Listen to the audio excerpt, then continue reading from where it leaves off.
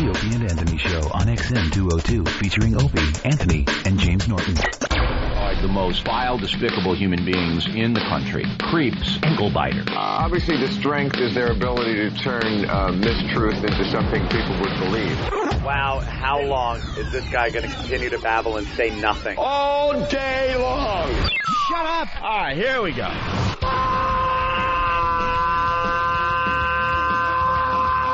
Welcome to the Opie and Anthony Show. It's worse than I imagined. That's terrible. I'm sorry. We are a bunch of dopes. I think we're lewd. We're probably pushing 20 arrests because of this radio show. Out of touch cornballs. 3 retards. We have the effect of Tylenol PM.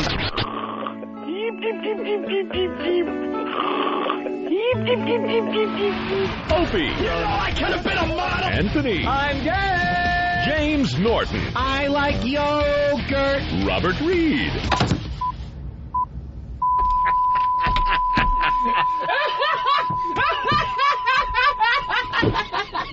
But enough of this palaver. Let's get the show on the road.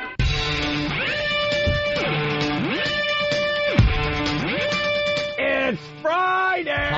Hi. Good morning. Good morning. Good morning. Opie and Anthony Show. Right? Am I right or wrong? You're right. Am I right or wrong? You are correct, sir.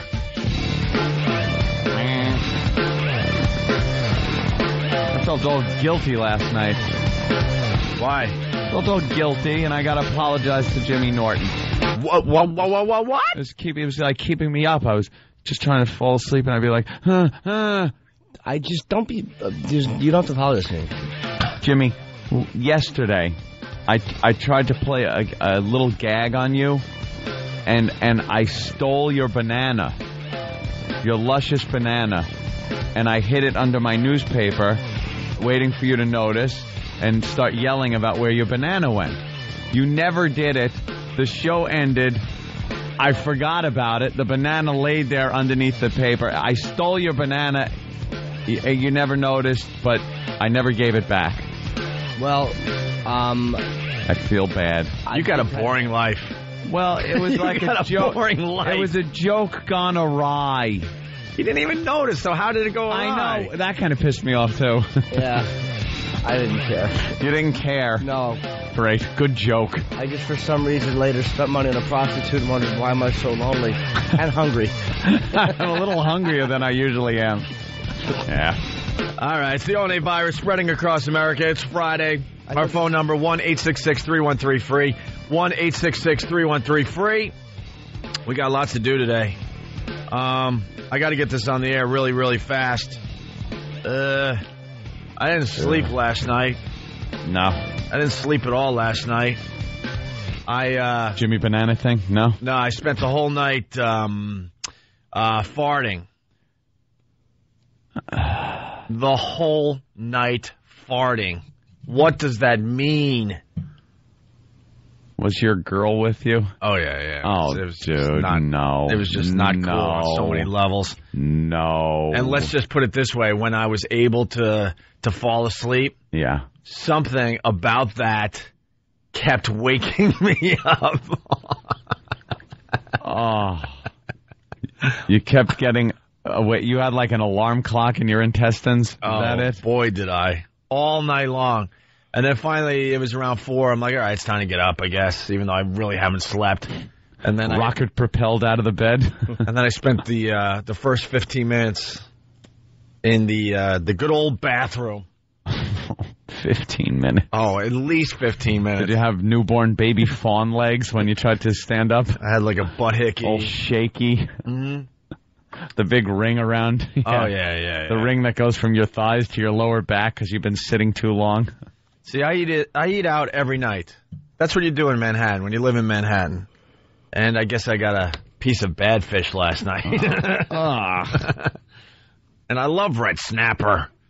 You love the red snapper, do you? But the red snapper doesn't love me. It didn't love me last night. All freaking night. Got you a little bloated, did it? Oh, my God. I got up a couple times. I was looking at the mirror. I'm like, wow. That's terrible. It was just bloated all the way out to here. So I'm a little tired today, a little tired. That's terrible. I'm sorry. I also had a nightmare that a midget Mexican was trying to rape me. Yeah, well, that wasn't a nightmare. That was a reality. How do we get this on the air? I don't know. It happened yesterday on the walkover after this portion of the program when we go over to XM. We do it mic'd.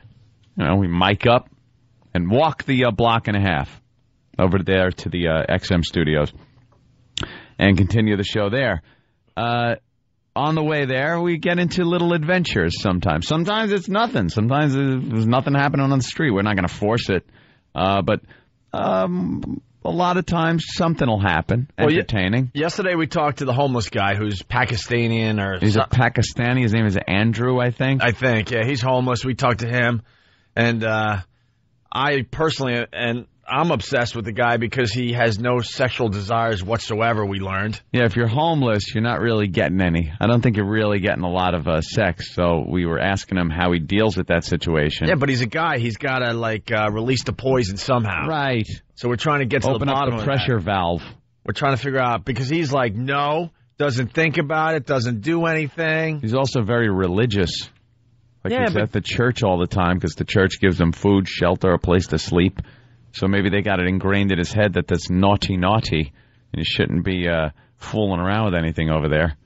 So no girl, but still he's a guy. So it goes through his head, and he's sitting on the streets watching attractive girls walk by scantily clad in this warm weather. It doesn't matter what your religion says. I mean, physically, you still have stuff building up in you, and you got to get rid of the poison. Right. So we're trying to figure out what he's about. He's starting to open up to us a little bit. Yeah, but there's something going on there. We'll get to the bottom of it. He was very closed-mouthed when we first walked up to him. Didn't want to talk or anything a few weeks back. And now that he realizes he usually gets from our listeners or us, he usually gets some money, he's sitting there every day. Yeah. Every day. Yeah, he's smart. He's homeless, but he's also very smart. Yeah. And then we had an old guy with his dog just driving everyone nuts outside a restaurant. Six Flag guy that does the dancing little commercial for Six Flags all over the country. Yeah, it's one of these restaurants, has, it's all open. It's got tables on the outside. Mm-hmm. And this guy went inside to get, takeout or something, and he just left his dog chained up. He ties his dog up with it leaves him an inch of leash on this little fence so the dog can't move an inch, and he starts yapping. Shut up. So we're yelling and screaming at the old man. Shut his dog up, and then he grumbled stuff as he walked by like old men do, with his plaid pants pulled up to his nipples. Oof. What was his comeback again? We were yelling, your dog's being too loud, and he went something like, you're being too loud. You're being too loud. Which just immediately hurt us. I'll get you. Because he's got moxie, that old guy. Well, people with dogs in Manhattan, they let them bark and bark and bark because they assume everyone just loves dogs and they're dog lovers and it's cute and it's like, oh, it's a dog. Oh, yeah. No, there's a lot of people that hate dogs, hate your dog. He was an old dog. It wasn't even cute. Wants to kick your dog because it's barking too much. Well, hope you'd know about that. So then finally we got to the corner and there was this tiny little Mexican. A very, very little Mexican. He was little for a Mexican. Yeah. Now, I said he was about 5 foot tall, and you're telling me no way. That guy was... No way, right? High fours. He was just under 5, I think. You look at a guy that's 5 or 5'1", and you go, wow, that's a short guy. But this guy was like, I had to point him out. Like it's the streets of New York. You see all sizes, all shapes. But that guy yesterday, I looked at and went, oh, my God, is that a little Mexican? That guy is tiny. I had to point him out. I'm like, Opie, Jimmy, look at this guy. I listened to the replay yesterday. Yeah. I was stunned by his shortness. So what are you going to call him? Like 4'10"? Probably 4'10", yeah. All right, he's a 4'10" Mexican. 4'10". Barely speaks English. And he was handing out, menus to this restaurant that was right in the area. Yeah, that's what they do here in New York. You get some people down on their luck, need a little money, and they hand out things, either for porno palaces or restaurants. Yeah. So I like the easy targets. Of course. So I went right after him, making fun of his shortness. Well, we all were talking about how because he's handing out the pamphlets for the restaurant, and we were all just making jokes. And we're like, is it a short walk to this place? Is it a big place, or is it a tiny little place? And then Jimmy said, I hear the menu dwarfs the place next door. And we were just hammering him with those for a while. Yeah. And he didn't really understand, so then we started... Yeah, he goes, no habla. Then we started talking with our hands, and I wanted to know, even though he might be a short Mexican, does he have a big one? Yeah, is he proportioned all over? I was thinking he had a big one, and I was using my microphone and all sorts of hand signals. Yeah, to try to show what you meant. And that really, really got him going. That set him off, because then he started speaking in Spanish, and I picked up a few words. He called me an American faggot. Yeah, he called you an American fag. Commented on your light hair. Yeah. And the fact that you were very white and for some reason cold. Yeah. I don't know why you said that. I don't know why anyone would say that. And then you said something about his sexual prowess. Right. And maybe the size of certain parts of him. Yeah. He then grabbed Opie, spun him around. Within a half a second. And started, all I could say is it looked like what a horny chihuahua does to someone's leg. It looked exactly like that, and he was doing it to Opie. And our big bruiser, Club Soda Kenny, just stood there watching because he knew this guy wasn't a danger, and it was hysterical funny to watch this guy doing that to you. Yeah, there was no danger. It was just an annoyance. Opie, you turned around and looked at what he was doing and tried to, shake him off your leg. Right. And that's when he broke loose and called you a faggot in Spanish. It was really, really funny. Was that funny? Then Kenny had to apologize to me all morning long. I'm sorry that he did that to you. I should have jumped in at some point. But I didn't think he was a threat. He wasn't a threat. He wasn't a threat. It was hilarious. He was smiling the whole time. Hey, man, I like people that give it right back to me. He gave it right back to me. Certainly did. I respect that. So then we were doing our XM show, and at the end of the show, someone goes, hey, Opie, you order pizza for the staff? I'm like, pizza for the staff and sandwiches? There was a couple, there was a bunch of food out there. A couple delivery guys, and the pizza looked really good, and the sandwiches looked really good. Mm-hmm. Turns out the little Mexican fellow, the 410 Mexican guy, sent food up. Or his restaurant sent food up. Yeah, the restaurant. Just as we were leaving, Jimmy. I don't know if you saw it. Coming in, I didn't know. Oh, okay. Oh, do we have the name? It's Torino. Right, Torino. Torino. Torino Gourmet Kitchen. Obviously, they're fans of the show somehow, because how would they figure out, who we were and where to send the food? I saw it on Instant Feedback and Pal Talk. Some guy knows the guy that owns the place. Oh, okay. He actually went to the same high school I went to.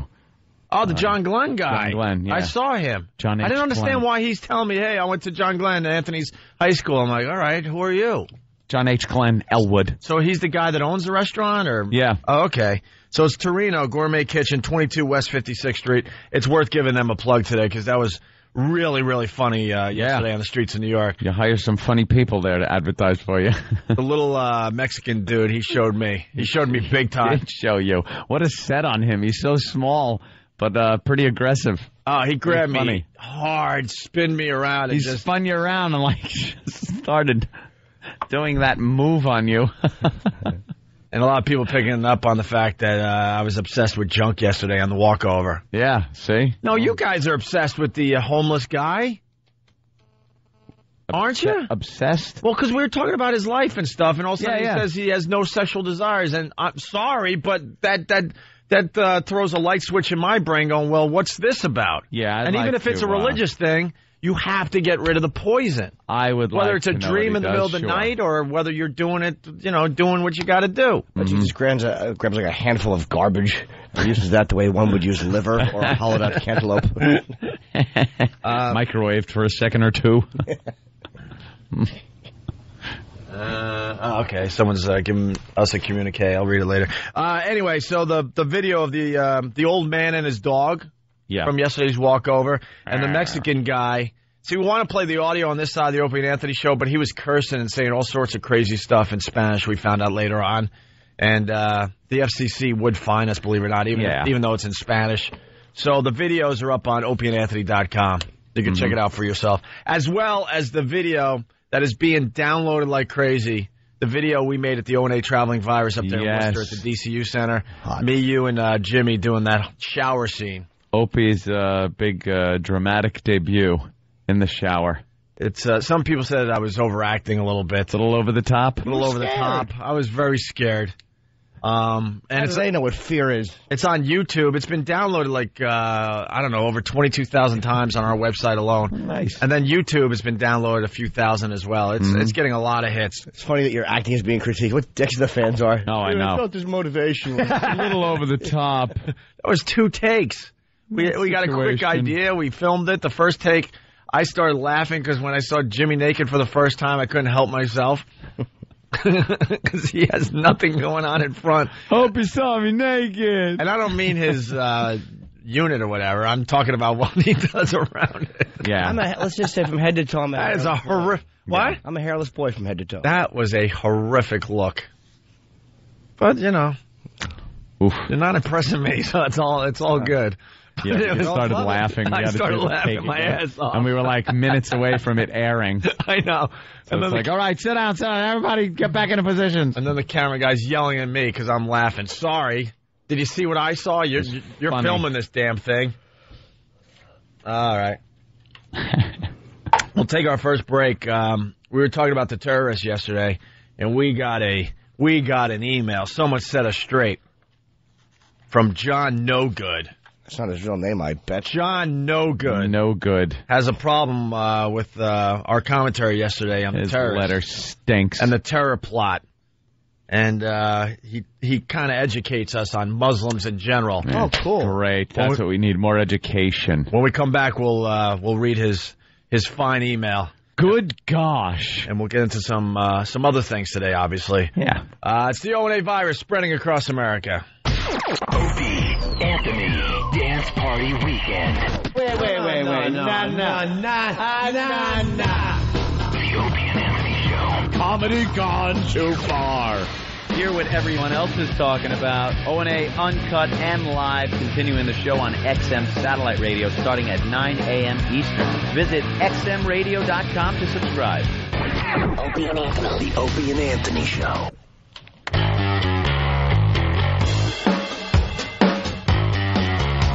You're checking out the Opie and Anthony Show. The O&A virus spreading across America.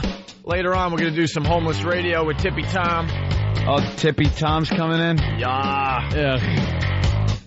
He is as homeless as you can get. The ultimate homeless guy. He's got the smell, he's drunk, and he's a babbling idiot. He knows the art of the homeless. The art of the homeless. Also, Joel McHale checking in today. Oh, yeah. From the soup. And Bill Burr's going to be in studio in about a half hour, 45 minutes, somewhere around there. And it looks like the New York Post was listening to our radio show yesterday. Or maybe we just touched on something that was very obvious. Yeah. They got one of those political cartoons in the New York Post this morning. And it has a line of people going through security at an airport. But they're going through security completely naked. Yep. We were saying yesterday it's going to come down to we're all going to have to fly nude. That's what's going to happen. What are the alternatives when the terrorists decide to wear clothing made of some type of explosive weaved into it? Then they're going to be like, we got to take your clothes. Sorry, we got to take your clothes. You got to fly naked. So they're hitting on that today in the New York Post. So there's a line of people. They're naked. They're going through security. And this older gentleman says, finally, I feel safe. Oh. What's the latest on this thing, by the way? Well, they made a lot of arrests over there. Real fast, the Post could go screw, by the way. Trying to scare. The headline, look at that. Terror in the Skies, special edition, bottle bombs, suicide attack days away. Yeah, they don't write suicide attack was days away. Or, they were days away from this. They try to make it sound like it's still going on and it's days away. Yeah. Only days away. Yeah, you're picking up their paper today. That's what they want you to do. And if you haven't kept track of the story, you're like, what? What? Days away? I'm only flying. Got a couple of days. I'm flying to Columbus for my summer vacation. Oh, nice. Days away. I'm leaving Sunday. So what is the latest? I'm going to Tucson. You can't fly with any hair gel or Pepsi or Coke. England's got it real bad. You can't fly with anything. You pretty much need a plastic bag with your passport, wallet, and prescription drugs if they're in your name. So why do we have to do the same crap? Well, they don't want anybody. They haven't caught them all, first of all. But they're just thinking if somebody else comes up with the same scheme or there's a cell here that's trying to do it that we haven't caught on to yet, they want to take all the precautions. So you can't fly with any liquids, any gels. This is hair gel, lipstick, lip balm. You can't nose spray, any type of liquid like that. You cannot fly with hairspray, water, coffee. Can't fly with Pepto-Bismol. No Pepto-Bismol, so... Thank God I'm not flying today. Oh, boy. There'd be a lot of people suffering around me. It's going to be one stinky cabin. Gatorade, hand cream, toothpaste. How about they do what I've been saying they should do it since 9/11 happened? Just get bomb-sniffing dogs that sniff every person as you walk through. You have one at every major, artery, and they sniff everything. I don't want to hear we can't afford it or it's inconvenient. You want to fall over the Atlantic Ocean? There seems to be a problem, though, with this type of explosive that they were using. The equipment that they have for scanning for explosives and the dogs... They don't seem to pick up on this type of explosive. Oh, there goes that. It's this liquid gel-based explosive. And it's found in coffee? One paper pretty much printed the recipe. Oh, really? Yeah, I read that last night. That was nice. That wasn't too stupid. Yeah, the recipe for this type of explosive. It makes an explosive gel. Okay. And they were going to put this gel in these English version of Gatorade. Bottles, and then put some Gatorade on top of it. And the gel is dyed the same color as the Gatorade. So that as you're going through security, if they ask you to take a sip of this, they would have no problem taking a sip of the Gatorade. I don't know how that would work because the gel itself, wouldn't it look silly if you take a sip and then there's this big clump at the bottom? Like, that's why this plan seems like, oh, my God, they were almost ready to do this, but... how easy it would be. It's not silly at all if the Gatorade's all the way to the top. You could, fake it. Not fake, but you could get a sip in without it. If they watch you, though, and there's 4 inches of non-moving Gatorade at the bottom, but, half the Gatorade is liquid and half is all they're this doing gel. is watching your mouth, seeing some Gatorade go in. All right, I'll give you that. And you're holding the bottom of the Gatorade bottle, which is probably covering a lot of the gel part. The gel that isn't moving. And then you got the label. Okay. And it's not a clear bottle, I'm not saying, it wouldn't happen, but I'm not saying it's not a foolproof idea. They could have gotten caught right then and there. But, so they plan on doing that. And then with a disposable camera or an iPod device, they were talking about using the disposable cameras, popping out the flash device, taking those wires, putting it inside the gel, and then when you click a picture with the flash on, kaboomo, it goes off. Now, this guy would have to be somewhere in the plane that would be weak. They're saying by the emergency exits where the fuselage kind of is a little open and wider by the doors. So the guy would have to be standing there. Again, you see some Arab guy fooling with something, wires, a bottle, I don't know. He could do it in the bathroom, they were saying, but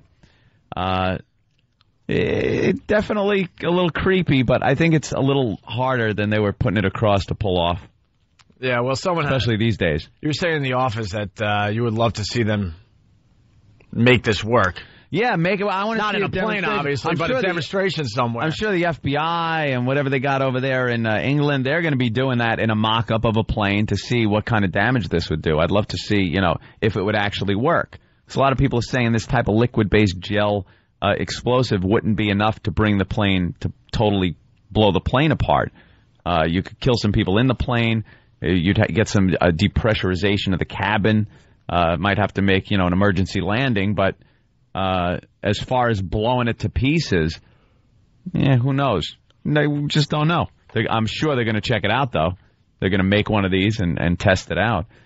But I don't know. England's got a huge problem with these Muslims over there, the homegrown Muslims. They're hooking up with Al-Qaeda. They're treated with kid gloves over there. You think it's bad over here? So afraid of offending. We're pretty politically correct over here to the point where we don't treat him as harshly as we should. But with Bush in there, we're always getting criticized for plowing over these people's rights and everything. But over there, they let them do whatever the hell they want. There was a protest over there, this peace protest, this Muslim peace protest, where they got pictures of them holding up signs with kill Americans and kill the free. As much as lop heads off. As much as I hate to, some of those signs looked doctored to me. You know what? I went to many websites, including Snopes, which is dispels a lot of urban myths, and it came up true. Okay, so I'll look at a couple of the pictures. Like, man, they photoshopped. I take everything with a grain of salt as far as that goes, but I wouldn't put it past them. Andrea has a great idea. Andrea, New York City, what's up? Nothing much. How are you guys? We're doing all right. I think that they should just knock everybody out, like put everybody to sleep. Is that it? You sit in your seat and then they release the gas. Release the gas. You all just everybody is shot. That would be great because then they'd release some other gas and wake you up right when you get there. Yeah. It's almost like transporting you. You're there in a second. Hey, look, I understand nobody likes racial profiling. So as a white guy, I'm willing to be racially profiled.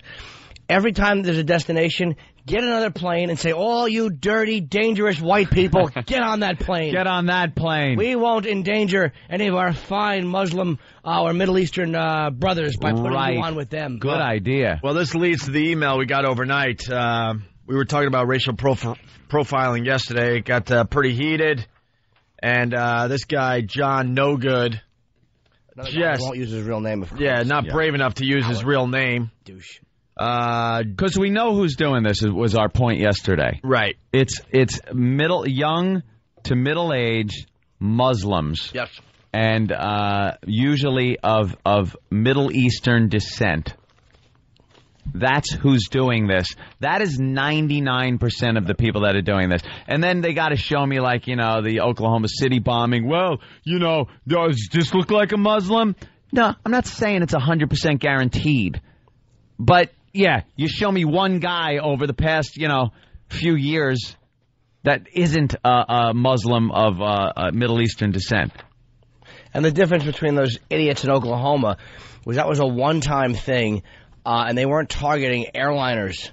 They weren't targeting airliners where you have to look at people getting on the plane. Right, they were targeting babies. Well, I'm not saying that they didn't do something rather naughty, if I could. Rather naughty, indeed. They wanted to blow the building up. I mean, you don't. It's not like every one of us has to pull a pickup truck up to a federal building, and white guys are complaining, hey, they're profiling our pickup truck. You understand what I mean? It's like they weren't getting on the planes like these guys getting on the planes being seen by security every time they get on a plane. And very good point, Jimmy. If all of a sudden a bunch of white guys in pickup trucks or rider trucks, rental trucks were pulling up in front of federal buildings and blowing them up, don't you think, as a white guy, if you were driving a rider truck, that the cops should pay special attention to you, especially if you're near a government building? Wouldn't you accept the police pulling you over if you were in a rider truck? Let's say it's happened 5 times in a year around the world, even. White guys in rented trucks in front of federal buildings. Wouldn't you then, if you got pulled over in a rider truck, go, hey, officer, you have every reason. I understand. Even if it was annoying, as long as the cops are somewhat respectful and doing their job professionally, you can't fault them. And if people then gave you a look like, uh-oh, it's a white guy in a rider truck, that's what these friggin' animals have to understand. It's you guys that are doing it. It's these Arab, Middle Eastern, Muslim young men that are doing this. So that's why you're getting looked at suspiciously whenever you go near an airport or an airplane. And I raised the point yesterday that it was not all. It's not all Middle Eastern. True. I mean, you do have plenty of other Muslims. And I even said yesterday that there's Chechnyan guys that look like one of us looks a lot more than they look Middle Eastern. The Chechnyans look pretty Middle Eastern. Holy Jesus. I mean, the point being that even if you do look at Middle Eastern guys more, it doesn't mean you don't look at other people. They're not mutually exclusive things. Mm-hmm. Just stop with. I feel. You know what? I'll take my chances with old people and pregnant women, letting them on the plane, and hassling younger males. And these, what he calls, Chinese Muslims. Yeah, let's read this. So it's from John No Good. Hey, Opie and Anthony.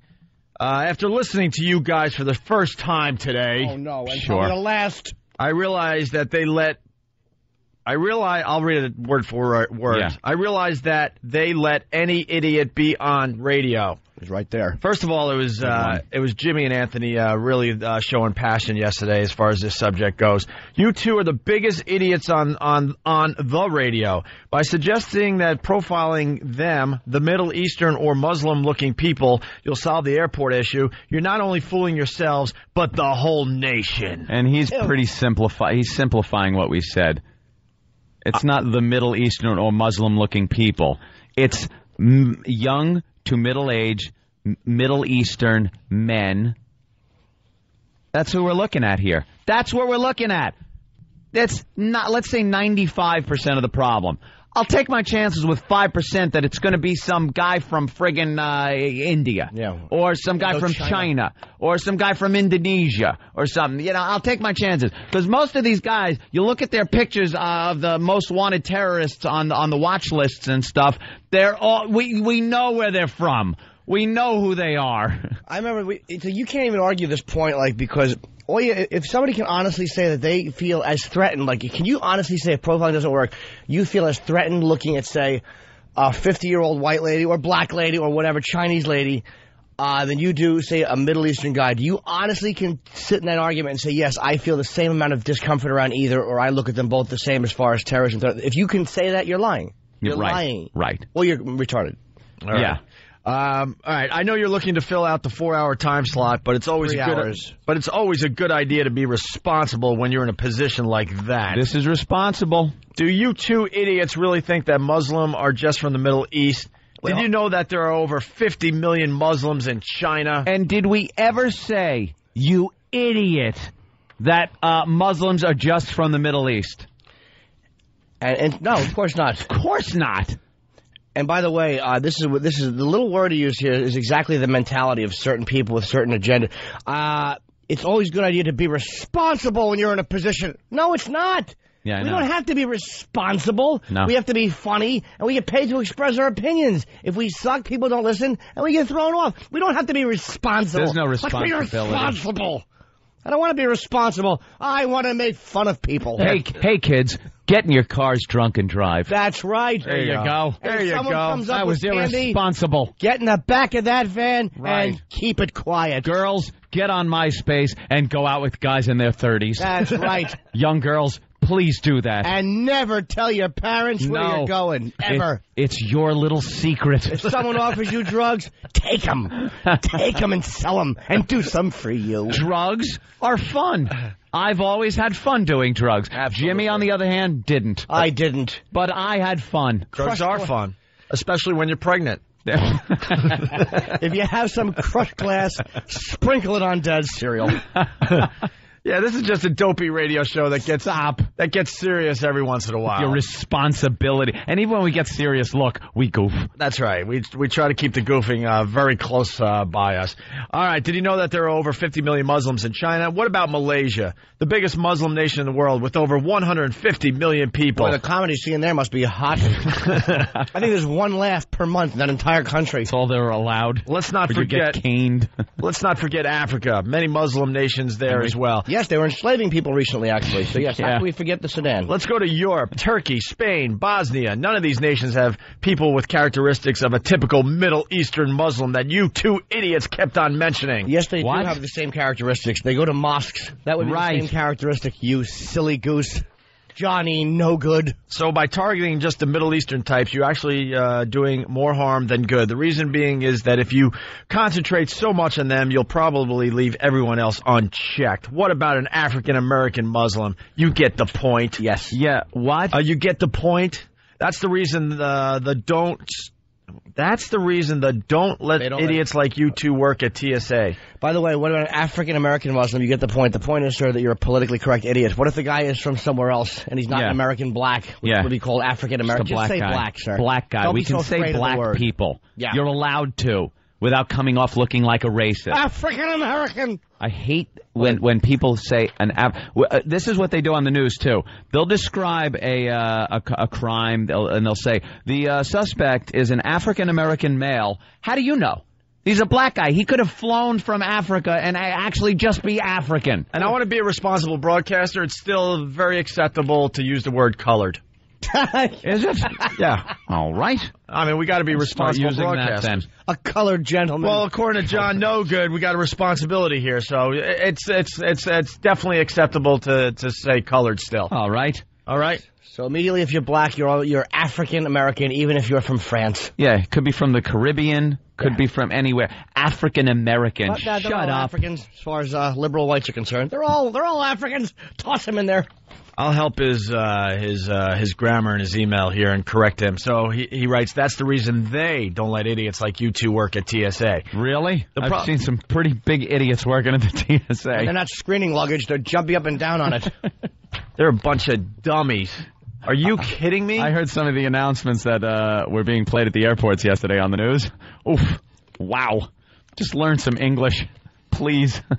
The problem is not with the Middle Eastern people, it's with a bunch of crazy fanatics. It has nothing to do with Islam. Right. It has to do with a very small number of people who are giving Islam a bad name. Yeah. Then eat your own! A very small number. Yeah. Best line about that was on Tough Crowd one time. They were talking about Islam and how it's not everybody, and Colin goes, well, I guess you can't let a few million bad apples spoil the bunch. Yeah, you're right. It's just a few, sir. Here's the problem I have with Muslims. It seems like even on an individual level, when it's something to do with their religion that they don't like, they handle it with violence. I mean, do you need to go whether the cartoons, the Danish cartoon, they were rioting over the offensive cartoons, or how about the Danish Van Gogh's great grandson, whatever he was, who was stabbed over a play. I mean, it's just constant and it's everywhere. Yeah, and not only that, They're violent. The Middle Eastern countries that have these fanatic Muslim that are running the countries, pretty much. They're running the countries. When they come out in protest of the West, it is just about everybody comes out. Millions of people gather to burn flags, to say how awful we are as a country. And where are the peace-loving Muslims in these countries? Either cowering in their basements if they don't agree with this policy because their heads would be lopped off if they showed anything less than full support, or they're right there with them in this crowd chanting and getting everybody lathered up into a frenzy about hating the West and how we should all be killed and be beheaded. That's what's happening, you blind ass. And you don't see most Muslims in this argument. Well, it's not most Muslims. You know what? You're right. It's really not. And everybody knows that most Muslims are not committing crimes. But there's the silence in there. When's the last time they protested, whether it was al-Zarqawi or the barbarism of radical Islam? They just don't do it. They're not protesting. In Jordan, they didn't protest until he killed Jordanians. You can't come out and protest. This guy, he's thinking so American. Well, I don't think, there are so many good ones. No, you know what? In those countries, they're not. Because if they came out against what was going on, they'd be taken to a soccer field somewhere and have their head lopped off. Because that's what they do. Let me tell you about another little organization where a lot of people weren't part of the actual party. Little organization called the Nazis. Oh, no. It was, it was Adolf and his posse. And the inner circle that kind of went out. But the majority of the German people were not members of the Nazi Party. But they couldn't speak out against it, and they didn't. Some of them did. Didn't turn out too well for them. They weren't gung-ho about the whole thing. They were happy about the economy working well and everything going fine. But most of them weren't, card-carrying Nazis. But they didn't come out against it. And you couldn't say, well, a few bad apples, those Nazis. No, they ran the show. We're talking about the people that are running the show here. And you can see, by the way, in the wording, the next one's what his left-wing agenda is by the language he uses.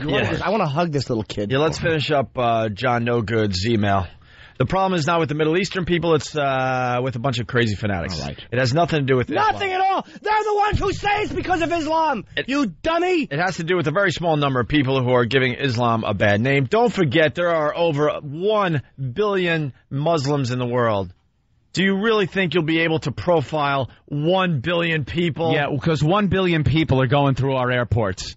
1 billion Muslims are going through our airports. No, we don't have to profile all the Muslims in the world, you jackass. Just everyone, the ones getting on our effing airplanes. Just everyone that gets on a plane. You can't mention, by the way, this is what drives me crazy about of these idiots. Islam is what they say they're doing it for. Bin Laden, al-Zarqawi, the 19... They marry themselves to Islam. They're yelling, Allah Akbar, stupid. As they saw heads off. It's all about their religion, you dummy. That's why they're doing it. The only way to solve these issues are by going to the root cause of the problem. Here it is. What makes the Jews or the Americans? It's somehow our fault. It's our fault, guilt-ridden of course. Nonsense. That's what that is. More guilt. What makes people do these things? Why are they so full of hate? Why are they so full of hate? Because they're being oppressed by this religion. And then they look over here and see people living free and having a good time, and it pisses them off, and they want everybody to be as miserable as they are. But you know what it is right now? This is the last paragraph that says, I'm a well-intentioned college boy. Yeah. He's a well-intentioned college boy. What a good lad. Unless we get to the bottom of the problem, unfortunately, we have to go through these tough times. I hope one day we could sit back and enjoy a world free of war and free of idiots. Well, then shoot yourself. Then shoot yourself, John. One less idiot. Endure these tough times. Tell it to somebody who's jumping out the 91st floor of a burning building. Yeah. Well, these are tough times. We have to endure till we get to the root cause. You know, shut up. It's us as a country that are... Oh, excuse me. I have to plummet to my death. But I'd complete my thought. There's plenty of time on the way down. Jackass. This guy is a buffoon. Of course he didn't call or use his real name. Don't use your real name. Don't call. Yeah. What would happen? I was thinking don't send any more emails. I mean, if you really want to get into this John No Good, call the radio show. Don't hide behind a fake name and write an email in the middle of the night. What if we, as a country, or even as the West, us, England, everything, what if we said, look, here's what we're doing. This is unprecedented.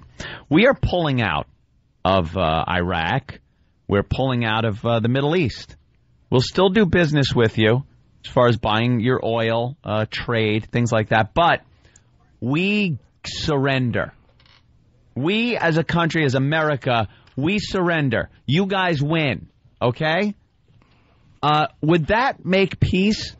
Would they stop doing what they're doing? What do they want? What's their end game? You got to look at their end game and our end game. If we just backed out and said, white flag, we surrender. Yeah, we're pussies. Pull our troops all back. Never again criticize these people, do anything. Would the bombing stop? Would the killing stop?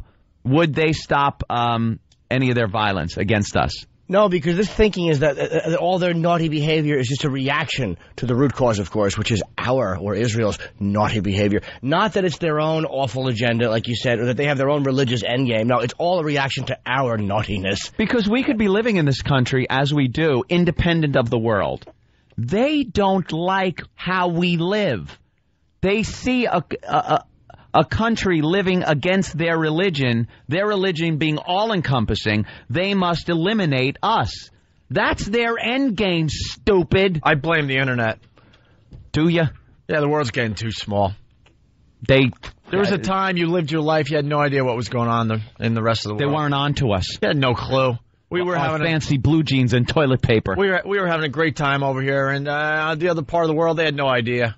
Because it took days and days and weeks and months to get any info whatsoever. Yeah. And it was usually wrong. Now it's such a small world. Yeah, you just pop up something on Google. You could see the pictures of it. You could see how much fun we're having now. We're having too much fun over here for them. You didn't have a clue what was going on over there. No liquids on a plane. Unbelievable. I hate them. All right, why don't we take a break? We're real late. Of course we're late. We're always late. It's the O&A virus spreading across America. this. All right, what's the problem? Oh, boy. What's the problem? What's the problem? The Emperor is not happy with his coffee. Oh, no. Are we going to have to break into, Jim Norton. Coffee Diva. Look at that cup. What brand is on that cup? I don't know. It doesn't taste good. I don't like it. Where do we get our coffee every day? I like Starbucks. And I don't like supporting the savages that run most of these delis. You're insane. Yup. You betcha. You might be right. Yeah. What is this? You want to taste this? Wow, that's really nice. Throw it against the wall. I'm a diva. I want Starbucks coffee. You betcha. Jim Norton. Coffee Diva. I know Starbucks is a big world order type of thing. At least they're not funding terrorism. The Opie and Anthony Show.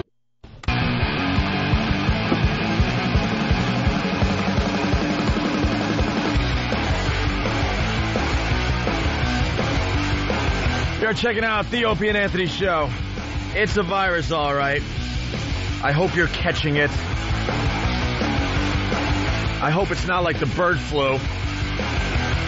All hype, but nothing happens. Yeah, what happened to the bird flu? That was like the big story a few months ago. Remember, it was like really bad. Could kill like pandemic, we heard. Could kill a bunch of people. They were always talking about how much closer it was getting. Every bird flu death was reported. And, oh, boy, they were just waiting it to mutate. And, oh, did we have enough vaccine here? No, we didn't. What are they doing about that? Holy Jesus, God, what are we going to do? Bird flu now? What? You don't hear about it. No one even talks about the bird flu anymore. We retired that one. Bird flu was just nothing. It's been retired like the Legionnaire's disease. What happened? Are people getting eaten by sharks this year, or are too much other things going on? Last year was big, the sharks. Nah, the sharks don't feel like biting this summer. You know, something tells me... They're taking the summer off. Just as many people got attacked by sharks this year as last year, and it just doesn't quite cut it. Nah, as the news goes. They're not hungry this summer. It's been too warm. Yeah, that's what it is. It's been too warm. Bill Burr in studio to help us out a little bit today as well. Bird flu is... Is my mic on? Hello. There it is. There we go. Bird flu is being retooled. Oh, it is? He's brought in as a mid-season replacement. They had to punch it up a little bit, yeah. Bring in some new writers. I know. Yeah. You literally have to be hanging out with birds to catch the flu. They'd have to be sneezing on you. The only people that got the bird flu were a lot of these Asian people that worked with birds. They worked on chicken farms or turkey farms, and, you know, it just must be pristine, clean. People with, like, pigeons on their heads. Yeah, it's just breathing in waste, powdered waste. That's who is getting it. It's not like you're living at home and going, oh, God, I got the bird flu. What happened? Just took my temperature and it says bird flu. Sitting outside on your windowsill, just trying to get you. Yeah. Little Robin Redbreast came up. He's outside your window. All of a sudden, you got the sniffles. 10 days later, you're dead. You're dead. You're dead. You're kidding. Because a blue jay landed on your feeder out back. There was a blue jay in your sprinkler doing one of those stupid baths they do. Yeah, stop scaring us with stuff that happens way over there. Yeah. Enough. We're not animals like the other people in the world. That's gone, like Bill said. Thank you. Retooled. I like that. Just bring it out. It's not really scaring people anymore. We got to fix this up. We got to bring in new writers. Maybe some CGI. Make it more scary. Charlie Sheen. That's good. Hold on. Please hold. Thank you. That's a new record for me. 90 seconds in. We got Bill Burr in studio. Charlie Sheen. Charlie Sheen. He's like an Asian movie star. That's how the scene laughs. Big movie, Wall Street. Hey, speaking of celebrities, Tom Cruise. The Surrey Watch is up to, day 115, I believe. Is it that many days? Almost 4 months. 4 months without any documentation of this Surrey child between Tom Cruise and Katie Holmes. And to the new listeners, we're thinking they had a waterhead. We think they had a waterhead. Could be. There's no way they want anyone photographing this particular baby. Have there been water on the brain children born in It's just a great the past name. 50 years? It's just a great name, Waterheads. It's like a big giant pillow for the kid in a crib. proud parents, Tom Cruise and Katie Holmes, are reportedly invited pals David and Victoria Beckham to see Tinseltown's best-kept secret, their new baby, Suri. So this is the new thing in Hollywood, to get the big invite to see the baby? Yeah, this is now this is going to create a trend now where they hide the baby, but certain people, the privileged, are allowed to file in and have a viewing. And you think they're all hoping in Hollywood, they're checking their mailbox for the invite? Where's my invite to the screening? I think I might be important enough to see the baby. And what is the pretentious meaning behind the name Suri? Suri. Yeah, what is that? Is there a translation for that? It means, in Swahili, it means of the sun. Shut up. Sorry. Means beat the crap out of me until the 5th grade. Oh. However, the invitation comes with a bizarre list of requirements. Of course it does. All right, so you get the invite, but you got to do certain things. You get the invite, and I guess on the invite, it comes with some requirements. The Mission Impossible star, 44, has said the couple who are longing for a baby girl themselves must not pick the baby up, take pictures of her, or coo over her. Reports of the Daily Star. Here's Tom's problem. Nobody just tells him to shut his mouth anymore. No one's ever told this guy to shut up. Shut up. No one has ever told Tom Cruise, No one Tom, tells him. Shut up. You're acting like an idiot. What? When is someone going to turn around and go, I don't want to see your stupid baby? Yeah. Why are they accepting these dumb rules? RSVP back. No. Because they think they might work with Tom Cruise someday? The last time someone told him to shut up was on the set of Losing It. Yep. Losing It. 1982. Which one was Losing It? Oh, my God. John Govies in that. Where they all went to Tijuana all right. to lose it. What was the football movie? One of the first ones he did. Risky Business. No. All the right moves. Yeah. That came out when same year as The Right Stuff, and everybody got confused. All the right stuff moves with the...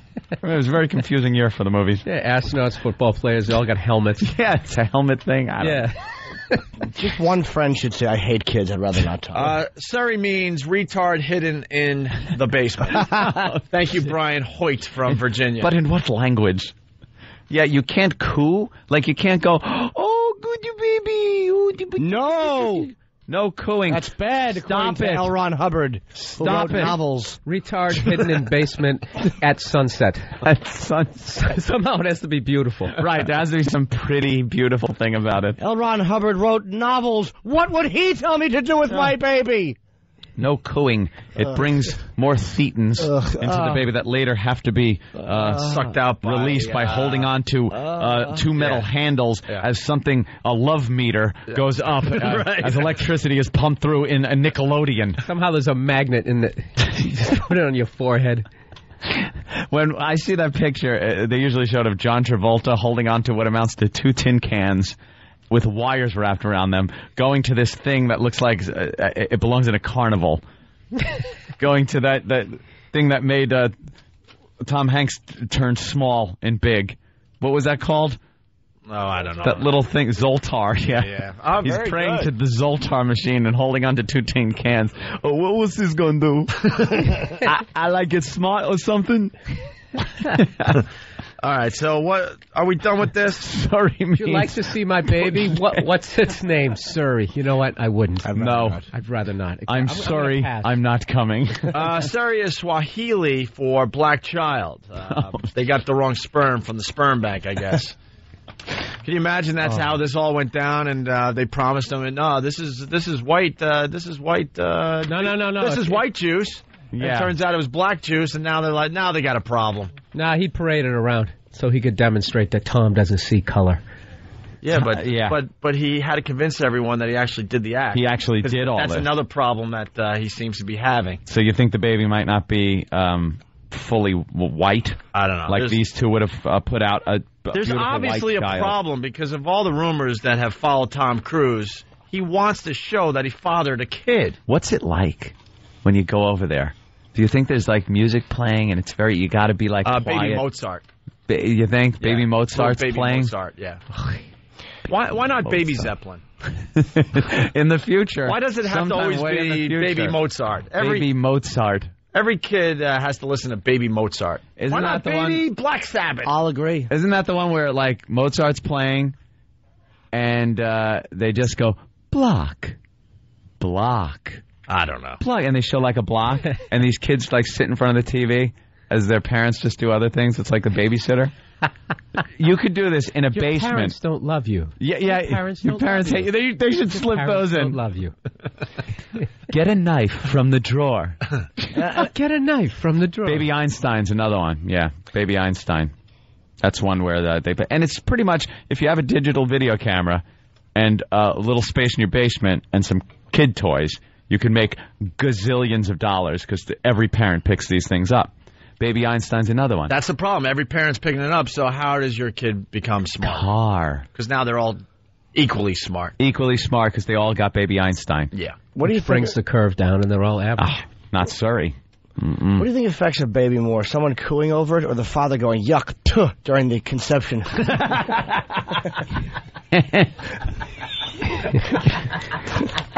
And every picture of Tom now is doing the fist pump thing. Yeah. Like, I could just picture him. If you go in and see Surrey, you got to go like, what a beautiful baby. And he's just, yeah! Like, he's always super psyched at everything. Well, yeah! Well, if you were a Scientologist, you'd understand it. I would, You but would be I'm clear, not. Anthony. You're not clear. Too many thetans. Basically, that's saying, I knew I could do it. Yeah, I pulled it off. I pulled it off. Anyway, so that's Surrey Watch Day 115. That's very good, fan. Every time you'd say anything to him, he responds like Gretzky after a goal. He does the fist pump, his leg goes up. Yeah! What a tool. I would just tell Tom Cruise to go to hell. Yeah. Why are they? You are cordially invited to a viewing of Baby Surrey. No. Let's see. Sorry, can't make it. Feedback. Something suddenly came up. Well, can't you do it in like his home theater, and they like bring up a curtain. Yeah, where there's music. It's like a drama, like something very grand. I picture, and there's like a manger scene with Baby Surrey in the cradle. It's like King But Kong. it's a Scientology manger scene, so there's like aliens and L. Ron Hubbard. Yeah, the crib is propped up with science fiction novels. That's who you want teaching you how to take care of your baby. All right. L. Ron Hubbard. Science fiction novel It's writer. very Rosemary's Baby about this. Yeah. Satan is his father. Ruth Gordon. Come on, Rosemary, you're among friends. You're among friends, Ricky. That movie is so creepy. Rosemary's Baby? Oh, That's yeah, great. man. All right, we should change gears. We got lots to do today. After the break. No, I don't think there's an actual video of this, and I would not play it even if I had a child. Steve S., of course, from Bayshore, is suggesting I perhaps might pick up Baby Goebbels for my baby. Achtung. Juden. All right. Kristallnacht. After the break, lady that smells like fish from Prime Time. Excuse me? Supposedly, she has smelled like fish her whole life. Really? And they're trying to get to the bottom of it. I think that is the problem. Vaginal infection. The bottom of it. Before we go to break, I got to say I was watching Lucky Louie on HBO. Yes. See, I have to watch it a few days later because it's on too late, Jimmy. Too Sunday late, night, Jim. 10:30. I can't do it. Gotta get up early on Monday. It's the show. I always DVR it, but for different reasons. I'm usually at the cellar or paying somebody to do something that a loved one should do. Usually at the cellar, or you are the buyer. So, see, well. I saw the latest Lucky Louie. Yes. Yeah. There you go. And I laughed really hard. You want to set it up? It was everyone got arrested except for you because you were in the back seat. It was Mike and Louie were going to a ladies like football event or something, or ladies basketball game, and I'm in the back seat. We're all drinking. And they get pulled over for drunk driving and arrested. Louie and Mike both get arrested. I like how you talk about the show, but you put your hand up to your mouth like you're talking about Apocalypse Now. Or like Citizen Kane. I love the show, but the way you just, the car is pulling up, and we're all in it.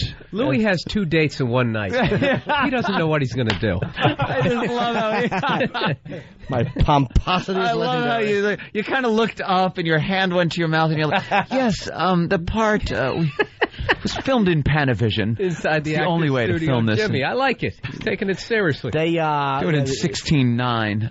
It's beautiful. Drunk driving arrest. I'm in the back seat. I'll tough it up a little bit.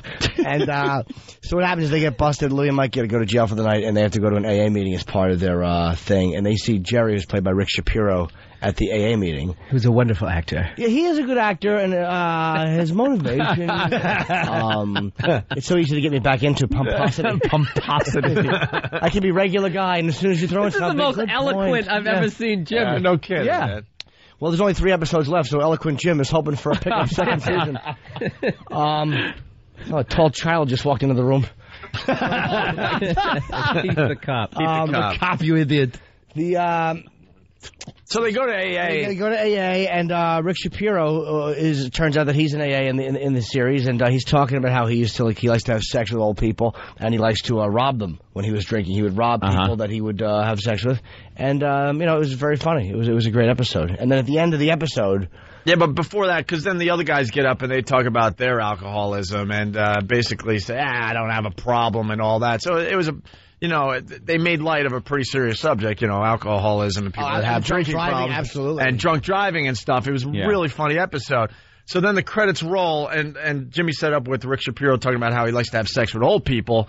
So the credits roll, and they sort of got me. All of a sudden, there's Rick Shapiro after the credits. And I'm like, they're not going to do a disclaimer. Like one of those things whenever they address an issue on channel, on ABC or NBC or something, they have to have the person afterwards go, we've discussed a very important issue today. We made light of on this show, but if you want more information on this, I hate when that. I saw this, too, the first time I think I just saw Rick doing it. Yeah. I was like, man, did HBO get a lot of pressure or something? And they had to throw this on the end of the episode because they were really having a lot of fun with alcoholics and AA and drunk driving and all that stuff, okay? Mm-hmm. So there's Rick Shapiro after the credits, and I'm expecting him to do his alcohol speech, right? And he does this speech. It's quick. Oh, hello. I'm Rick Shapiro of the Lucky Louie television program. We all had a lot of fun tonight. But at the heart of this show is a serious issue. When considering sexual partners, don't overlook the elderly. They're fun. They're appreciative. And hey, you don't have to worry about birth control.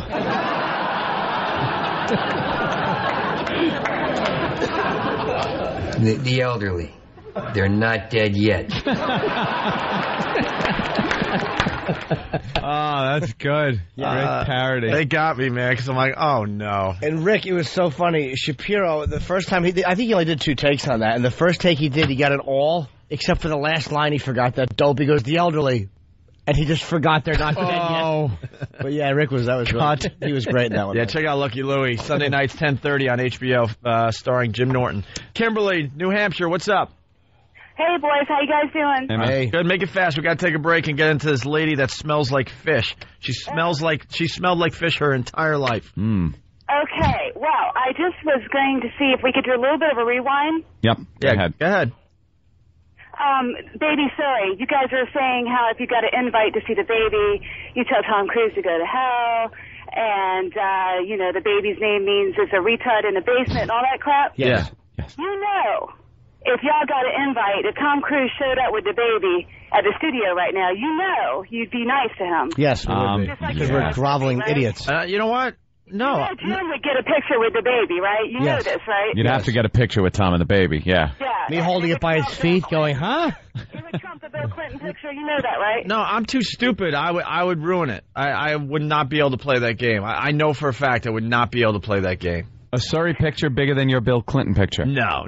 Yes. I got a picture with a president. With Surrey? I got a Sabbath. I got a picture with a president. But no one's got a picture with Surrey. Exactly, because no one wants one. Sorry. I really would not play his stupid game.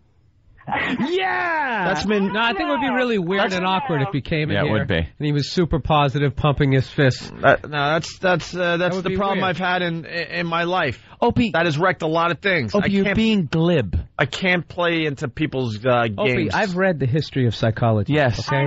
Then you're being glib. You're being glib. Kimberly? Glib. You say you can't play the game, but then Whoopi shows up and y'all are nice, and you're like, I'm sorry, Carl. We didn't have a personal problem with Whoopi. But Tom Cruise why don't robbed people my understand house. that? That's right. All right. I don't like Tom Cruise. I liked Whoopi Goldberg as a comedian. I thought, I like edgy comedians. I like Mission Impossible movies. We didn't like her radio show. I like Tom as an actor. He's good. I just think he's turned into such a boob in the last few years. He certainly has. But dude, maybe I wasn't firing the publicist, whatever it was. Maybe publicists, as much as we get on them, do serve a purpose. What did he just become an ass, or was it like he was just protected? I think he was always a complete ass, but he was kind of protected. And he's probably, you know what? I'll say this: misunderstood. No one. He needs people in his life that will shut him up. That's all you need. People in your life that just go, shut your mouth. Enough. Are you going to say that in public? Were you going to say that in public? Stop and think, you idiot. There's something wrong with this baby. That's it. Something wrong with your Maybe it's got one of those lips. Cleft palate. You think it's got a cleft Joaquin palate? Phoenix. Maybe it's got a little thing, and they're waiting for the Enough surgery time to goes heal. by, and then they heal it up. Or you can only see the baby on its side because it's missing an ear or something. I think it has a separated shoulder. All right, we got to take a break. Couple foot-pounds of pressure per second. Lady that smells like fish, next on the Opie and Anthony Show. I don't have kids. I want porno on my TV. I want violent video games. I want violence on TV. I don't want it taken off because you had kids. All you people with your children make me effing sick. We're psychotic.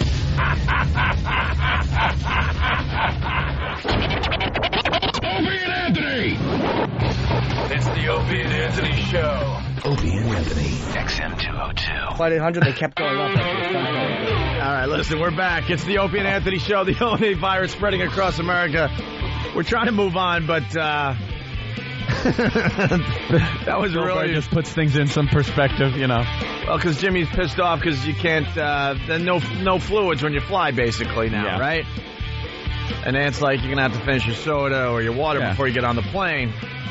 And then Bill had his little... I was saying, it's a choice between having dry mouth as opposed to falling from the sky on fire. I think I'll be a little parched. Yeah.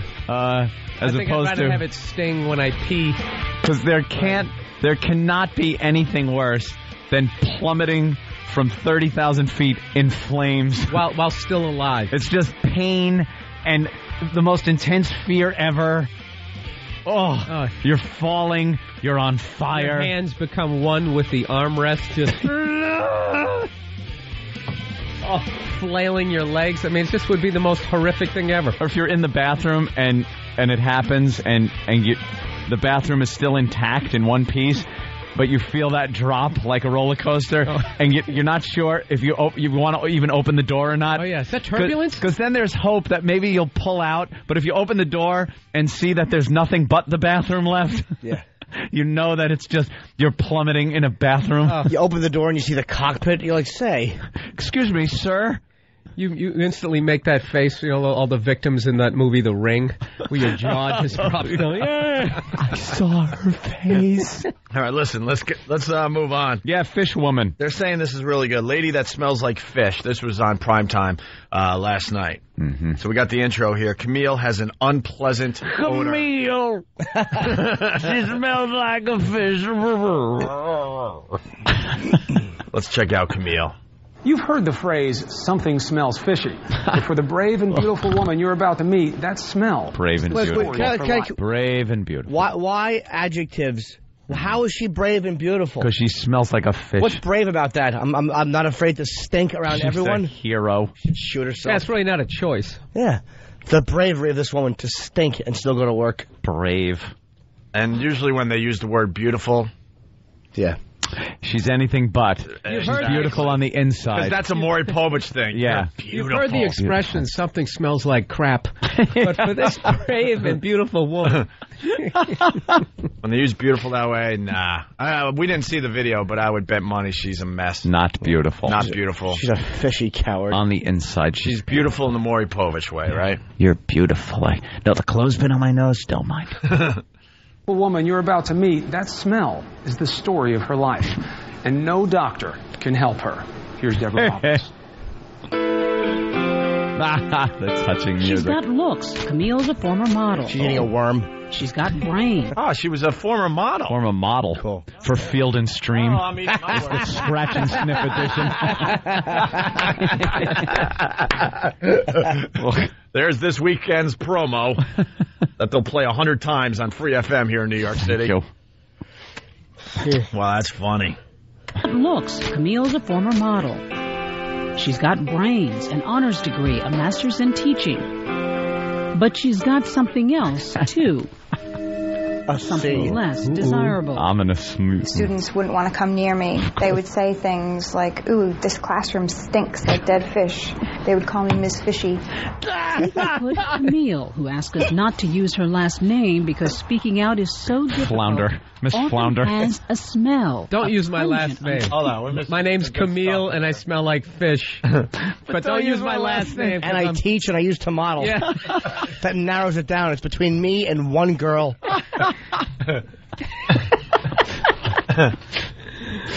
Its name, because speaking out is so difficult, often has a smell, a pungent, unpleasant odor. Wow. Like spoiled fish. Oh, Not boy. even regular fish. Spoiled fish. Spoiled fish. And the eyes all cloudy. At least the gills are all dried up. At least she smell like a fresh, nice cut of tuna. Yeah, some salmon. Right. Swimming upstream. Something nice and fresh. Do you think she has some days where she doesn't smell like it and then she starts to get a whiff and she just wants to bite her arm? You just want to bite your own skin. Be so mad Why at yourself. You should just work at like the fish market. You're Be a already weak fishmonger. Like that anyway. Yeah. You can just blame it on that. Work at a sushi restaurant. All the time.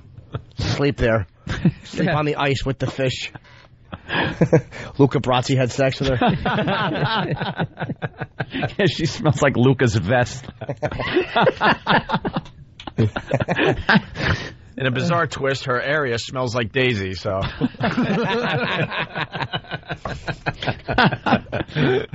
What a curse she has. All right, well, here's Camille describing the odor. I didn't know why I was emitting such a strong odor, and it's not just body odor. I mean, it can fill an entire room. Wow. And recently it filled an auditorium. An auditorium? It's a very heavy, intense, dark, deep smell. Dark. All right. Wow, man. Bravo, Sierra. What? The reporter is interviewing her, and she has to describe the smell. She probably didn't want to say anything. Wouldn't she just be smelling at that point? Are they in the same room? Of course they are. Did they put her in a dunking tank? She's hot. Picture. Picture? Oh. I'd still take a shot at that. Well. She looks like Melanie Griffin. She kind of looks like... Yeah. Griffith. Melanie Griffith. She kind of looks like... Glenn Close. A little bit, right? She has a little Glenn Close look, but she also looks like a trout. She kind of looks like a fish. I know. Imagine if Steve met her, he'd just bite into her. I'm in love with that girl. Pick her up with his claw. Bite her head off. Maybe mermaids do exist. Ah, it's Ariel. Oh. So the reporter's not smelling her? Maybe we'll find out why. Here's the next clip. It's hard to hold down a job. I bet. Her job as a teacher became excruciating. I was so focused on, do I smell? Do I smell? Are they saying things? Are they whispering? Are they laughing about me? Same thing that I used to go through for my whole life. Why does she smell? A smell that showers can't erase, that perfume can't cover. Wow. It's a medical mystery that Camille has struggled to understand for nearly 30 years. What kind of music It took her self-esteem. The Exorcist. Now it was taking her profession. What is that smell? I would open windows. I would leave the door open. I put fans in my classrooms. I mean, the whole 9 yards. Wow. And inside you're feeling what? Panic. Absolute panic. Which is adding to And the pain. smell. Mm-hmm. Right? Oh, I would cry all the way home from school. All the time. Yeah. Stinking up your car that you'll never be able to Oh, sell. imagine that. Yeah. You need a ride. No, I don't need a ride. But it's raining. No, I'll walk. Pedophile kicked her out a block later. I can't do this. You've changed my life. Go home, kid. Hey, wait a minute. If she's being anonymous, why do we have a picture of her? There's a picture of her. Huh? She just doesn't want to say her last name. Somebody said I smell. Oh, my God. Not you. Speaking of, and believe me, now I want, we are code red security when he's in the, there's a lot of new listeners. Tippy Tom heard us talking about someone smelling, and he walked into the studio. He's our homeless friend. Oh, God damn it. You know, why? He smells badly. Dude, it is so bad. Look, It looks like he should there's be got to be panning rules for set up gold. here. Holy Jesus, get me something. Get a mic. I need Lysol. Get a I need mic on something. him. Here are the rules when this monster comes in here. Holy crap. Dude, right? Some of the worst ever. Holy Do you I have got any of a that spray. creepy music? You got to play that when he comes in. No, we play Benny Hill music when he comes in. Oh, God. Can we get him in real fast and No, on all a right, microphone? all right. Wait. Please. I love Can this. someone listen to me, please? Listen to Anthony. I never make demands. Listen to Never. him freak I out. am Mr. Diplomat. Are you? He is not. Mr. Diplomat. He Why is- don't you shoot yourself in the head? That was diplomatic. He stinks. Get him out. I was You're not a negotiating. diplomat. That guy, Ant doesn't understand the good radio back sometimes. wall, and any security we have here, That's boring. stay in front That's of him. boring. I don't give a crap That's if it's boring. I want to have the feeling that something could happen with him. All right. There goes Anthony. He's done. He's done. He ain't even kidding. Here. Thank you, Iraq. You'll be well protected in there. Yeah, exactly. I need some kind of an exit strategy. Ladies and gentlemen, especially for the new listeners in Chicago and San Francisco and Tucson and Maine, not yet. Probably Maine hasn't heard Tippy Tom yet, and many, many other places like Buffalo, New York. Jimmy, you want to turn that camera around so it sees him? I don't criticize nobody, so why Tippy Tom. criticize me? We're not criticizing you. Well, Why we are criticizing somebody you? said I stink. You Tom, do stink. You stink so bad, Tom. You smell awful. You're stinking the whole room up. Why are you itching your backside? Oh. Bill Burr's out too. He looks like I he's. look Does he look like any he's? one of you He guys. should be like I jumped panning out for the gold in window. like The 1880. ugliest people I ever met. Didn't you lock the Brady Bunch up in a jail? Anyway, Hey, so what's going on here? well, we're gonna do homeless stink. radio with He's you a little he's later. got a guest star on Deadwood next week. You stink so bad. Yeah, why are you stinking so bad today, Tippy Tom? Well, I haven't taken a bath in 3 months. That could do it. That might do it. Has it really been that long? Well, I do live outside, and so I figure I get a lot of Al fresh fresco. air. He's a little eloquent. I do live outside. He's Oh, yeah, rubbing he his can be chin. very eloquent. I prefer that. I like to live outside. No, you don't. I breathe How about you better. jump in a And fountain? so I stay outside. You ever jump in one of the fountains to get clean? Columbus Well, started I've used some of the water. I never went in the fountain, but, with a bar of soap or something. Why don't we do this? Tippy Tom, isn't the fountain over at Columbus Circle working? There's one in Central Park that the friends. All right, here's what we got to do. Get a bar of soap. Tippy Tom takes a bath in the fountain today. How about on the walkover? Why don't we do that on the walkover? How about on the walkover? We sponge him down today. We hose him down. Hose with him a fire. down. Can we Well, get a fire put a truck business and on, just though. open a hydrant? Hey, Tom, you short on cash? Excuse me? Are you short on cash? No, Opie. He's independent no. lefty. I got so much money. That is to be the dumbest I don't question know. I've ever heard you say. Well, no. Wait for the follow-up. Oh, Wait for the follow-up. I'm broke. Well, Anthony was saying before the break. Oh, boy. I Where's wasn't Anthony? saying anything. Anthony says he's got a few bucks for you if you could get to no, him. I don't. I'm broke. If you don't could get nothing. If you could get to I have Anthony, nothing. No. If you could get to Anthony, No. he told me he has $100 for you, Tippy Tom. That guy can't. $100. You know how many beers I could buy? What do I do with $100, Tom. man? I'll kill myself. The guy, oh, God, then I might give it to him. $50 if you hug Anthony right now. No, that guy I'll right make there it will a- kill If I you. what? I'll make it another 50. See that guy over there? He'll kill you I'm if only you gonna- move I'm past only that gonna- microphone. This guy Look over at there, this. he's Here's your. bodyguard. Hi, Look buddy. at this. Look. Money. Nope. Money. Nope. Tom, Oh, All you- yeah. Just throw All it you have to at do, me. all you have to do is You want me touch to come Anthony. get it? no, here's $5. Not even a hug. All you have to do is touch Anthony. You are not. You get over $100. Dude, you're dreaming. Here's $5. Dude, all right, I'll give you $200 if he even gets near me. You want me to go get it now? You want it? $5. Take All right, can we take Kenny out of the equation? Yeah.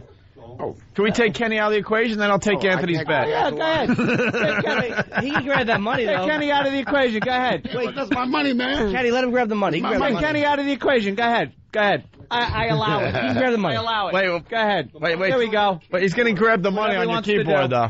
Go ahead, watch. I never Watch had me money now. before. All right, wait. What's the game? What's the game? Game on. All right, what's the He game? touches me, you got to give him $100. All right. Don't worry, your $100 is completely safe. Come on, Tom. Go ahead. Game Jimmy, on. look at that. But He's no one taking can this interfere so with me. seriously. If anyone does, I swear to God, you will feel pain like you've never felt before. That's the highest I've ever I'll seen put your this eyebrows. bottle in your eye. No one can hold Take me. the $5. Look at his eyebrows. His eyebrows are up by his hairline. Let him go. Let me through. He is Let him panicking. go. Anthony is panicking. Go ahead. Whatever you got to do. This is getting a little too serious. Whatever you got to do. Wait. Don't. My money. Oh, Anthony's not keyboard. That He didn't keyboard- actually touch the keyboard, unfortunately. He didn't. He actually just. There you go. See? It hurt you, didn't it? He's got $100. It stunk up that area. I'm still back here. All right, you touch Anthony, you get $100. Sure. Yes. I gotta go ask him first. Keith is saying yes. Should I just go up and ask him? Anthony, I don't like how you're hiding like a mad scientist. All right, here comes Tippy Tom. Tippy Tom. Say hi to Jimmy Norton. Give him a hug. Give him a hug. Give him a hug. Give him a big hug. He likes you. He's your biggest fan. I broke it. Broke it. Yeah. Why don't you kiss it all better? I broke my head. I don't feel so bad. Jimmy loves you. Give him a hug. Come on, give you got Jimmy two- a hug. Give Jimmy a hug. You got $200 coming. I'll give you $100. Give Jimmy a hug right now. No. Tippy Tom. $200. There's the money. $100. Grab Anthony. Anthony. Grab Anthony for the $100. It hugs. Get the hell away. Give him a hugs big me, hug. Anthony. You don't like me. Yeah, no shit. You stink, Tom. Back to your post. Anthony's cursing and everything. Tom, all you have to do is touch Anthony. Anthony. You get $100. Nope. Get around there. Get away. Get away. He's spraying him with Lysol. He's using Lysol as a weapon. You won't get near me. Anthony's using the Lysol as a weapon. Tom, it's not mace. Plow through it. Oh, should I hug you? No. If you touch Anthony, you get $100. No. You like $200 Boston? bucks. You don't get a dime from me. You like That's Boston? big game right over there. That's big game. Go get him. I'm trying to hug somebody. Get away. But they won't come near me. I got half a can left. We can do Stop this trying all to day. act like you're on a sitcom and hug him. It's just Lysol. It's not going to hurt you. Now go get your $100. Be a man. You touch Anthony, you get $100. Lysol, man. Where's your balls? Like kryptonite to him.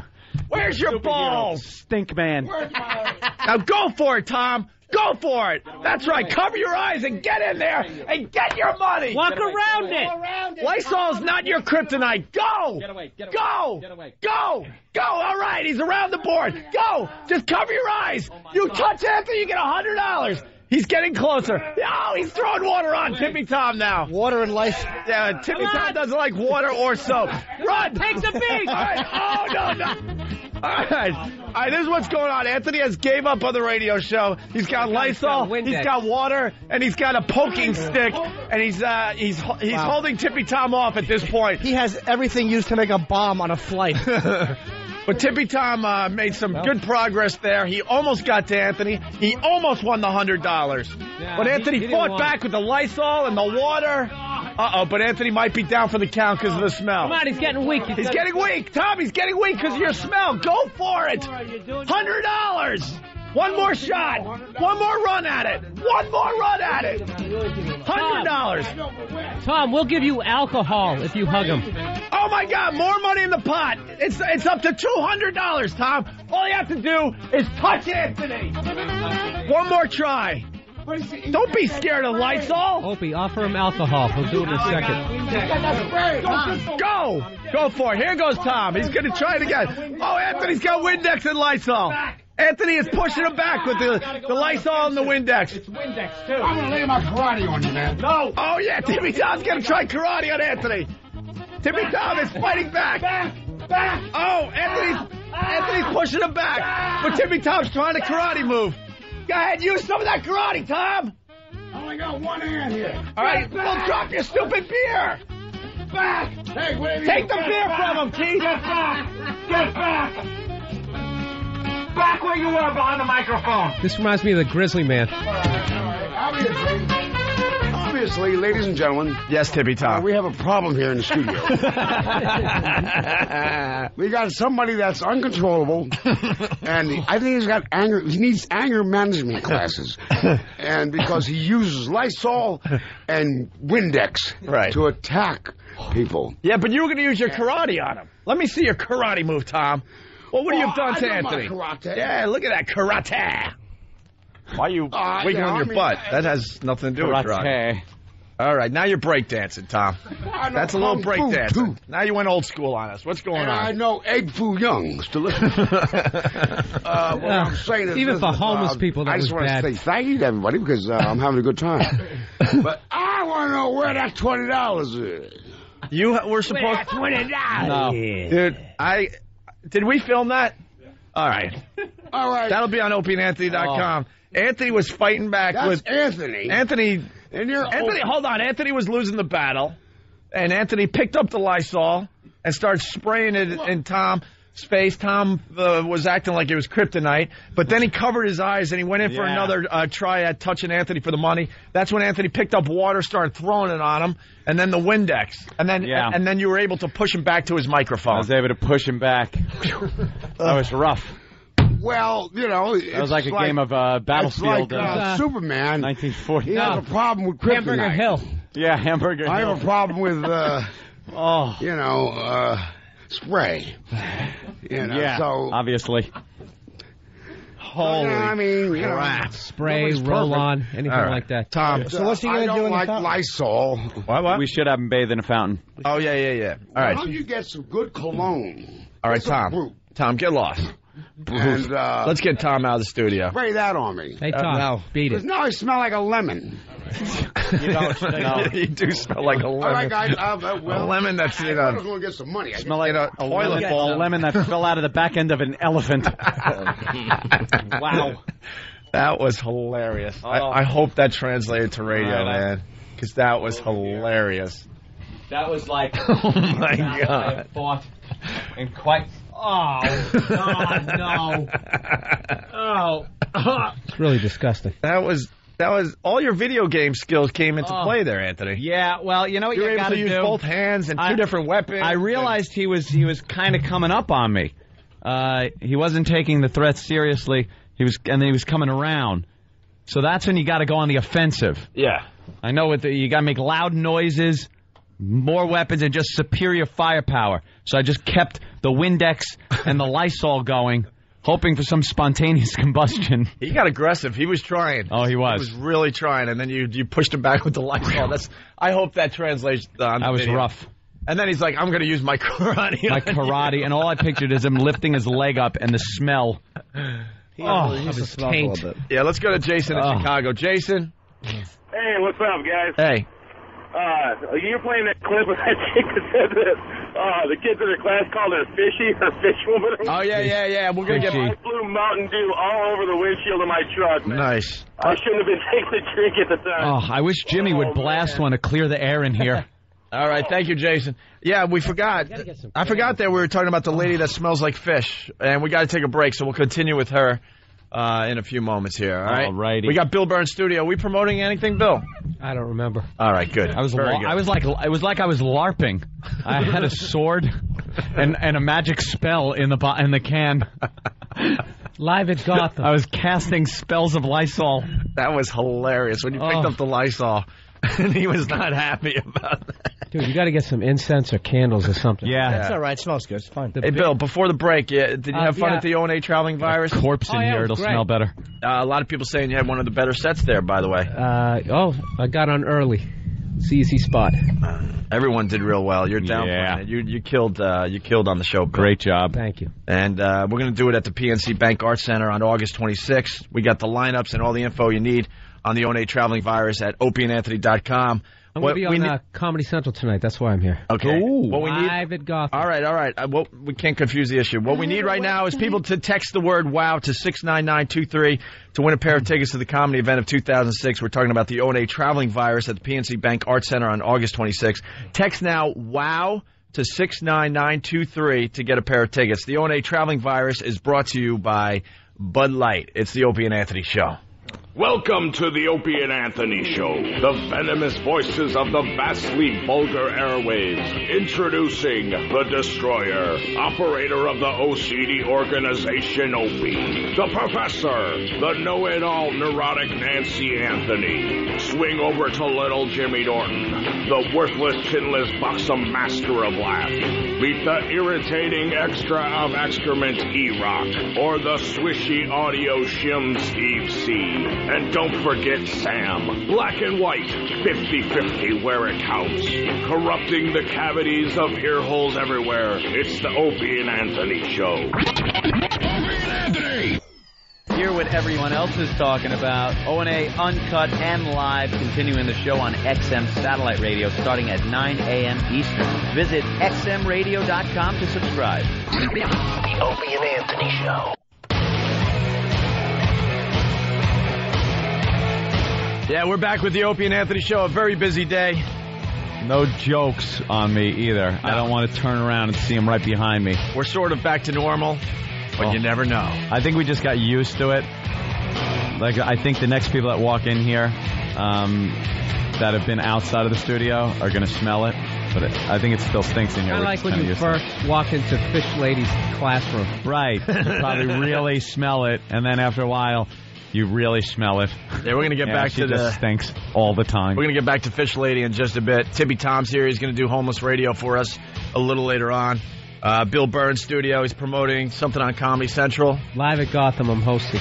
Very nice. And Ian Smith, Dr. Ian Smith from Celebrity Fit Club is in the house. And also on the phone, one of our new friends. Looks a lot like Bill Burr, matter of fact. Joel McHale from The Soup. Yes. What's up, Joel? Joel. We're separated at birth, Bill and I. Yeah, there was that kind of thing. As a matter of fact, before I knew Bill Burr, I used to get you two confused. Really? Yeah, I used to think it was Bill Burr that hosted I'll tell you, I walk down the street, people go, "Hey, Joel." Wow. Happens all the time. Do you ever get that? No. A couple times I've gotten, you look like the Talk Soup guy, but I really don't think this guy gets, you look like that guy I've seen on Comedy Central.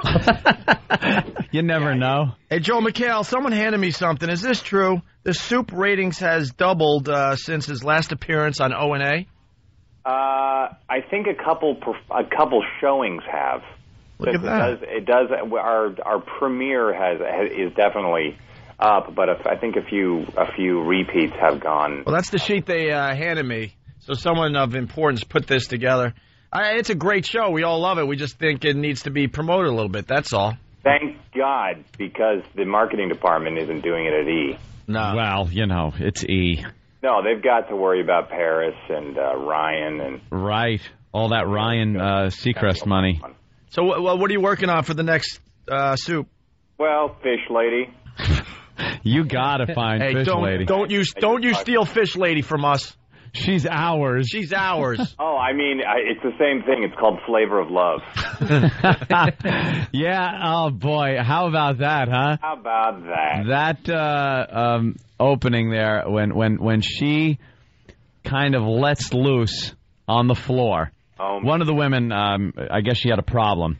Yeah, you think about all the horrible things happening in the world right now. Yeah.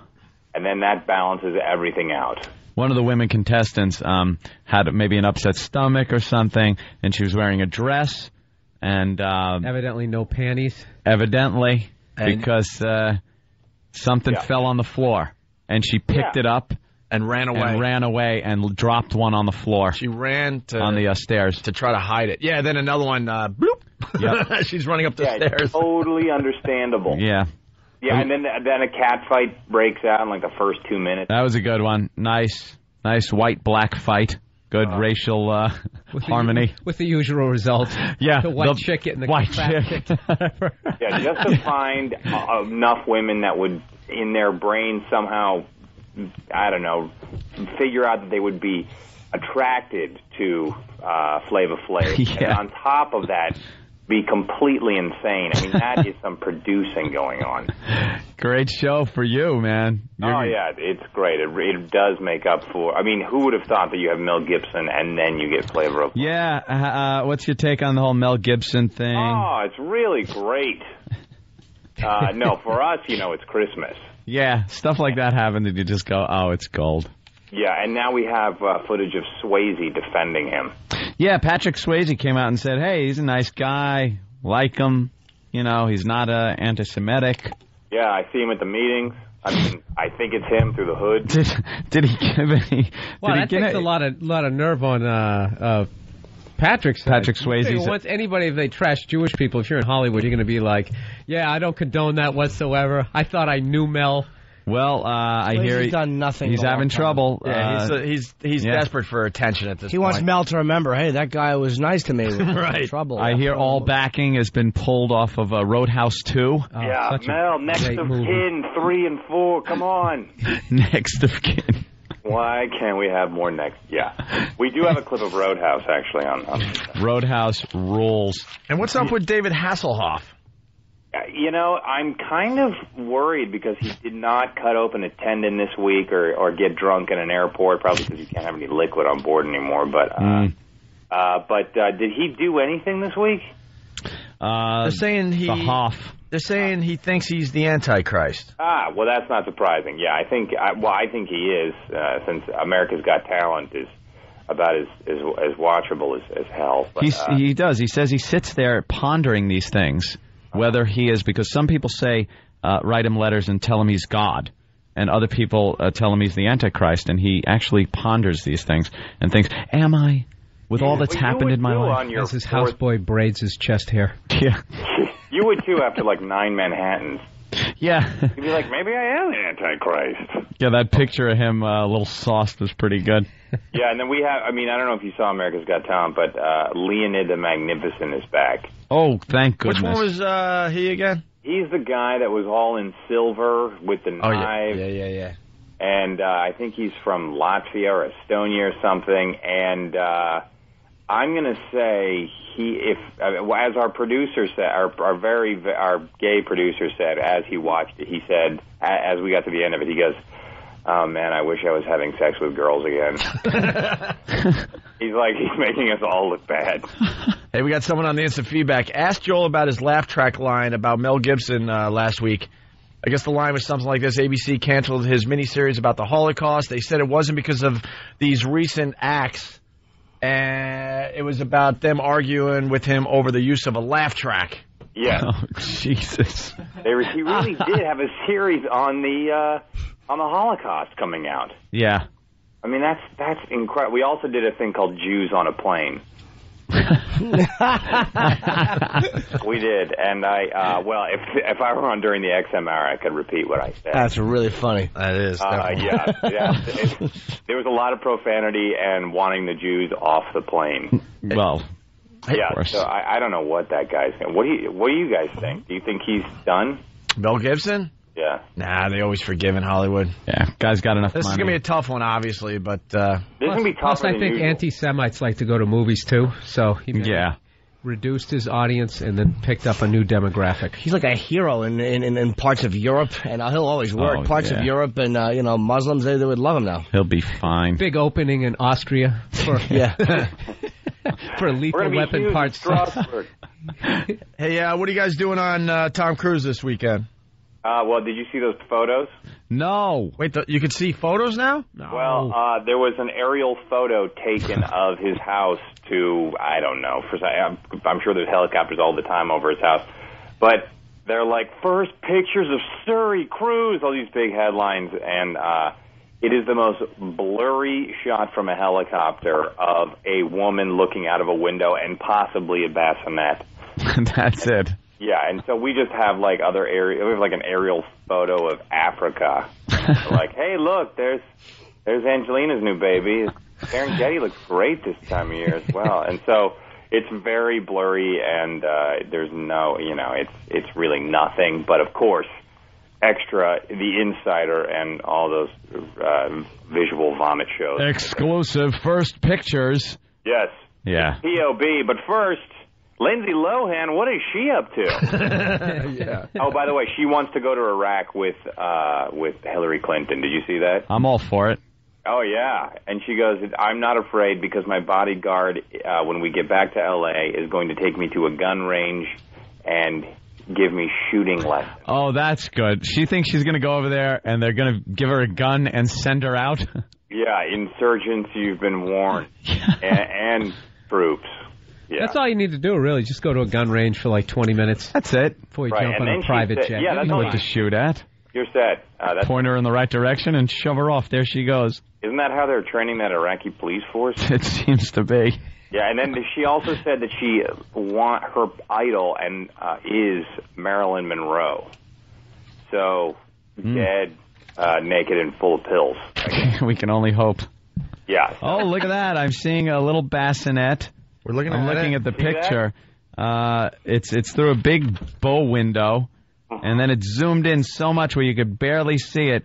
But Jesus! You know what though? They just rented a baby for the day. Yeah. That could be a doll. They rented a baby for the day to tease the paparazzi. Yeah. And just because why would you have your baby right next to the window knowing helicopters are over your house all day long? Exactly. They called up Rent a Baby. Yeah, and she's just staring out the window like that flowers in the attic photo. Yeah, that's really creepy. Looking out to freedom. We're the only ones brave enough to say they had either a waterhead baby or there's something severely wrong with this kid. Stand-in baby. Yeah. Hence the problem. Do you think they're just holding out for $30 million? They got enough money. They got enough cash, right? What's with the speculation? Get it over with. Yeah. There's got to be some kind of a problem. Yeah, she is staring at that window like when night falls, the guards, there's a change of the guards. Yeah. I have 40 seconds to run across the lawn. Maybe the baby smells like fish. Oh. Do we ever think of that? Fish baby. Little Surrey. Now, is it cooked fish or raw fish? Rotten fish the woman smells like. I was going to say. Cloudy eye red snapper. Maybe it was a delightfully cooked John Dory in garlic and butter. Yeah, it couldn't even be something nice. No. Hey, Joel, we're developing a pretty good friendship here. Don't you dare steal Fish Lady from us. You listen to me. Hey, he's playing hardball right back. I like it. Fish Lady gets a reality show, which I'm sure has been offered to her. Yeah. We have to. No, I will give you Fish Lady because we watch Gilmore Girls anyway. All right, Joel, we got to go. We got a very busy show today. Yes. It's the Soup on every Friday. Yes. 10 o'clock on the E channel. And then it repeats 80 times. Try to watch all the episodes. Very funny. Your crew is hysterical, and the stories they hit on are classic. So check it out on Friday. Yeah, the show is great. It really is. We love it. You guys, you do more marketing for the show than you could. You're like Ben Kenobi after he was killed. You don't even know how powerful you are. Thank you, sir. Thank you. Bye. Later, Joel. See your brother, Bill Burr. All right, Joel. All right, Joel McHale from the Soup, everyone. All right. Another Irish guy. See? You too. Yeah, I don't think up close, but when he's doing his little promo, jump in the air. Yeah. I can see it. He has the exact big stupid head like me.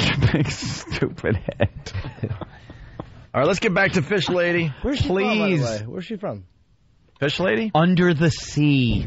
Wow, I love how in TV promos they always have to have you dancing or jumping in the air just so you know that they still own you.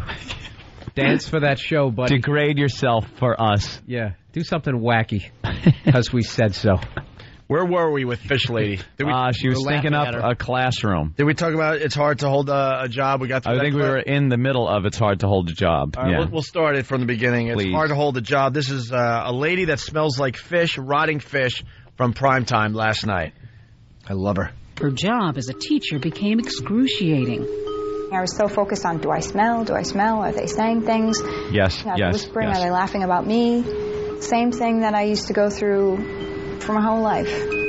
Why does she smell? A smell that showers can't erase, that perfume can't cover. It's a medical mystery that Camille has struggled to understand for nearly 30 years. It took her self-esteem. Now it was taking her profession. I would open windows. I would leave the door open. I put fans in my classrooms. I mean, the whole 9 yards. And inside you're feeling what? Panic. Fishy. Absolute panic. And pain, right? Oh, I would cry all the way home from school. Did it make you weep?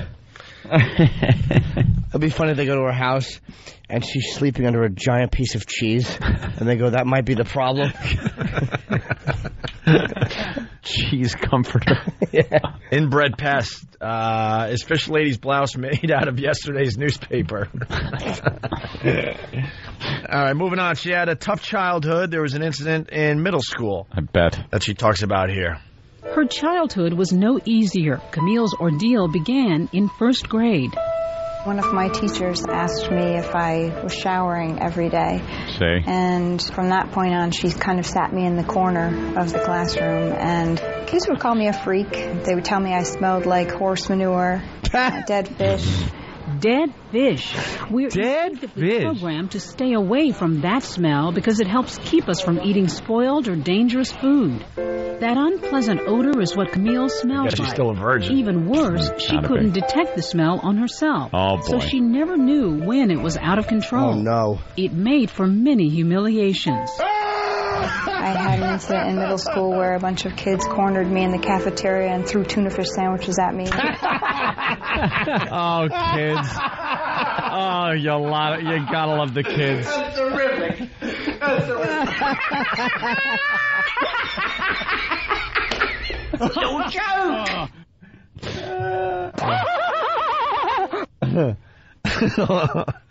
Well, kids can be cruel. Have some tuna, whore. That's great. Wow. Good for them. Oh, is that a good one? That's terrible. I'm sorry. Well, she got a job. Everyone thought she was holding Foundry CDs in her pockets.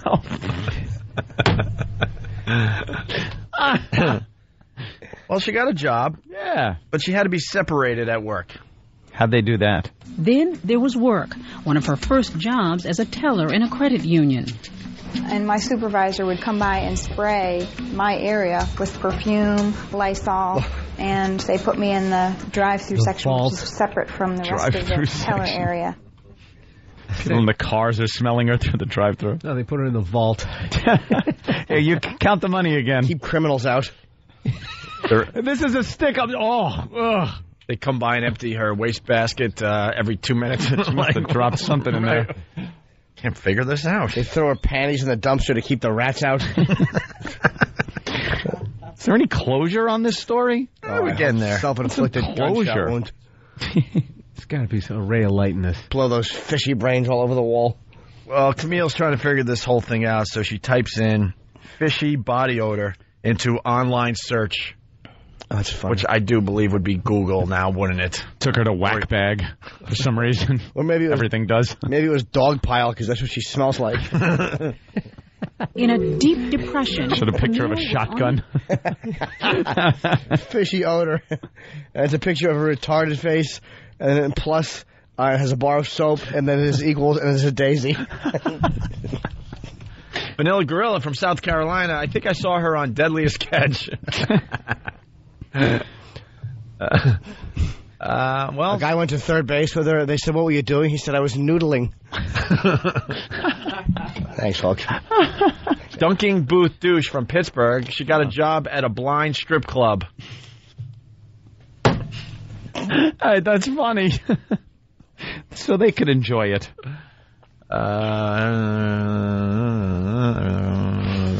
Okay. All right, here we go. In a deep depression, Camille was on the internet when a lucky click brought her the answer. And all I did was type in fishy body odor.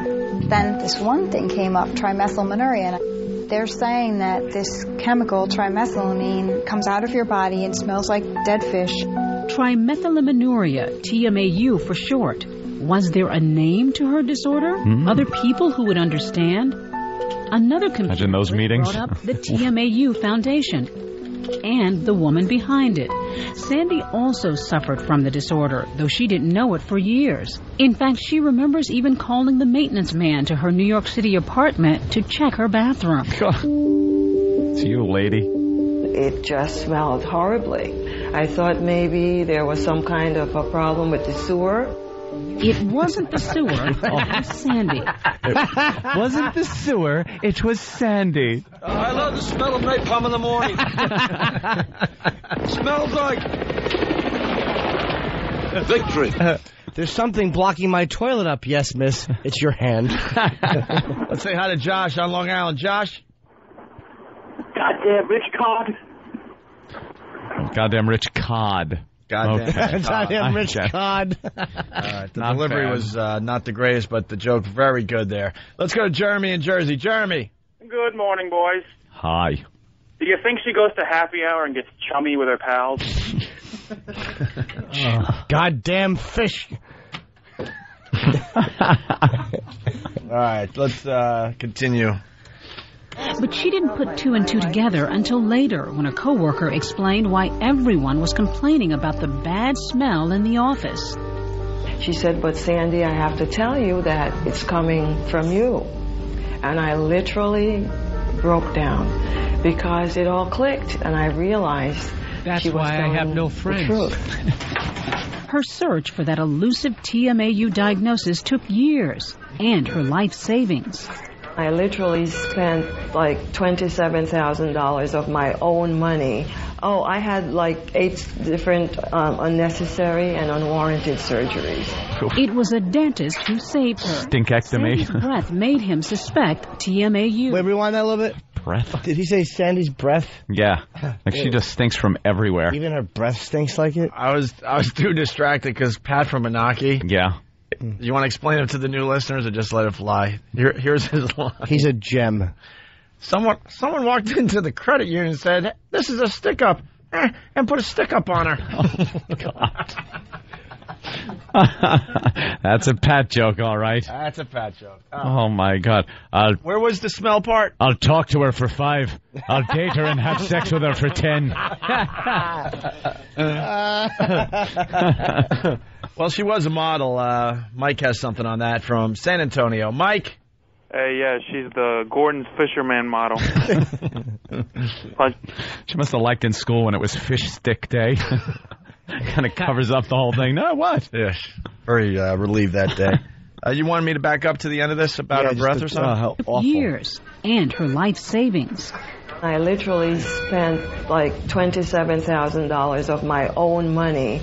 Oh, I had like 8 different unnecessary and unwarranted surgeries. It was a dentist who saved her. Sandy's breath made him suspect TMAU. Ew. Oh, she just opened up her dead fish maw breath. and just dead fish came out. You either have TMAU or you're a lesbian.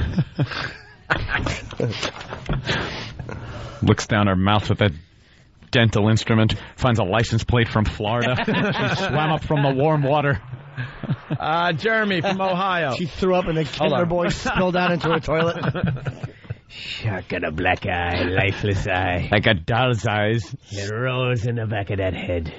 It's not the time or place to go out with a woman that smells like a fish. Gary from Edison. Go ahead, be a mackerel like your father. Can't even do the line. Stink it up. Go ahead. Wow, the instant feedback. It's wow. Too many to read. All right, where are we? Oh, okay, the reason these ladies smell. In these people, a faulty enzyme causes the buildup of a chemical called TMA.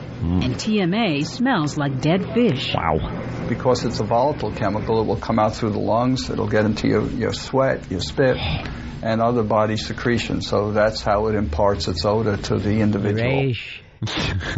Gets everywhere. Every crevice. And finally... Wow. How do you fix it? This is how it ends. It's a feel-good ending. The two ladies get to meet each other. Altoids. They hug and then throw up on each other's backs. Isn't that funny? She works in a school. Of all the... There's the line. There's the line. Before I actually leave... Huh?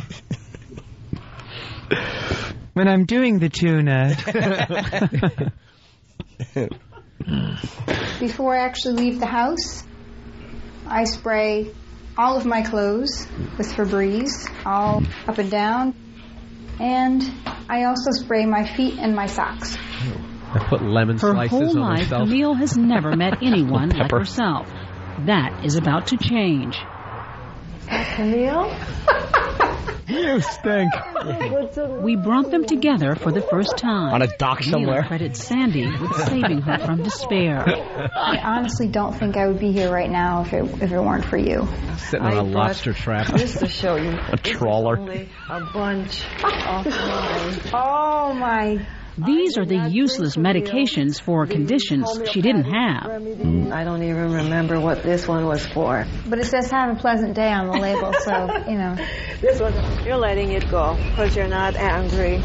Sandy's hoping that her foundation will eventually find a cure for the isolating disorder. Stinky Sandy. Be our whole existence. Defy you to breathe in her presence. The piano again. And now that she can give it a name, Mondo Camille Friendless has finally told her boyfriend. A boyfriend? We're trying to work things out. I bet. I feel very positive about that. There's hope. How hard up is he for a pretty face? Oh, no kidding. Good Wow. Lord. Maybe he likes blowfish. You never know. He owns a house. He owns a houseboat. You've never noticed. Yeah, they just live by, like, the dump. Yeah. Well, his father always said, if it smells like my wife, tasty dish. We have to take a break. There's so much more we can do on this. We have Dr. Smith somewhere around, right? Is he still here? What happened? What He left happened us? to him? He waited too long? Is he mad? Uh-oh. What did he say? What happened? He's MIA. Okay. Where'd he go? We'll reschedule. Well, he called me like late last night and wanted to come in and promote Celebrity Fit Club. I said we had a busy show, but we'd get him in. We'll reschedule. It's no What big time deal. did he get here? He was here pretty early, but we've been I really, showed up really at busy. 6:45. He was here. Yeah. The boyfriend's kind of busted up about the whole thing, but his friends tell him, don't worry, there's plenty more fish-smelling girls in the sea. All right, a little long. Little screech. All right, we'll Step take on a the break. We'll regroup. We'll do a little more on this because the phones, a lot of people have comments on that. We got Bill Burr promoting what? Live at Gotham, Comedy Central, tonight at 11. Very good. It's the Opie and Anthony Show.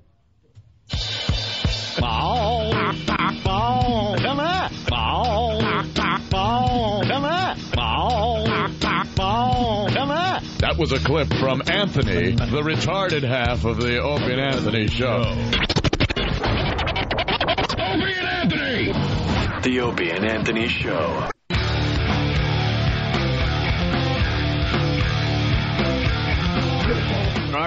All right. It's the Opie and Anthony Show, the ONA virus spreading across America. We have a few more minutes before we get out of here and continue on XM.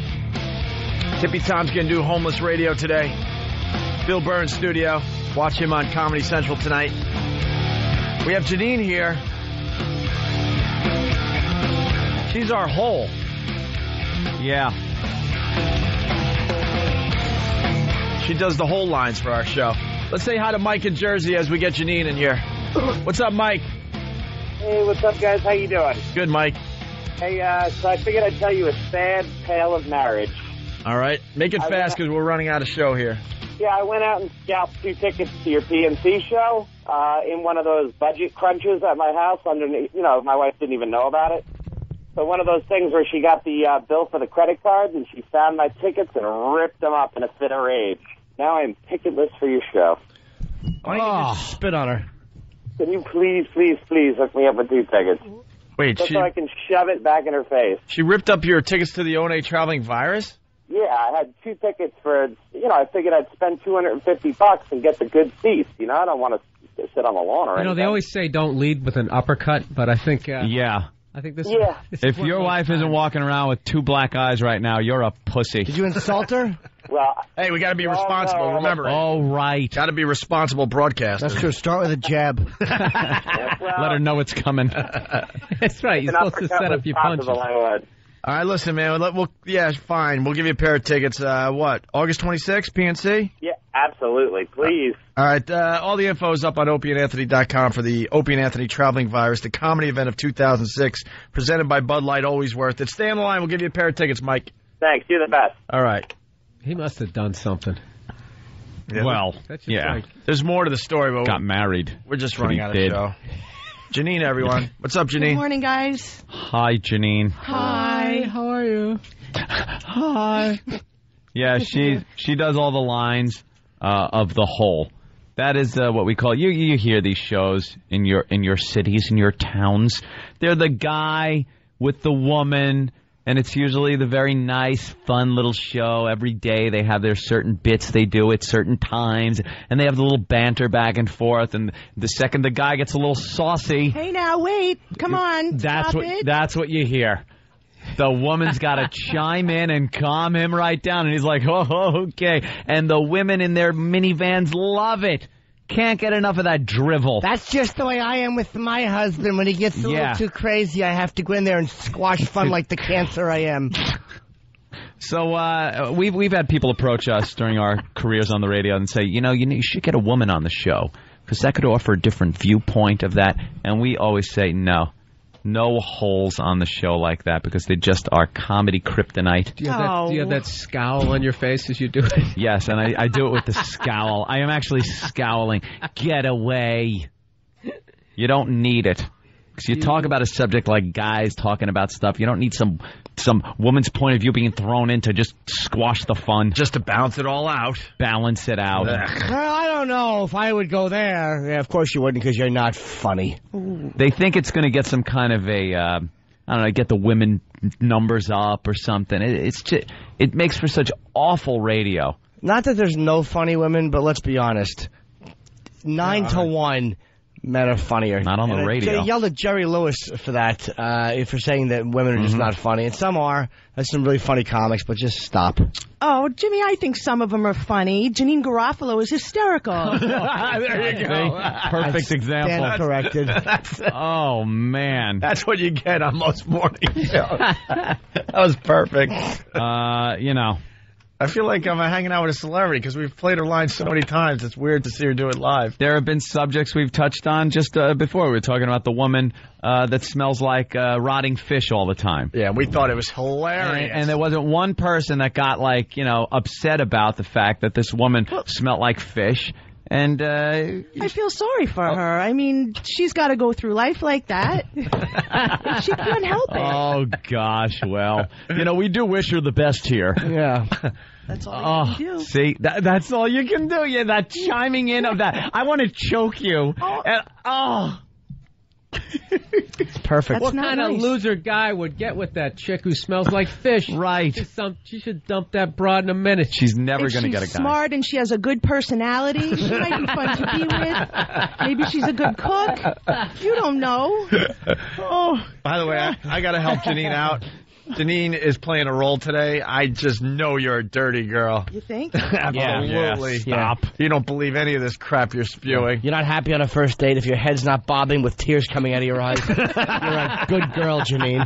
Actually, my favorite clips were the ones that Steve had me do, the battered hole ones. Of course. Of course he had you do those. Why would he? I don't have them. You mean Stephen Carr? Stephen Carr. Singer of the band Foundry? All right, so Janine, I think my brother hired you to do something at F.H. Riley Saturday? Actually, Point Blank's going to be playing there tomorrow night, and we're really excited. We hope to get a good crowd down there. I think it's going to be the first metal night at F.H. Riley's, which should be very interesting. Metal night? The opening band is Battered Hole. Battered Hole. Savage. And Point Blank at F.H. Riley's this Saturday night. So I'm just going to tell them not to mosh and just keep it light. Don't hurt anything. My brother's going to kill me. Be nice. He agreed to this? Yeah, he... Of course, we're talking about F.H. Riley's, the restaurant I own with my two brothers, but Brett does all the heavy lifting. 400 New York Avenue in Huntington on Long Island, right there in the Village. I'm going to be there all weekend long. Awesome. I got family crap to do this weekend, so I will check out Point Blank Saturday night, Janine. Thank you very much. And you brought a gift. And I brought a gift for you guys. Uh-oh. It's a piñata? It's a piñata. I wanted to donate this to one of the Traveling Virus shows for the pest booth. I thought it would be very cute. I didn't even realize until I looked down. Proven, by the way, that she is a dirty girl. Yeah. Slightly evil. But, this is Miscarriage 2006. Uh-huh. Miscarriage. And she's a pregnant piñata. It's a woman piñata, like from the waist up. Yeah. And she's obviously pregnant. And I guess what you do... Oh, there are her legs. I'm going to say second trimester. And what you do is, I guess, kick her until it breaks open. Well, actually, in the other room, there's a heavy-duty hanger if you want to go for it. Now, that's not right. Come on, that's not nice, Janine. Come on, we're doing a family-friendly show here. People have to deal with that. Yeah, that would hurt. You know how they hate doing that. You know how scared I am to have kids? Oh, please. I'm doomed. All of us. After everything we've said. Well, Brenda Lee from Dallas, Texas, your show is so not funny, and you guys are very immature. Oh, good gosh. Oh, Brenda, you're right. That's why I'm here. I want to take my rightful place in the dunking booth, if you guys don't mind. Yeah? Oh, wow. To redecorate. You got any charcoal we can put on your face? Can you sing Wade in the Water during commercials? You got it. Oh, wow. Very immature. Brenda Lee. Yeah, Brenda Lee doesn't like the show. It might be sarcastic, though. Let me say, nya, nya, nya, nya, nya. Maybe she's acting like a hole. I don't know. Maybe she's playing along. She just Who knows? can't help it. Who knows? All right, we're running out of I'll pardon her. Of show. So, anything else there, Janine? Well, I just want everybody to try and check out Point Blank tomorrow at F.H. Riley's, and then on August 31st at the Crazy Donkey in Farmingdale. Crazy Donkey. Have you guys been there? No. It's a really cool place to see a show. Yeah. Mm-hmm. We're going to be on Letterman that night. Yes, but they're going on at 7, so there's plenty of time to check out the show, go home and watch. All right, very good. And Sunday nights, 10:30 on HBO. There's only 3 more Lucky Louies. So watch them, because I need to get 3 episodes left. Only 3 episodes. To the finale. Season finale. You got a cliffhanger? No, there's a lot of... Kenny, get ready to dive. God, the smell had just gotten out of here, too. Tippy Tom. Yeah, Tippy Tom mad because I thought you were nice people, and you locked me up in a room, and I can't come out and talk. So, I think that's unfair. Don't call the authorities. What do you think? Is Tom... He's a babbling ass. We didn't lock him up anywhere. We wouldn't do that. No, is Tom coming for the walk? Yeah. Maybe he can meet our other homeless friend. You're in here right now. You're drinking all our beer. Yeah. That's our beer. Why did you let me out of the room? He has well, anyway, echo. I had some beer. Oh, God damn it got me. Wasn't it's that over bad here. line? Tom, you really smell bad. Look outside, look at the window. Tom, you smell so bad. It's not that bad. You really smell Wait a minute. awful. Now, I took a bath 3 months ago. So you're out of your mind. Oh, Tom, why don't you jump in the... Hold on here. I got a collection. No. don't even let him get any closer. Now, for you, now Kenny is a wall. For you at home, Jimmy is just holding money right behind Anthony's head. No, hoping stop that Tippy it. Tom Andre the Giant would go for the money. I've set up a barricade, the human barricade that is Kenny. That's right. All right. Unfortunately, smell goes right through him, And though. it's stupider than most barricades. Andre stopped it. All right, listen, Tippy Tom's just going to babble. He's going to continue with us over at XM Satellite Radio. Bill Burr, Comedy Central tonight. Now 9 p.m. 9 p.m.? 11. 11 p.m., sorry. 11 p.m., Comedy Central, Bill Burr. Janine, Point Blank, at my brother's restaurant tomorrow night, F.H. Riley's, 400 New York Avenue in Huntington Village. And on Long Island. PointBlank.tv. What? PointBlank.tv. .tv. You got that .tv, huh? Point Blank 666 also. All right, Janine, it's always a pleasure. Thank Thanks, you. guys. We'll use the pinata at the O&A Traveling Virus show at PNC. Awesome. I wanted to kick it today, but we should save it for the O&A Village. All right. Yeah. If you're not joining us on XM, have a great weekend.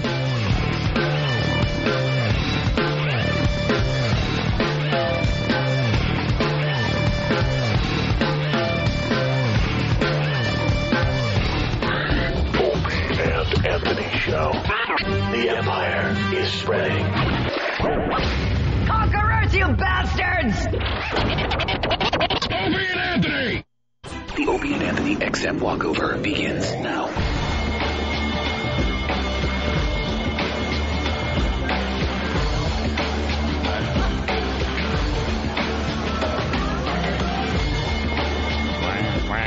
Hi.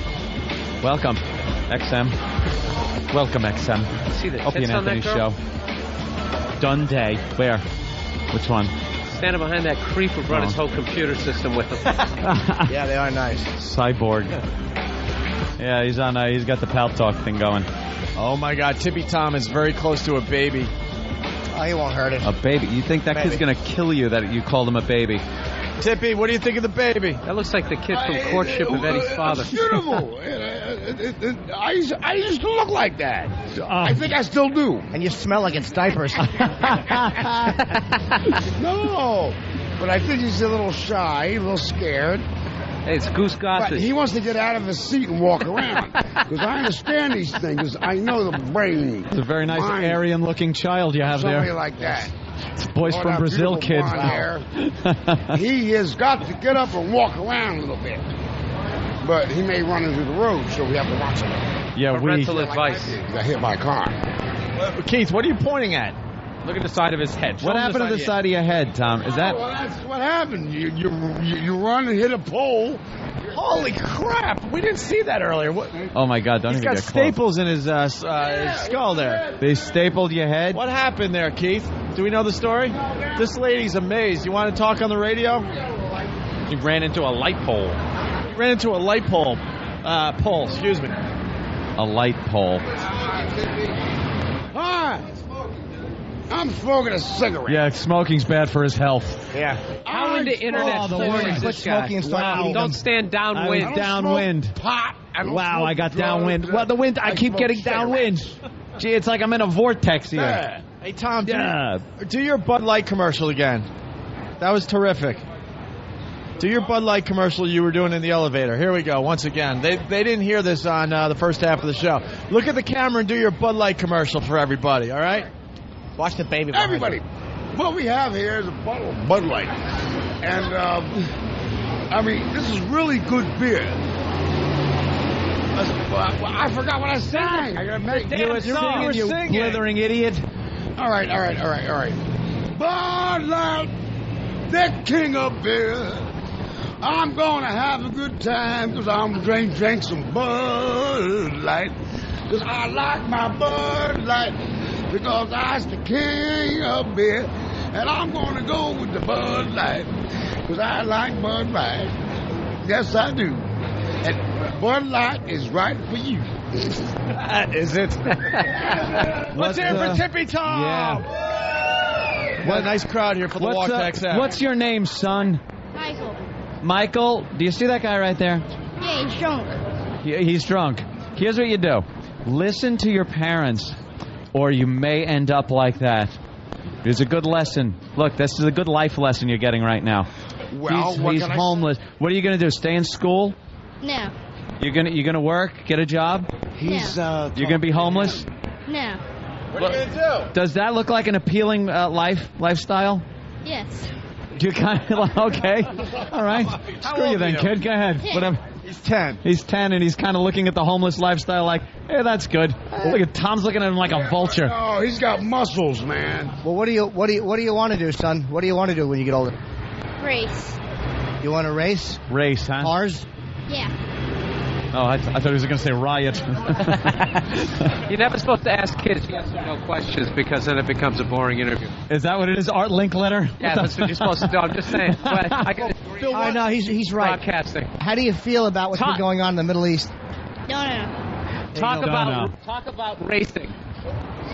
Tony Rules. Does it make you weep? No. See, you can't get anything out of it. Yes or no. All right. This reception stinks on these mics. I don't like him. I hope he becomes homeless. Bill's mic stinks today. Bill, we might have to share a mic when with we us. get closer to the transmitter it works thing. better? It might All right, we're going to start the walk. We got Let's Pal Talk doing the walk with us today. Pal Talk is here to the transmitter. I know. Stop. We get closer to the generator. Right. Little Look at that breezier. fancy man, huh? Look at that guy. He's got elbow patches. Who's that? Like an author. Like Howard Cunningham. Right. It's a little cooler today than we've been used to here in New York. Absolutely. Ooh. Oh, look at this. Nice fucking... Oh, my God. Danny Lennox. Like to shoot. Hi. Absolutely. And you get nothing from I am her. so sick of people hitting on me. Stop I'm talking gorgeous. to me. Should we introduce some homeless people? All right, hold on, Bill. We got to explain. Stop it. This guy is our new homeless Andrew. friend. Oh, he is. How you doing, Andrew? Ask him about his boners. Maybe you could get through to him. Andrew. What's up, Andrew? Andrew's a lot more coherent than Tippy Tom. How are you Let's guys put it that doing way. today? You want to meet a fellow homeless person today? Yeah. You want to meet your competition? Ain't nobody my competition, man. I like that. Spiritual. Nobody's my competition. Okay. Hey, Everybody Tom. got to survive, right? You know this guy? I don't know. You don't know me? Get a mic on, Tom. I got Andrew mic. Someone mic Andrew. I don't care. Seeing and knowing are two different things. Yes, right? I've seen you around. I never introduced myself to you. All But right. my name is Tommy. My name is Andrew. Andrew, how are you, sir? Tippy, ask him about his boners, because he doesn't whack off, he doesn't have sex, he doesn't have wet dreams. Talk to him about his boners. Do you go to the store and you can get a dildo? Oh, And try that. Well, sir, everybody has a different ways to do Or it. get a right? vibrator. You know, Ah, something like come that. A vibrating dildo, and you will have no problem. But Tom, how does Works that? for me. Tom, how does that take care of like your dick if you're sticking some up your ass? Well, the thing gets hard, and then you start whacking off with some good gel, and Buzz, you know, this you can't trick this stuff. Don't you have a fear of the That's Lord? what I do. You use a dildo? Yeah. A deluxe dildo. A one rotates, you know. Oh, Jesus. This is a roto-rooter, man. Tom's hands look like he just changed the diesel engine. He looks like he crawled out of a mine. Reno, Nevada? I did it. He's got corpse hands. I did it Yeah, well, he's New got York. some bud. And Jersey, too. All right, so, Andrew, what do you think of that advice? You got to get a dildo. I don't know. I don't know. I have my own morality. He's got his own. You know, I don't know. By the way, he's... I'm broadcasting, sir. Well, who's talking to you? What's wrong, Somebody, Anthony? people just assume that we're just hanging out talking, which we are, but we're still doing a show. I can't. Why are you carry on wearing a your private girlfriend's baby teeth? And you were 37 pounds lighter. Hey, can I say something, please? What a bowling Sir, ass. when you're off duty, can I take you out on a date and take you to dinner and bring you to a nice hotel room? You got to go and clean yourself. No, I want to fuck you in the ass. Oh, Jesus. Wait, are you No, trying to I pick him want up? you to fuck me in the ass. Oh. I forgot to tell you, Andrew. Our friend I think Timmy Tom is gay and he has AIDS. No, I don't have AIDS. I'm clean. Oh, you are clean now? Clean. Oh, look at the snot coming out of your nose. So what? It's charming. I thought gay guys were really clean and neat. That's charming. It was coming out of your nose. Well, I'll suck a dick. And, Oh, God. Yeah, that's some of the Isn't that great with the 10-year-old boy standing right there listening to this? Well, kid, you Like want to that make some money? conversation? No! Wait, he's going to explain why his nose is running. All right, why is he... Yeah, that's why the crumb's coming out of my nose. Andrew, that's all we got for you today, buddy. Oh, We're God. out of here. Andrew, our new homeless That's friend. Andrew. And meeting with Tippy Tom. As long as Tippy stays downwind, I think we'll be okay. God, this is horrid. Oh, got to get through a crowd. Wow, pretty busy. Busy on the sidewalk today. Holy shit. All right. What else do we have today? The Mexican midget's not out today. Oh, he's not handing out his flyers? No. Damn it. His show got picked up on Telemundo. You can check out that video. It's up on opieandanthony.com. I was being raped by a Mexican midget yesterday on the walkover. Yeah. It's under the keywords lucky devil. Yeah, he bent you over. Little Mexican midget. Brr. It is cold today. It's a little chill in the air. Which way are we going? Let's go this way. We'll go straight today. Uh-huh. Ah, nice. Cabbie, that's a fan. Thank you. Hello. Curious little nosy people looking at what we're You doing. guys want to get Tippy Tom we got to wash him somehow. some gay porno? Where's Tom? Gay porno. You want to get him some copy of Honcho at the newsstand Yeah, here? do we then want to get him a Where's Tippy VCR? Tom? Did we lose him? No, we could. Or a DVD player? Maybe he'd like my dog-eared copy. Oh, sorry. You want to get Tom? Tom, come on. My God, look at her. Look at Danny waving him on to cross the street. Sir, As the light's still green. all right. Come on. We'll do the picture quickly.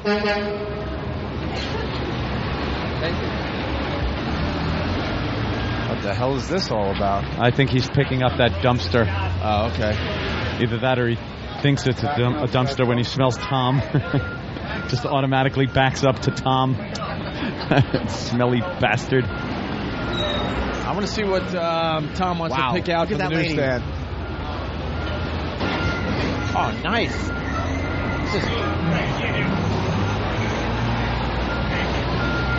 Come on, Tom. Where did Tom go? What the hell is he doing? Let's go. Get Tom. Get him over on this side. He's walking. Hi.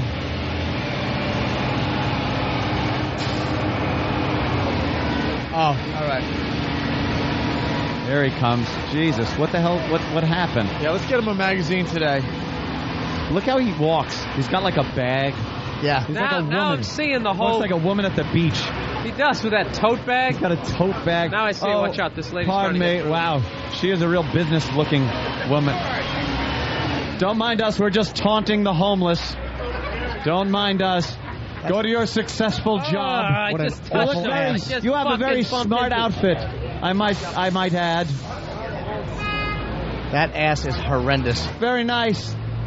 Thank you. She's dressed very nicely, Jimmy. Yes. I know. She's dressed for a home invasion. She's got no ass That whatsoever. ass is awful. It is horrid. I'd take a shot at it.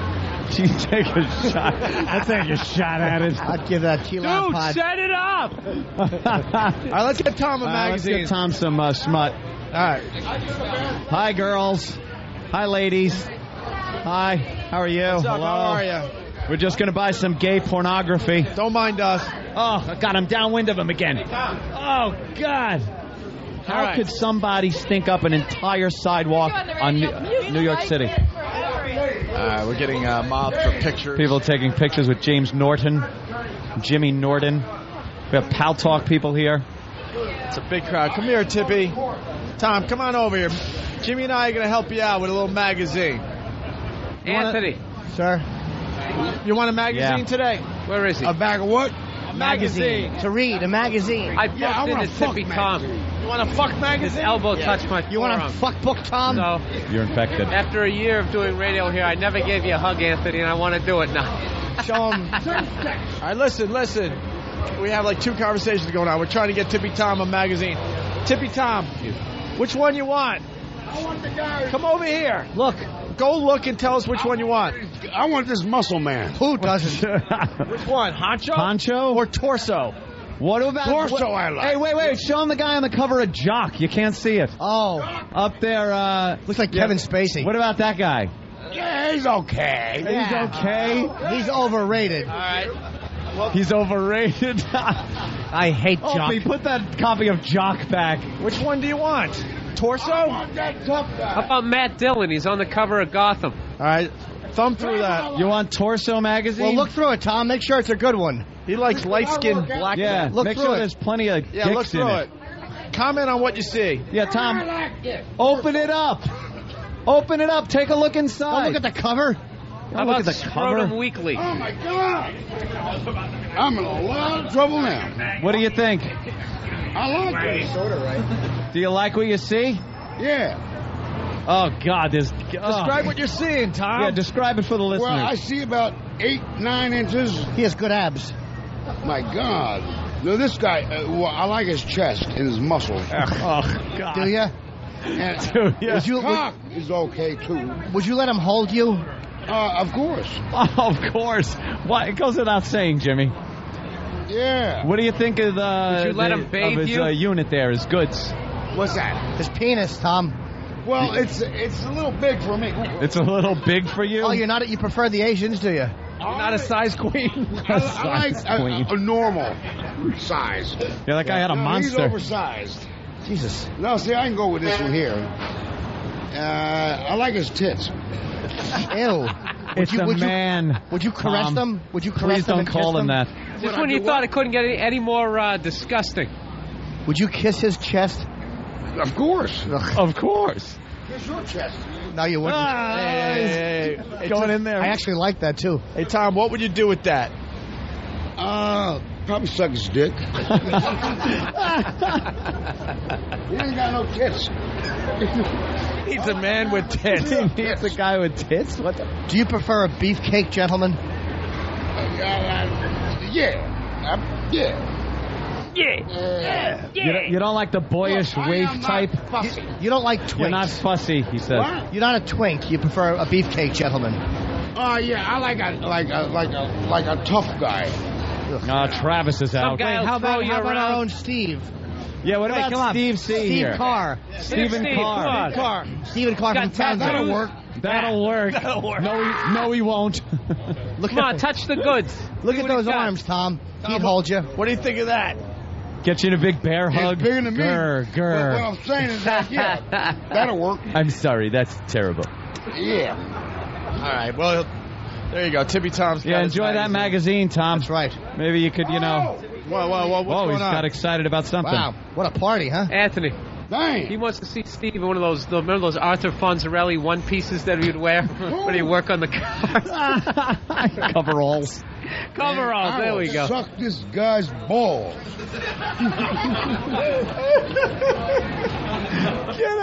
Oh my God. I'm in the village. What do you expect? All right, let's continue on, man. All right, let's cross the street. Tippy Tom has get away from Tom. I like this guy here with his kids. Horrible. Yeah. His kids are just listening to everything. He's family friendly, Tom. He really is. Manson family. But seriously. You got to keep an eye out for him, too, at all times, because he might touch you. Yeah, that happened to me. Yeah. I'm sorry to hear that. We got some Purell. I'd suck this guy's balls. That was great. Oh, my God. He looked at him. He was like, whoa. Whoa. And there's some beefcake in that gay magazine with his balls shaved. All right, let's go. Let's continue the march. Yes, here we go. He's gathered up more people. Look at that physique. Yeah. Jesus Christ. Oof. He looks like that fucking pinata that Janine brought in. Got so. Hey, Bob Kelly. He's got some kind of monitor. Something was going on. Attached to his belly. Eating monitor. I think our other homeless guy is dead. Nah, Mac has moved on. No, he's moved. He's over on 7th Avenue. I saw him. Oh, did you? With a did you? with a peaceful look on his face. I bet. What's up, bro? God, hi, mister. A lot of fans. Beeping. My God, that Tom is a scream. Oh, what a panic. Tom's a card. An ace of shit.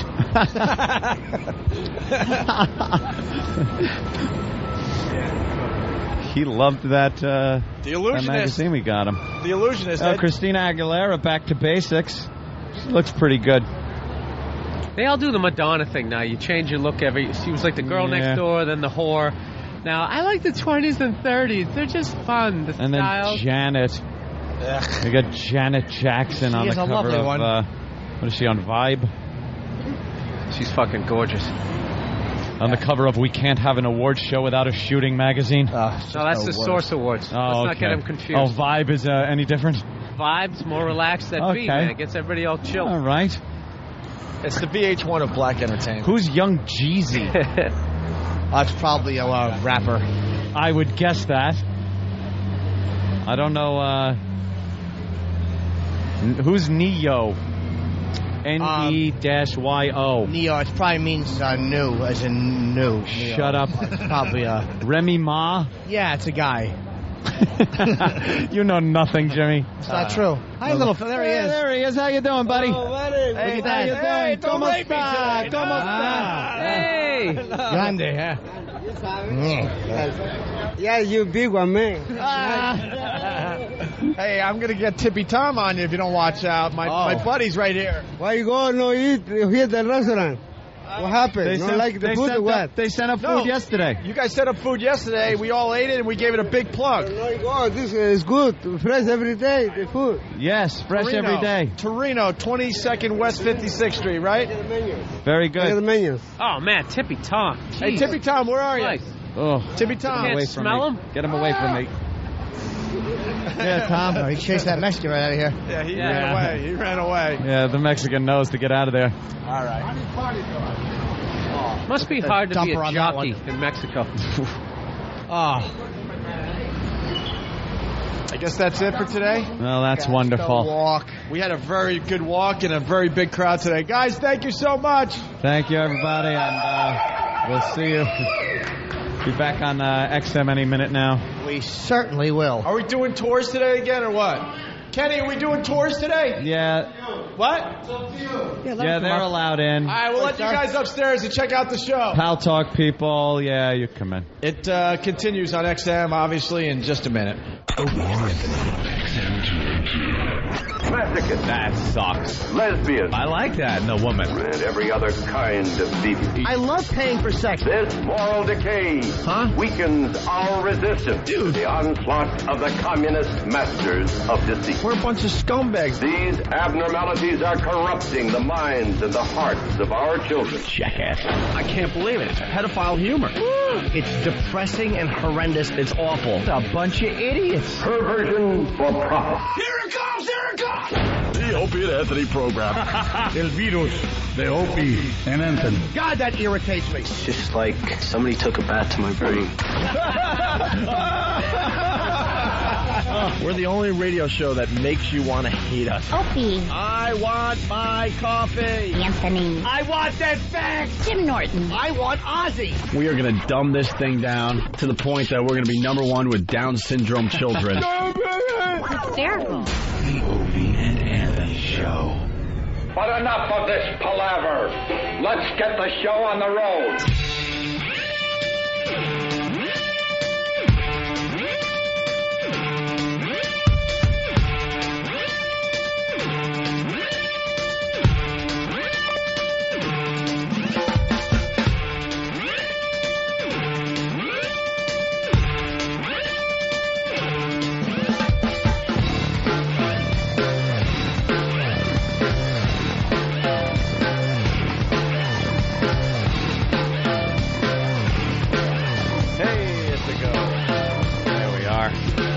Wonderful. Hi.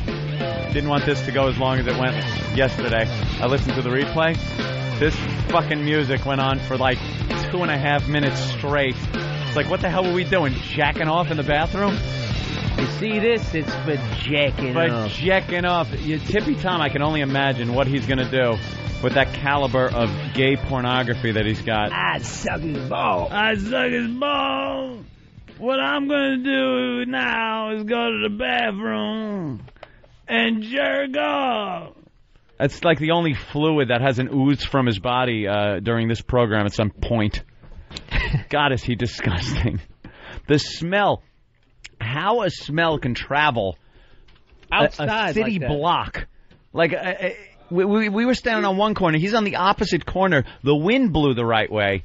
And through exhaust fumes and just New York City, the air, through all that. Wild animal, just like you go to the zoo. Yeah. His smell wafted right into my face. I'm like, holy shit. Isn't it wafted? Oh, my God. This guy, wafted, I believe is the correct terminology. Wafted. Just awful. What were you looking at, dump? Oh, wow.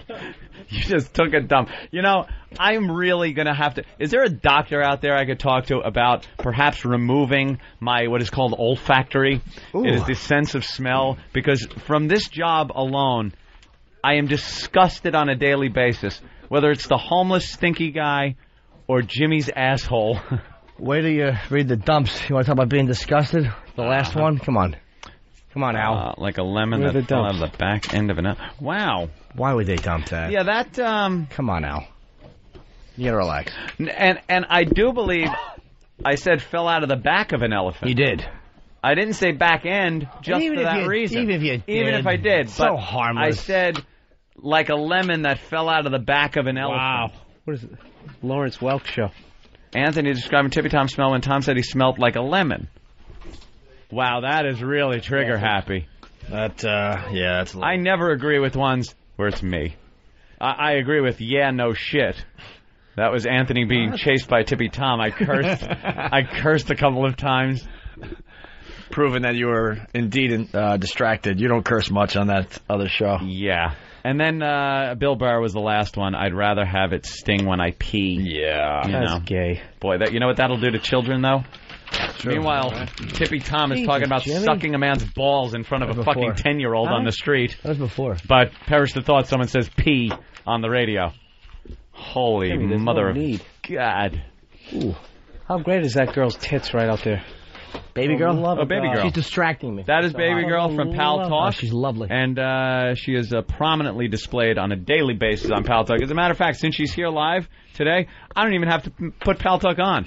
So you people that'll listen to the show That's and what I listen, wanna see. I'm not even going to turn on Pal Talk because there's really no reason. I actually recognize her from Pal Talk like it's a fucking television show. Yeah, she's a celebrity. Hey, aren't you on Pal? Did I see you on Pal Talk? So that, not just an episode, you like have a starring role.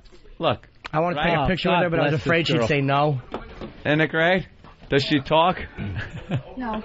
Hey, you don't talk? Welcome to the show. Yeah, sit down and say hi to everybody. Hi, everybody. Now I got to turn on Pal Talk so people can see you on Pal Talk in a different environment than, let's see, getting dressed in your room, in your kitchen. I don't get dressed in my kitchen. No, making breakfast in your kitchen, or at work at your cubicle, at your desk, I've which never is very heard you good. talk before. I can always have it on mute. I never have it on volume. So No, you got to never hear heard people most of their talk voices. sometimes. Never. You crazy? I To just the don't. sound of you jacking your own dick. Yeah, when you're kinda- down, I'm right clicking save as. I'm downloading porn and I'm just like reading Pal Talk. She gets a lot of attention on Pal Talk, a lot of abuse. You get a lot of these guys that pop in the room and they don't know it's an Opie and Anthony just fan room, and you know they start just pounding her with, "Hey, private room, you want to go here? You want to do this?" Probably get a lot of IMs too, right? No, I block my IMs. See, that's what I should do. But occasionally a gem comes through, so I got to keep it going. But I do ban people for IMing me, except you, of course. You know, if you ever I don't IM feel you. like it, yeah, whatever. Hey, you But eating blueberry yogurt now? I got to turn the. I'm enjoying everything. Look at people yelling at me. Why? We need audio. Turn it up. I'm just turning it on. They can't hear me because I didn't give audio yet. That was a wasted yell. But then I gotta give mics to all. Then I gotta remove all mics because somebody feels so important that they wanna. Why can't I turn my mic on? I don't know. Who's got the mic? There we go. There. Now we're all set up. All right. Jeez, bunch of bastards. But what are you doing here? Where do you live? Long Island. You're out on Long Island? Yes. I didn't know that. For the love You're of like God, in Tennessee take or 'em out. something. And what do you do in that cubicle? I stay on Pal Talk. What do you work for? Like what? Accounting. Accounting? Yeah, bank. So it's pretty boring. For the Yeah. love of That's why. God, take them out. She's always maybe adjusting herself a little bit, which is always fun for the Pal Talk people to watch. name And then of occasionally sanity. they'll pop out. She's a busty gal. They'll give a little wowage very occasionally. Take 'em The people seem to enjoy it. And she shows up at F.H. Riley's Yes. at the gigs. None of this is important. And you sound exactly like you're from Long Island. Bill's losing I his actually grew mind. up in Jersey. Oh, you grew No up one in Jersey? cares. And she's always on the Take them out. LIRR. Why should I have her say a certain phone company name that starts with a V? Was that Danny? Yeah. What is he wants you to say? Could you just say it? Verizon? Verizon? No. Wait a minute. Horizon. May I again, please?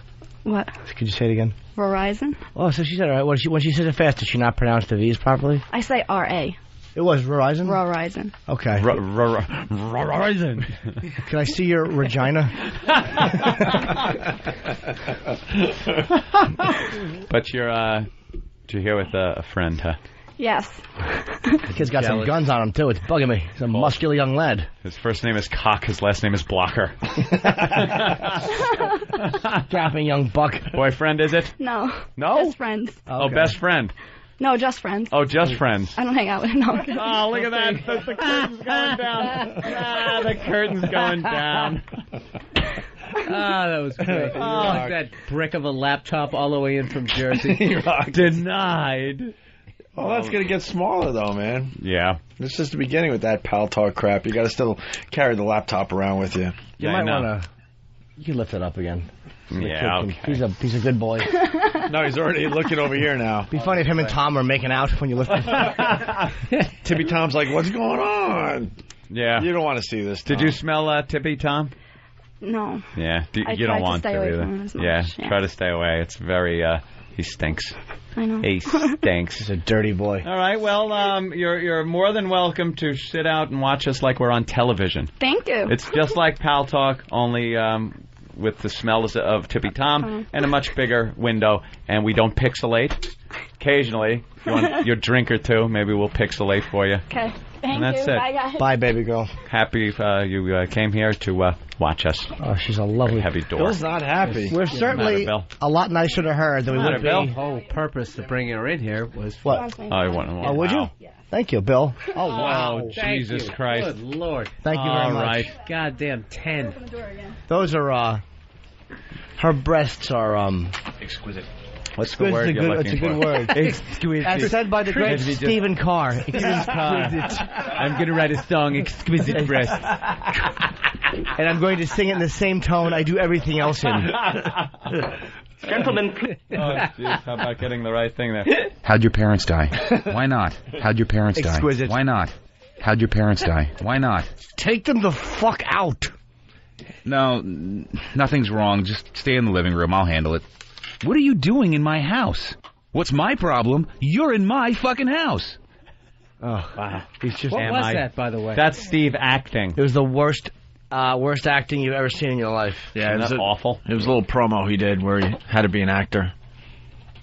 Wow. Here's him finding out that somebody's parents had died. That's terrible. I'm sorry. And here it is asking how the person's parents died. How'd your parents die? And here, the same delivery, just asking someone, why not? Why not? How'd your parents die? Why not? How'd your parents die? Why not? How'd your parents die? Oh, you fucking reptile. Wow. the dynamic. Yeah. Stephen Carr. That is my...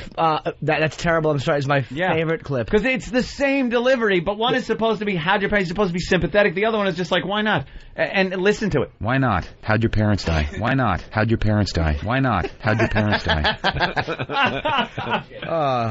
You stink as an actor. We got a big crowd outside the studio today. Wow, we really do. There's a lot of people. We got a studio audience today. I'll say. Checking us out through the glass.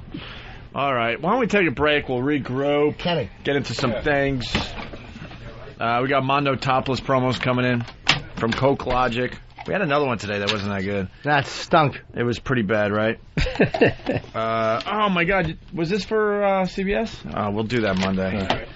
We also have a couple other things. Oh, yeah, this woman hit by rubber bullet. Cops laugh about it on training video. Who wouldn't? And then Michael Kay making some comparisons as he's doing his play-by-play, which was really interesting. So we'll get into some of those things in just a bit. Next time on a very special Everybody Loves Raymond. Ray goes to the doctor. Ray, would you like to see your test results? Yeah.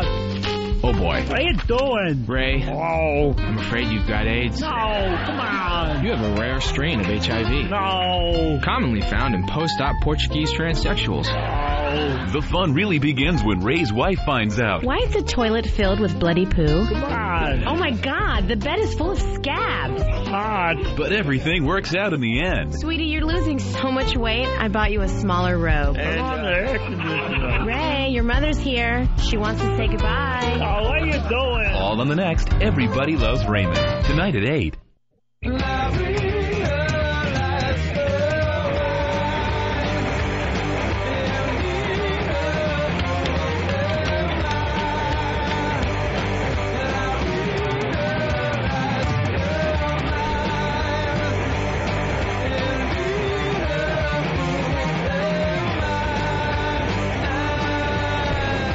All right.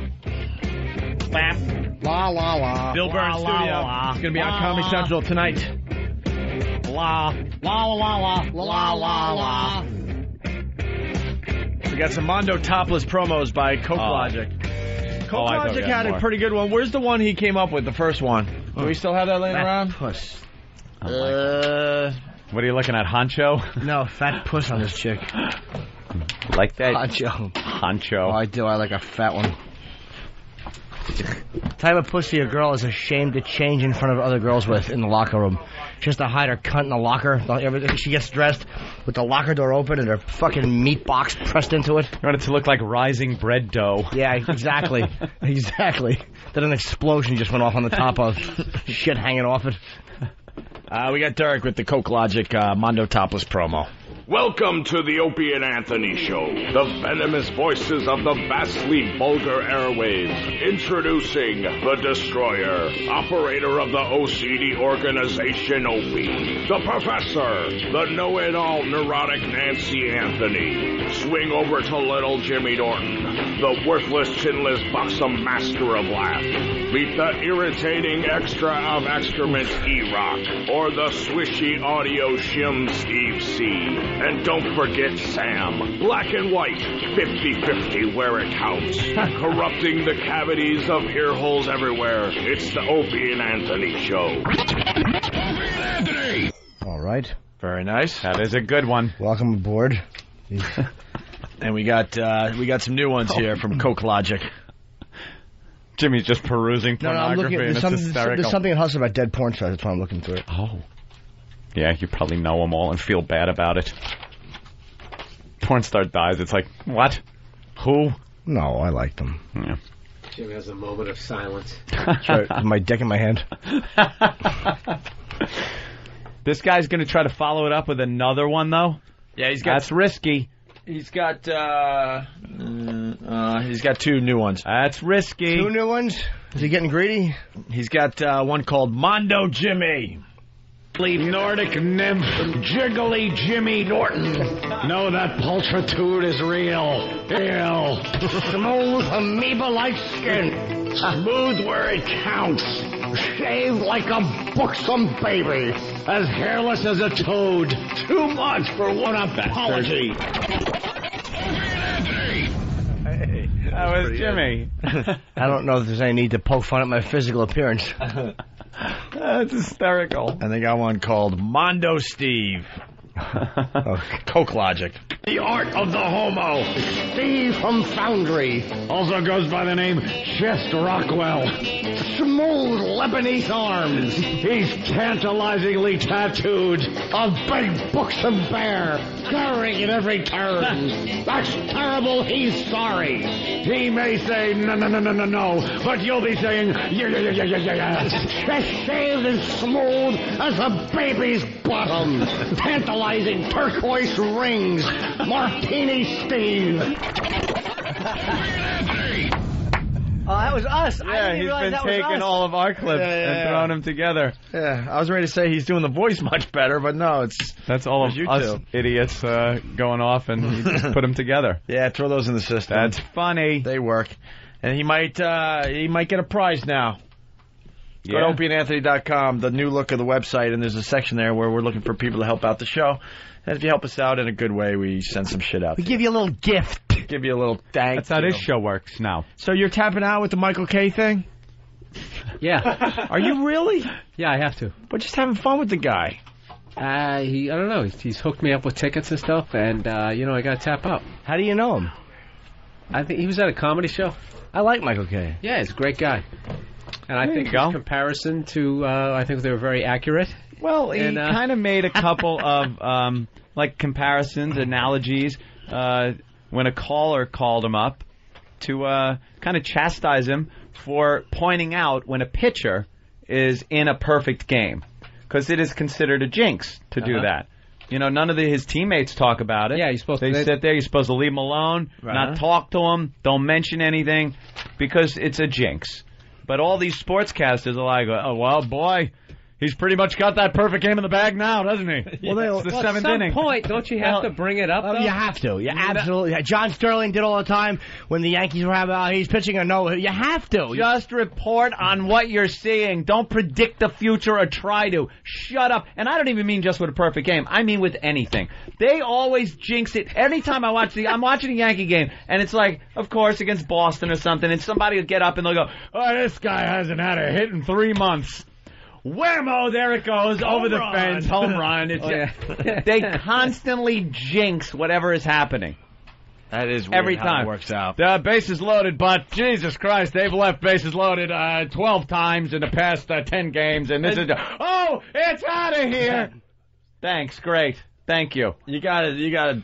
He's 100% with the man on third and 2 out. Yeah, exactly. So it's pretty much in the loss bag for a victory. Good night, There's ladies a shot and to right field. Way back. You gotta hear. Always happens. You gotta hear this phone call. You're not gonna believe this one. Glenn, Massachusetts. What's up? Hey, Glenn. Are the phones right? Are the buttons down? Don't go nowhere. Glenn? Unless you're there, then talk. It doesn't sound like anything. Like I would hear something in my earphone, headphone thing. My ear thing. Yeah, the phones aren't working. All the buttons. Hold on, Glenn. Why would they work? Why would they? Why would they work? Yeah, they're not working. Everyone, just hang on. We'll try to get them working. Where's Mars? Did you try somebody else? Would you need phones to work on a radio show? Yeah. No. Right. Don't be silly. No. They worked all morning over at the other over at CBS. Why should they work here? Well, Glenn from Massachusetts, I'll read what he says here. Calling Bravo Sierra on Tippy Tom being homeless. Why? Wow. How would you call? Glenn has to be blind and deaf. Wow. How are you calling on a phone? Check out the videos at opieandanthony.com. Yeah. He is as homeless gets. If he wasn't homeless... He hasn't showered in 3 months. He would have an Academy Award in his hand. That's right. Because or shove it up his ass. He would do that. He would do both. An Oscar with a big chest. I suck his balls. Yeah, what would you do with the Oscar? Why'd you hang up on him? I did. I made a mistake. Oh, boy. Oh, no. Oh, no. Opie looks upset. Tom would be a good first date. All right, we'll move on to other things. We'll figure out the phones. Opie's pissed. Look, he's rubbing his brow. I want to hear why Tom would be a good first date. Because no matter what you did, he'd still eat your asshole. What a fucking trooper. Tom, I'm not feeling well. I think I ate some bad sushi. I've been on the bowl all day. Come here, you. Yeah. I'll make you feel good. I call that flavor. Yeah. You know what's great? The 10-year-old out there is just videotaping Tippy Tom. That's all he should be doing. That's all he's doing is videotaping Tippy Tom. He's Look at the little Aryan trying to get a titty shot here. Look at him. Look at him. Oh, he's a good boy. Yeah. He's just making sure she's not a Jew. That kid is a little Hitler Youth looking kid. He sees prime beef. He's like, screw mom. He's looking around, seeing if she has a yarmulke. I want to attach myself to that. Yeah. That's what he was doing. He was climbing up the couch and taking peeks. Trying to get, over to baby girl. Boy. All right, well, here's Michael K. So, the play-by-play jinx. Yeah. And he had a call on his show. And he made a couple of analogies that I think are a little beyond sports. Why? Maybe you could have, gone in another direction. I think you're nitpicking. Michael K. compares play-by-play jinx to slavery and the Holocaust. Wow. That's a little rough, right? Well, I don't know. Well, there are things people know about. I think it's... Whether somebody pitches a perfect game. You really believe that? It has nothing to do with you personally. Well, what does it have to do with? It has to do with if you're broadcasting, if you're saying the game on TV, yeah, you can. It's basically you cannot. It's baseball etiquette. You just don't. No, I don't agree with you. That's not a professional broadcaster. But why shouldn't I say it? Tell me, Jimmy. Why? Well, because it's just baseball etiquette. But tell me why. Don't tell me it's baseball etiquette. You know, it used to be etiquette to have black people as slaves. It's over. Tell me exactly why. Tell me why. Jimmy, tell me the why. Why can't I say it? Because it's just baseball etiquette. That's a stupid thing to say. You're not giving me a reason. Baseball etiquette. There's a lot of rules that don't make sense. That's why there was Nazi Germany. Why did they march people into ovens? Well, that's what they told them to do. That's a stupid reason. Oh, it's baseball etiquette. It's just ridiculous. Oh, I followed orders. I was supposed to. What? Bad example. Why? Well, they told me to. Wait. But why? Well, they told me to. Let's just ask. Absolutely ask her. People actually believe this. They actually believe this. Michael didn't want to jinx it because Hitler was throwing a 6 million hitter. Oh. All right, Jimmy Gibson. Hey, I didn't make the dumb comparison. How do you not like Michael K after that, though? I've always liked him. Yeah, that kind of sounded like, when somebody from the crowd tries to criticize your acts, you're going to flip out on them. Those are the worst examples I've ever heard, though. Horrific examples. Well, I don't think that you should, mention it to no-hitter. Well, come on! I mean, how many women are raped on a daily basis? Yeah. All right. Should we not talk about that? You put it that way. Kind of brings up that it wasn't good etiquette. Yeah. Slavery. That's kind of downplaying the whole thing, isn't it? It went a bit beyond hints from Heloise and Miss Manners. when you were whipping another and male. hanging people in trees. Yeah. I think perhaps, and calling a no-hitter. Those guys shouldn't be chewing tobacco. Well, should they be chewing strange fruit? Speaking of slavery. All right, Michael. Get a hold of yourself. Yeah, right. Get a hold of yourself, would you? God almighty. We'll wait to go to the phones. Are we cool? Yeah. There we go. He's 9 for the past 11. And speaking of 9/11, what? You got a little heated. Anyway, it used to be etiquette. That wasn't etiquette, really. No, the country went to war over it, Michael. Wasn't not using your napkin. Yeah, exactly. Or putting the silverware on the wrong side of the plate. Exactly. Jackass. Breaking up families for a few shekels is a little different than eating the salad with the unchilled fork. That's good. What I didn't like about that clip, he hung up on the guy. I didn't like the other. By the way, the guy was a douche as well. Yeah, the caller was a douche. Go at it a little more, no? Yeah. Well, we can't go to the phones yet. So No, still? We'll do this. But they're on there. I see their names, and I see the subject matter. There's some good stuff up there, too. So Andrew wants to talk, and apparently he sounds exactly like Rich Voss. I want to hear that, because if he doesn't, then we get to goof on Travis for saying that he did. Yeah, it's still not working. It's a no-lose scenario, that call. We'll wait. Woman hit by rubber bullet. Cops laugh about it on training video. Standing out in the crowd in a red blazer, black skirt, and heels, attorney Elizabeth Ritter received some media coverage 3 years ago at a free trade protest when she was shot with rubber bullets in the back and a leg.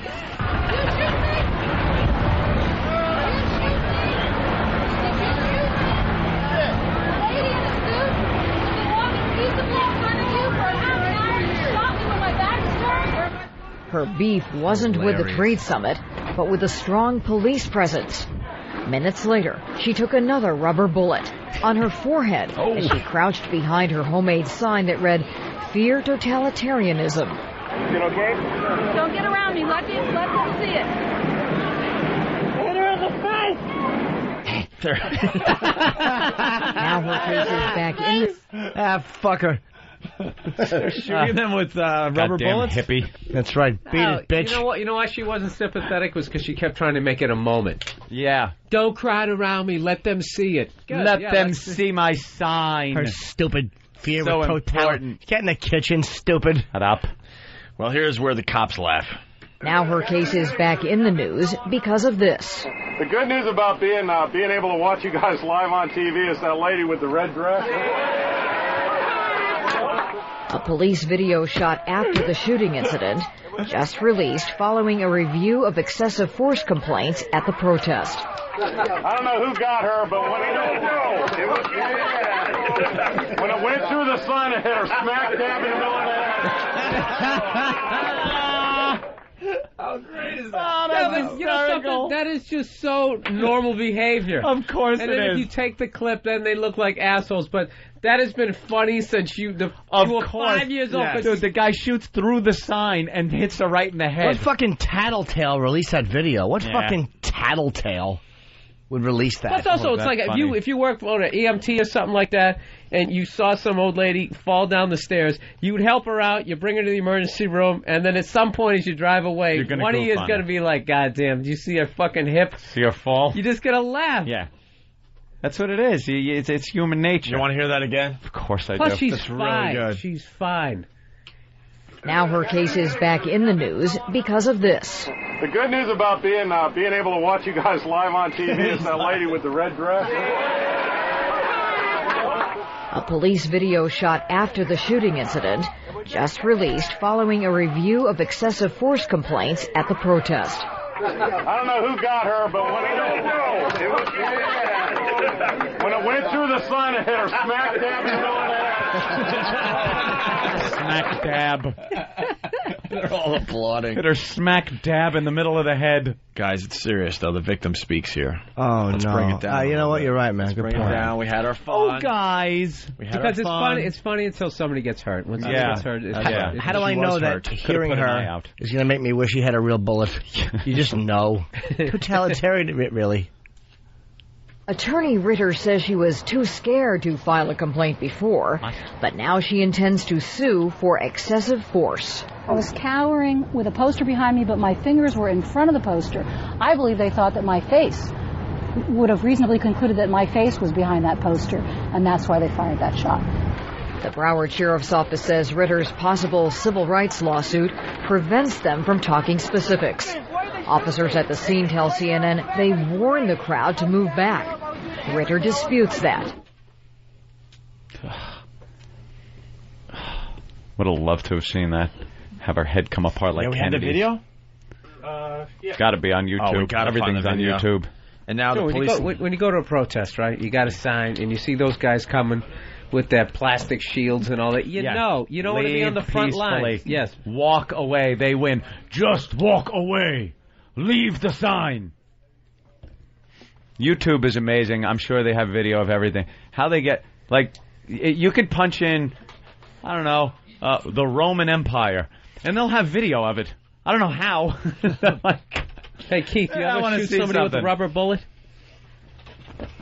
No rubber bullets. One time about 10 years ago, the first time, like when the tasers had just come out, we watched a guy taser somebody, and we jumped up and down and giggled for about an hour while they kept tasering the guy. It was pretty Because funny. it's got to be funny. Oh, it's hysterical. Certain things that are just funny. Yeah.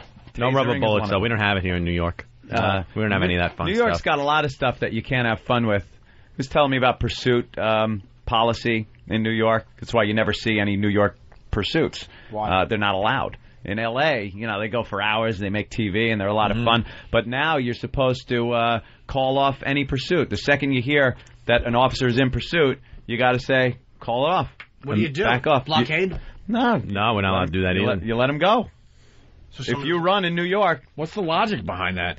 Just Because people are going to get too hurt? many accidents, lawsuits against the city. Yeah, densely populated. It's too and stuff densely like that. populated. It's not like freeways in So it's just California. the city. It's not like you're on 87 and right. I guess Stadies upstate can do it. Wow. Start this video over and show these guys. Right, you got the video? This is wild. We'll explain. Some wild Wait, stuff. just turn it around all the way this way. Rubber bullet lady? There you go. Yeah, there's rubber bullet There her lady. big, God. How her could big she- notice me friggin' red dress. And look at she's leading. She's in front of a line of cops that look like an invasion force. Yeah, they're moving. This is a publicity Go stunt. home, you loudmouth. All right, this is where she might get shot. Come on, She got shot She in the got leg. shot in the leg So far. and she's fine. Let's see. I want to see what these guys were laughing at. She got a mullet. She's arguing She's with the guys. grandstanding. Come on, Totally. shoot her right in her fucking tits. And that's Shoot her in the face. All right. Stab him. That's her? And That's her hiding behind- cowering behind her sign. Who's the marksman who got that? And They don't get it. They don't. that's after she was shot. There's a hole in the sign, and here's the cops goofing on it. Yeah, they're all laughing. Look at them laughing. They're giggling. Oh, that is hysterical. Yeah, well, she looked like she completely. She got what was coming to her. I'm sorry. She got her comeuppance. Comeuppance. All right, goes on for a while. Good for her. Here's the police lawyer speaking out. Can you say whether you stand by the events of that day? Yes, the shooting we of do. the shooting that day. Yes, we do. Picked up How from about the the street laughter? of Miami from one of the scurrying cockroaches. Police are red-faced about their video. Do you think that tape paints a pretty picture? No, I don't. Those comments shouldn't have been made. I should have stopped them. Oh. And I recognize that. No officer has been charged or disciplined in Ritter's rubber bullet incident, nor is it under investigation. You can charge someone for laughing? You know what? This is literally the same thing you were talking about earlier, where the woman ruins the show.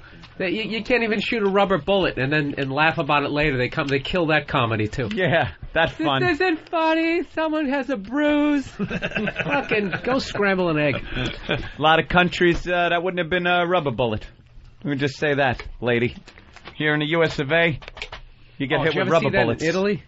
What? Was it in Italy? They were protesting the World Bank or something, and that It's kid, always a big problem. The kid came up with like this trash can, one of those little armored vehicles, like he was just going to throw it, and they weren't going to do anything. And he just saw this little muzzle come out, and it was just two bullets to his head.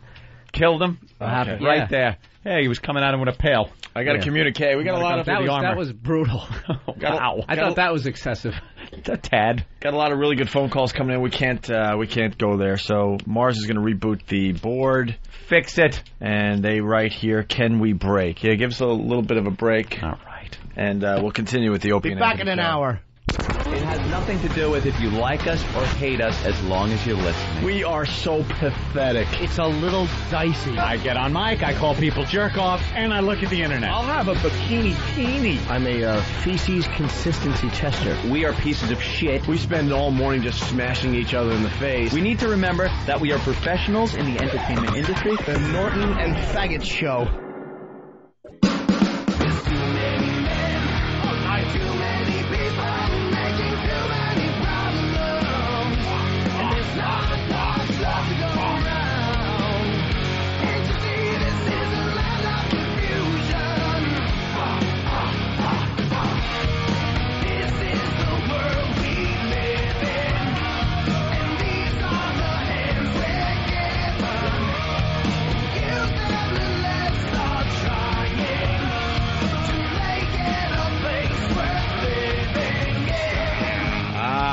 He was dancing. By the way, I am now, Hard Rock Johnny brought some food. I'm having a bit of steak and some broccoli. Oh. And it's fantastic. Phenomenal. Food for everybody today. Really good. Courtesy of Hard Rock. Except Tom. The Hard Rock. No food for Tom. Tom's going to do Homeless Radio when we get out of here. Please. From 11 o'clock to 11:40 or so. Anthony from Florida is a perfect example of just an ass. Oh, an language. Idiot on instant feedback. Greetings, shit dicks. That's a funny intro. But have you Googled or heard about the shit they are predicting for August 22nd? What does Professor Anthony think? One more detail might help. Who's they and what? What? That's for Sam's anniversary? What is it? No idea. What is it? It's a sex for Sam. I have no idea. Oh, well, Sex for Sam. Yeah, we got fired. Okay. We got fired. Well, see, that would have been a good detail to put in. He throws a date where it's like, what does it mean? It'll be the fourth anniversary of that, yeah. But we actually did it on the 15th, so we would maybe talk about it on the 15th. Speaking of which, Paul Mercurio called my phone the other day again. Who? Paul Mercurio. Oh. He wants to speak his mind on the show. Yeah. Steak is good. You like that? Mm-hmm. No one badmouths Paul on this show. We don't badmouth him. It's hard to badmouth someone when you just never mention them. Exactly. Exactly. Good steak. Lucy Clockwork. What job and how much? Guy's got to feed him. What do they call you at home? My name is Frederick. Well, that's good. Now they got a computer animation of what it would look like if they did blow up the planes with their various bottles of liquid. I mean, fucking news people are giving out the fucking formula. The formula, the recipe, where you should sit. Some cocksuckers. See, they have a whole computer animation. Ah, that's beautiful. Then they show the plane blowing up. Now they show a guy in a pharmacy picking up various items off of the shelves that can make this explosive. And now you know what's going to happen with those items? You're not even going to be able to buy them anymore. This ordinary Gatorade. This antiperspirant. We're doomed. We're doomed. I'm not going... Let's start dropping some A-bombs that we got. We built them. Let's use them. How about fucking making plane skins a little tougher? Stop with the faggoty coatings you're using. What is that, tinfoil, you fuel-saving cunts? Raise the ticket prices, make the fucking fuselage thicker so these uncut chimps can't fucking blow the doors off. How heavy you want these things to be? Very! Excuse me. Oh, that's great. We're pompous assholes. Yeah? Language. It has nothing to do with Sex for Sam. That's just it. I don't know what he's talking about. Well, I Googled it like he told me. World to end on August 22nd. Oh, again? The world is going to end on August 22nd. Oh. Cool. And then the bugs get to take over. It'll be their turn. Why? Is it actually on Better cancel those holidays. We now have a date for Armageddon, and it's a week. And it's a week on Tuesday, August 22nd. Is it a Tuesday? This information comes from no lesser source than the Wall Street Journal, where Bernard Lewis, President Bush's favorite historian, provides the details. In Islam, as in Judaism and Christianity, the professor writes, there are certain beliefs concerning the cosmic struggle at the end of time, Gog and Magog, Antichrist, Armageddon, and for Shiite Muslims, the long-awaited return of the hidden Imam, ending in the final victory of the forces of good over evil, however these may be defined. So good triumphs over evil. Mr. Ahmadinejad, the Iranian president, and his followers clearly believe that this time is now and that the terminal struggle has already begun and is indeed well advanced. It may even have a date indicated by several references by the Iranian president to giving his final answer to the U.S. about nuclear development by August 22nd. This was at first reported as by the end of August, but Mr. statement was more precise. Maybe that's why they hate us. Well, you try to pronounce it. I'm not even going to try. Lewis continues, what is the significance of August 22nd this year? August 22nd corresponds in the Islamic calendar to the 27th day of the month of the year 1427. This, by tradition, is the night when many Muslims commemorate the night flight of the Prophet Muhammad on the winged horse, first to the farthest mosque, have wings, usually identified with Jerusalem, and then to heaven and back. Wait, the horsey flew away? Is that what happened? This might well be deemed an appropriate date for the apocalyptic ending of Israel, Jimmy, and religion. if necessary, of the world. It's religion, Jimmy. There always has to be a dumb story. Maybe that's why that's probably why they hate us, because we don't understand any of their language, nor do we care to learn it. Well, apparently this terror strike was supposed to be for August 16th. August. United Airlines tickets dated next Wednesday were found by police at the home of one of the raided addresses. I'm so glad they found this, because that would have just been like another one of these depressing fucking things we would have had to deal with. Imagine 10 fucking planes going down in the ocean. Well, then Michael Moore would have done. Michael Moore would have said that it's just a culture of fear that's making us look at them differently. Then there would have been these asshole fuckers coming out of the woodwork. It was missiles, man. The U.S. shot them down. It was missiles. Like, I'm so glad they nipped this one. All these guys say... And I know the Japs had nothing to do with it, and I shouldn't have used that slur. But you can't talk to these people about 9/11 or whatever, because all you hear from them is blah, blah, blah, gobbledygook, gobbledygook, blah, blah, gobbledygook. Hey, we depressed our studio audience, by the way. No. What happened? Sorry. No. Not a laugh to be had with the end of the world thing. Here's what depressed them. Yeah. Is look who's sitting front and center now. Tippy Tom has cleared the room out. Hey, do you think fucking Mike Haggerty from Lucky Louie back there wants to come in and say hi? Wow, he does look like him. Holy shit. Hey, Wilford Brimley. That guy really fucking Let me tell you about my diabetes. Shut up. Tippy Tom is the best. You really in the get house. your insulin mailed to you, do you? He should actually stand in a farm and just keep crows off a corn. Stand in a farm. You know what I meant, in a field. Look, if you have diabetes... What am I doing? You're in my fucking recording studio.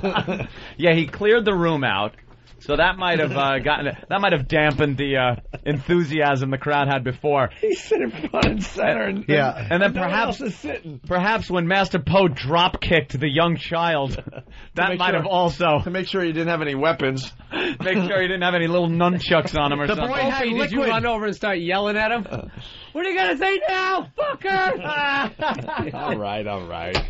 Got a little excited. Yeah, you want your mommy? Got a little excited. What can I tell you? Poe turned around. You know the little Aryan kid that's out there? He's got to be like 2 years old or something, right? Who, Little Hess? Down there? Little Rudolph Hess. Little desert fox he is. Well, Poe was doing some paperwork or something. He turned around, and the kid ended up hitting his leg. Like Poe hit the kid with his leg, and the kid fell face first on the floor. Like a lawn dart. Yeah, it just went face first, and then, of course... I take out any child that you throw at me. That's right. Gentlemen. I'd make a boy of 4 feel like he's 2 the way I beat him. Kick ass. Thank you, sir. Oh, how are we going to do homeless radio if Tippy Tom can't use the phones?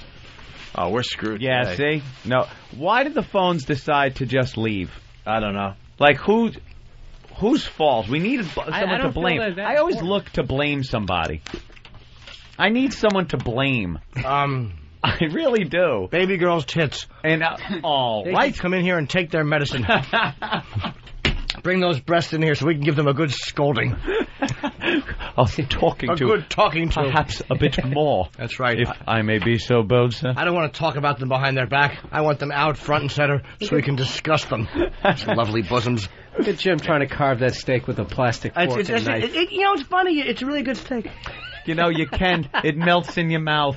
You guys are all eating. Thank you, Hard Rock. What do you got there, Than? Chicken. Ah. Were you part of, are you still on a diet of some sort? Sure. And what happened to Dr. Ian? I don't know. Why did he leave? We got to get that out in the open. We made him wait a little long. There for 9 hours. We made him wait a little long, but I understand, like, because we usually, like, pull him right in. He could come right in the studio. But we had things going on. We were piling up. And Tippy Tom, his studio stinks. Bill Burr's in there, you know, taking up room. We had Fish Lady I think that's why he left. Because Bill Burr was in his seat. I already ruined the Chappelle show. Holy crap. Oh, that's right. No, I think I ruined the Chappelle show. You know something? I laughed at the wrong I bet time. Dr. Ian ran off to Africa, and he's quitting the show and not taking any more money. Bill Burr is the common denominator. No, he was trashing me when Dave said that there's a guy who was laughing the wrong way, who happened to be laughing white. the wrong way. I just assumed it had to be you, Bill. Worst excuse ever, by the way. That. Fucking Chappelle, come on, dude. I understand that you may have issues with your own blackness, but the white people, we can't do anything right. No, we laughed wrong. Apparently we can't. White people were laughing wrong at the bits. You got to laugh with it and not at it like it's some kind. When they goof on black people, you can't laugh at it like you're enjoying it in a racist way. You have to enjoy it in a loving way. Oh. I got another observation, by the way. Hi, boyo. Johnny from the Hard Rock, he brought food for the whole staff. Certainly did. Everyone is eating the food from the Hard Rock, and the listeners out there are just staring at everyone eat. No! They're really hungry. Did you guys get food? No, they did not. Oh, no. Hey, excuse me. Did you guys get any food? No. Is anybody hungry? All right, well, there's a deli downstairs. Jimmy is prick. I would have called him a name, but he had a very cute kid he was holding, so I couldn't use dirty language. Who's already been beaten. Hey, Tom, why don't you... Oh, where is? All right. Tom's gone again. Where's Tippy Tom? He's cutting liners. Good. Cutting liners. He's a star now. You're listening to the Opie and Anthony Show. Awful. That studio. Let me tell you something else. I'm not doing production then. No, I'm eating, man. I'm doing no. He cannot come in here. Oh my God. Wait a minute. I'm eating. Can't you see the man? Get a mic out there for him. Oh, does that upset you that if you're eating and he's in here, Jimmy? We still got to do a radio show. Will it ruin? You know what? Bring him in. We still got to do a radio show. Mr. holding money over my shoulder. I knew it wouldn't work, though. I saw fucking Muldoon stand there. Right. Muldoon. He's not going to be able to hear us out there. No. Give him a mic.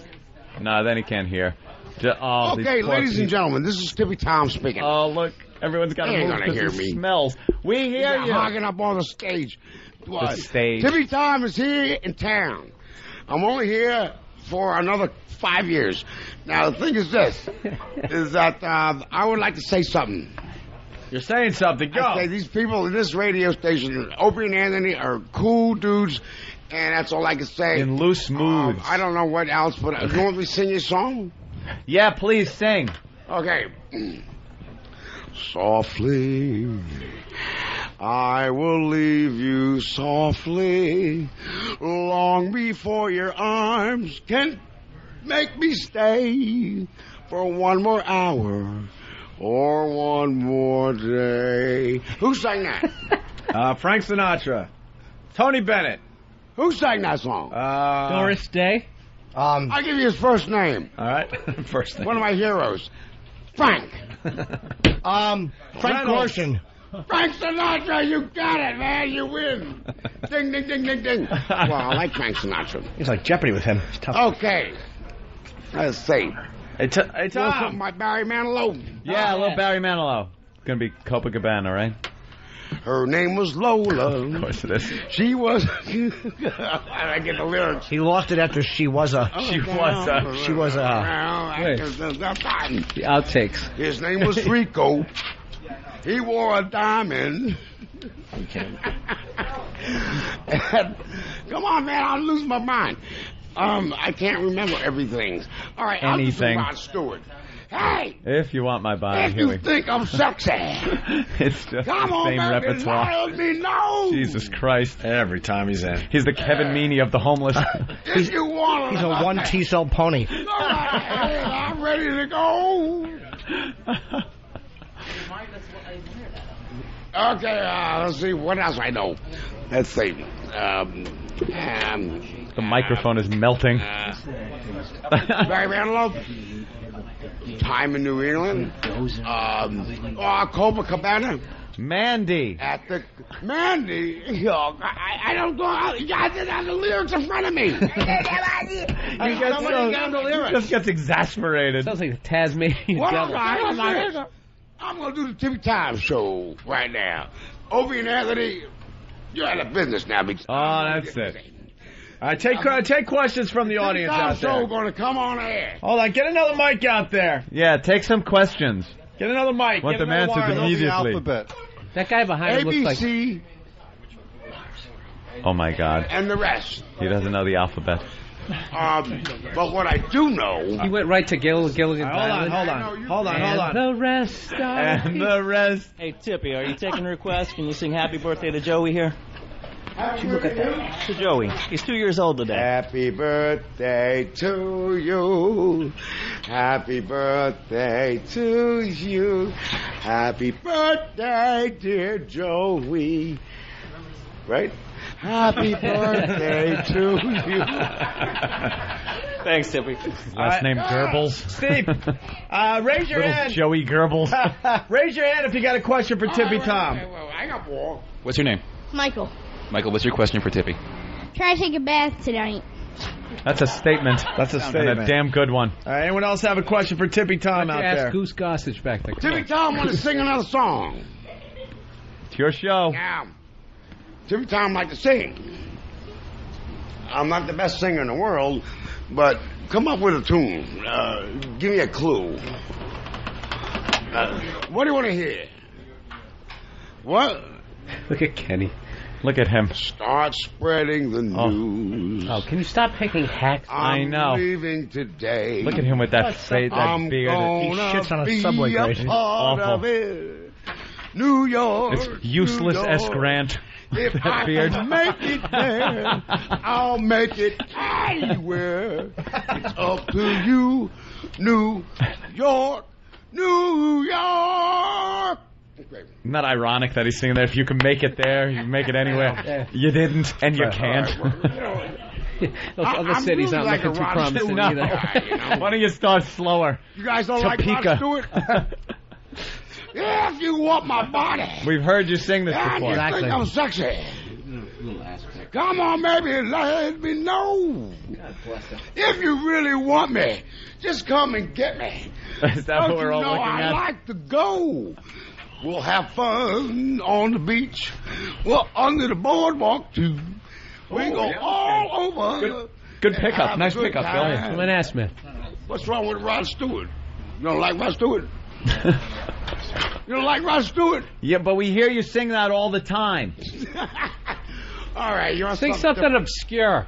All right, let me challenge us a little. Right, Deep track. Okay. Let's Frank put the Sinatra, can- no Rod Stewart. Okay. Yeah, Tom Jones. Something from Bon Jovi. All right. Little Bon Jovi. I'm a cowboy, wanted dead or alive. Dead. By the smell, you can't tell if he's dead or alive. All right. Yeah, that's the only line he's got. That's why the the only fish line lady he's got. smelled she fucked him when she was 16. I'm thinking. I'm thinking right now. I'm thinking. You're stinking. Opera. Pavarotti. Let me see. Okay. Won't use it again. I can't sing like that guy. Are you crazy? Oh. No, time it's Pavarotti. No phones. Do we have them? Yeah. How about the Jets are going to rumble tonight? Hey, Puerto Rican rumble, fair fight. If you want to rumble, It's West Side Story. Right. I met a girl named Maria. We're singing West Side Highway because that's where he lives. Maria. Maria, I just raped a girl named Maria. Let me see. I'm not quite sure what else I know. It'll come to my brain. Yeah. You know, I do have. Did he do the voice for Hong Kong Phooey? Can you do any impressions? That's like Scatman Crothers. Let's see. Impressions now. All right. Okay. Jimmy Durante. Yeah, Jimmy Durant. Schnoz. He got the biggest nose in New York. The schnoz, they called him. I don't know, man. What else? Do you do Richard Nixon? Do something what? Richard Nixon impression? Oh, don't tell a lie. I didn't lie. No, I didn't lie. So, Nick Dixon. You do any movies? Do any what? He does impressions of everybody right before he dropped out of society. I'm sick and tired of these questions. I want a real question. I liked your impersonations. Do you do Kirk Douglas? I can't hear you. Kirk Douglas. Oh, Kirk Douglas. Oh, he was Spartacus. The movie Spartacus. That's what I relate to him. But he don't sing. No, an impersonation. They have to hear us. They do. I don't know if I can do quite that. Now, that's really tough for me. It's kind of tough. Kirk Douglas. Okay, I can't remember what the words that were real important. Can you do our Bud But I remember the movies. I go back in time now. He does these impersonations. I swear, you would think it was the real people. I mean, you can see how a white girl can fall for him. I like Kirk Douglas. Michael Douglas also was good. What did Michael Douglas play in? Michael Douglas was in the streets of San Francisco. Well, yeah, but what movie? Great movie. One of the Romancing the Stone. Yes. Fatal Attraction. Well, yeah, I think he did that. I think he did that. He The did Star other ones, Chamber. too. War of the Roses. Yeah. What are we looking for I never here? met these guys, but Oh, really? I thought, How wow. about Rodney Dangerfield? Can you do Rodney Dangerfield? Rodney Dangerfield. Whoa.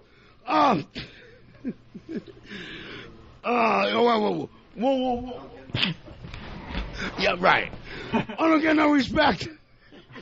Right. You got me. Thank you. Oh, God. Actually, Rodney was doing Tom all those years. I don't get no respect. Yeah, Rodney Dangerfield. He's a comedian. Yeah. He's not a movie star. But Yeah, he was. there are other things. There are other people that are kind of like, which I like. How about Bill Clinton? Can you do Bill Clinton? Bill Clinton. Yeah. Yeah. He's the president, or Yeah. he used to be. Oh, really? Yeah. He not the president no more. Can you do an impression of him? He's going to try to do an impression by trying to fuck baby girl. Because the reason why he's not the president no more because he cheated on his wife. Oh, really? Your show is really stinking as much as you. Well, from what Why don't you ask some questions? I can't prove it. Ask people some questions in the room. All right. Anybody know why Clinton got kicked out of the office? He's the worst. His term was Hillary Clinton. He cheated on Hillary with somebody. And Hey, where's your magazine? Where's your magazine? Where's your porno magazine? Let me see it somewhere in here. What a complete my wreck. magazine. Yeah. Now, these are my buddies. Were you looking at it, getting all excited? Now, I'm not going to start masturbating yet. But, Thank God. Now, this guy... Jimmy wants I a don't think I light can cream keep this sauce in. on his steak. Torso. This guy's tough. See if there's any stories to read. Yeah, maybe there's like, the Penthouse Forum has their thing, and maybe they got the equivalent. I'm gonna read. All right, read us a little story, Tom. There's a whole lot of jerking off going on here. All I see is ass and dick and ass and tits. What the fuck am I going to do with this? I feel like jacking off right now. Feel free, Tom. There's no stories here. All I see is fucking and It's kind of awkward to do that when his boyfriend is right there. You can't put that on here. What does this say? All right, the big print. I don't have my glasses, so we'll have to go like this. No, yeah. Dial-up date. Yeah. Thank God you're here. Tell a story what that guy's going to do to that guy. I think he's going to blow this guy, and this guy's going to fuck him. You gotta be more descriptive. See that little kid out there. Oh, my How God, more descriptive I get? You're getting a blowjob and getting fucked? What more do I got to do? He's going to suck his tits too, I guess. I don't know. I wonder if Tom would like Kenny to hold him. I don't know what they're going to do. I don't even know these guys. I only know the guys I know. I only know the guys I know. That's profound. Yeah. Kenny's built like Vince McMahon. Look, now see this guy here? I give him a blowjob because I like his dick. And, thank you very much, sir. Girl. These balls. You got a big dick, motherfucker. I want to see some pussy, though, man. You're not going to see in that magazine. Yeah, get a Yeah, I want to see some twat. I like pussy, too. I'm all for the dick, but I want some cum. Oh, now we got some pussy here. I like bread and butter. Oh, his tongue is going right up in there. I like pussy and dick. Boy, she's humming. Ooh. What are you? He's licking. Oh, my God. What are you seeing there, Tom? I'm seeing some guy licking some lady's pussy. And I'm jealous. Can he sing Clementine? Oh, he's going to deck her. He looks like Dracula. Oh, he's licking her pussy now. Yeah, he's sucking he's sucking her dick. What is he her dick. Then that comes up from a grave and fucks it. Oh, yeah. Oh, my God. That guy got a tongue. She got a dildo. No. He's so excited. She get fucked in the ass. Boy, this is some good stuff here. Look at Eric's hat. Oh, my God. She Why got is he cum wearing it like dripping an off her 8-year-old? chin. He's an idiot. He's like a paperboy. Yeah. She done sucked some dick. You got that juice all over her chin. A chin. What the fuck is this? This is some... a rhinoceros. What? Fucking a rabbit. Where they come up with this shit, I don't know. That's why I want to go on that spaceship and get the hell out of here. Go back to Mars. That spaceship. Oh! Now we got some pussy. Oh, I like this guy's ass, though, too. Yeah. I'm an ass man, Say that again. I don't discriminate at all. She ain't got no tits. I don't discriminate at all. I like big tits and nice ass. Or a big dick. Oh! What now? Whole lot of fucking going on here. Come on, baby. Tom's a size queen. Yeah. Now this woman I would definitely die for. Oh my God. Let me see what else. Look at all this twat. My goodness. Damn. Where'd you get this book at? Man, with this whole lot of fucking going on here. What's this guy got a foot out of his ass? What's going on here with this dude? But he stuffed somebody up his ass? I can't believe it. You're gonna have to be a little more careful these days, you know. I don't want no foot coming out of my ass. Is that a public service announcement? I don't mind a dick going in my ass.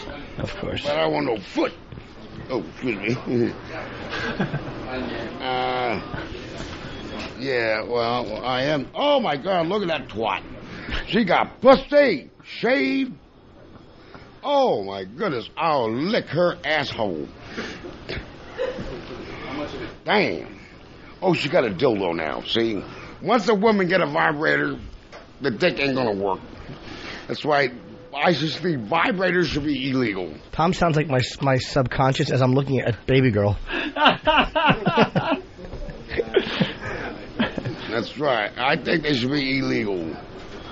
I mean, you have a permit. My God, I'm gonna start jerking off right now. Oh no! Great, an AIDS sprinkler. Oh, she got a big dildo. She's licking her twat. STD missed. She's eating her cunt. Oh, Jesus. Yeah. Oh, she's sucking her tits. Oh, my God. Look at that. Dildo in the mouth, a dildo on the cunt. My God. Can we try something? What? I'm going to jerk off like crazy. Bleeping this so we can play it on FM.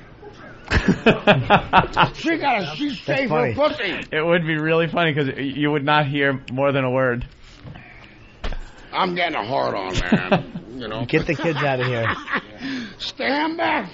No, you'd have to get the kids out. Get the kids out. I think that's the parents' call. No, they got to go. No, they would have to go. I don't think it's that bad. Oh, my God, man. Oh, she's bending over, too. Oh! Look at the children. It's like the Titanic is sinking. Yep. The children are leaving the room. Stop me. Hold me back.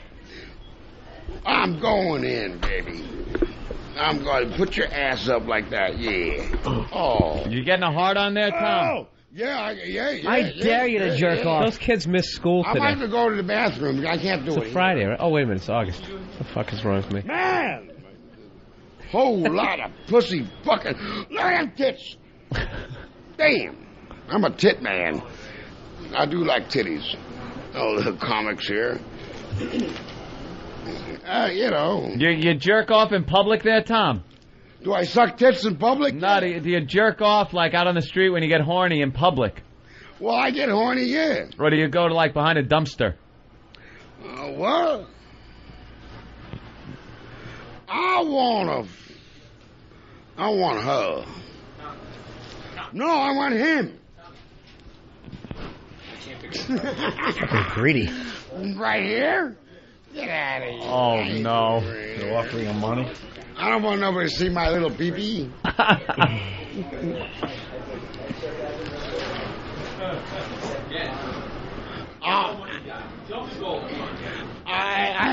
No, I'm too shy. I jerk off in private. I don't jack off in public. Tantalizing Tippy Tom. I defy you to I got morals. Breathe in the same room. You got morals? I like to suck dick and jerk off and fuck in a restroom, in a bathroom, or in somebody's bedroom. Vibrator. Send him into the bathroom with a mic so he can jack off. Huh? Good idea. No! Go ahead. I'm the real golden buns. He's a liar. He's a liar. You want to see my buns? Yeah. Oh, Jesus, no. Stand back. Oh, no, the underwear. This is horrific. Look at this, Bill. He has a drinking problem. Look at this. This is horrific. Look how awful this is. What is he doing? No! I'll prove it to you. Oh, no. Spin around. Yeah, John. There's liars out there. See? Look at all the listeners with that back. I'm the real golden buns. The real one. Tom's got his pants down. Oh, God. Don't look up my little pee-pee. But, well, I do that later. He ripped his pants and underwear down. I can't jerk off right He here. was showing people his golden buns. I got golden buns. Get your clearance now. Yeah. It looks like his ass crack looks like if you dropped a Hershey's Kiss in your car seat and found it like months later all flattened out. Oh. All right. You're very lucky that I showed you the golden ones. Lucky, I bet it stinks so bad now. Very rare do I show them. Oh. It's like something you gotta, Wear a hazmat suit for? What are you trying They're to say? only golden because there's hepatitis in them.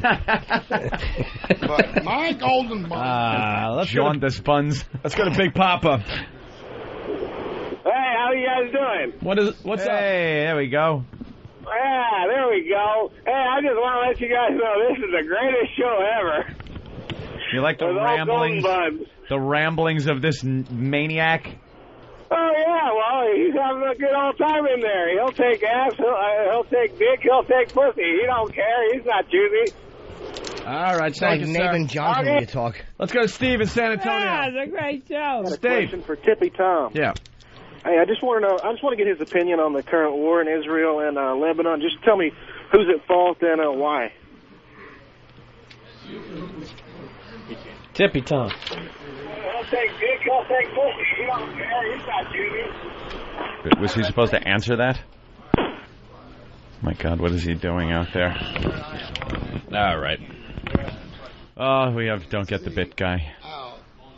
From Stinko Records, it's the new collection of covers from America's favorite derelict. I'm the original golden bun. Tippy Tom, Regurgitated. Tom Jones.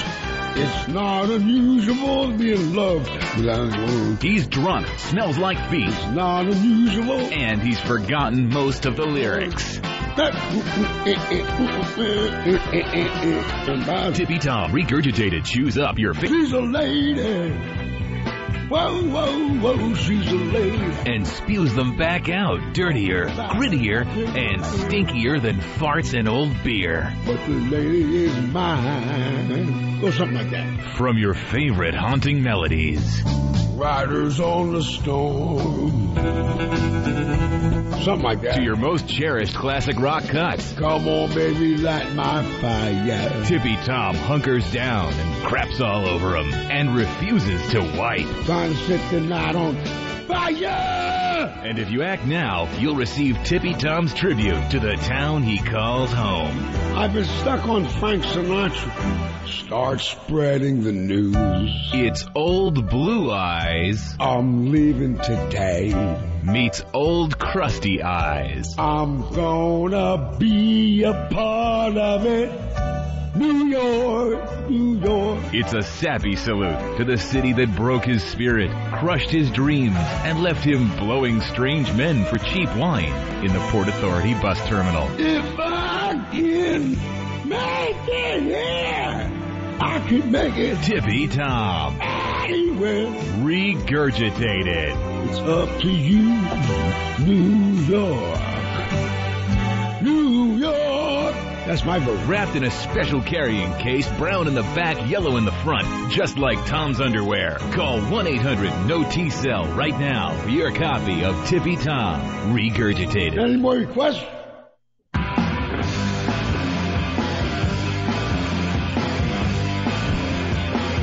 All right, we're back.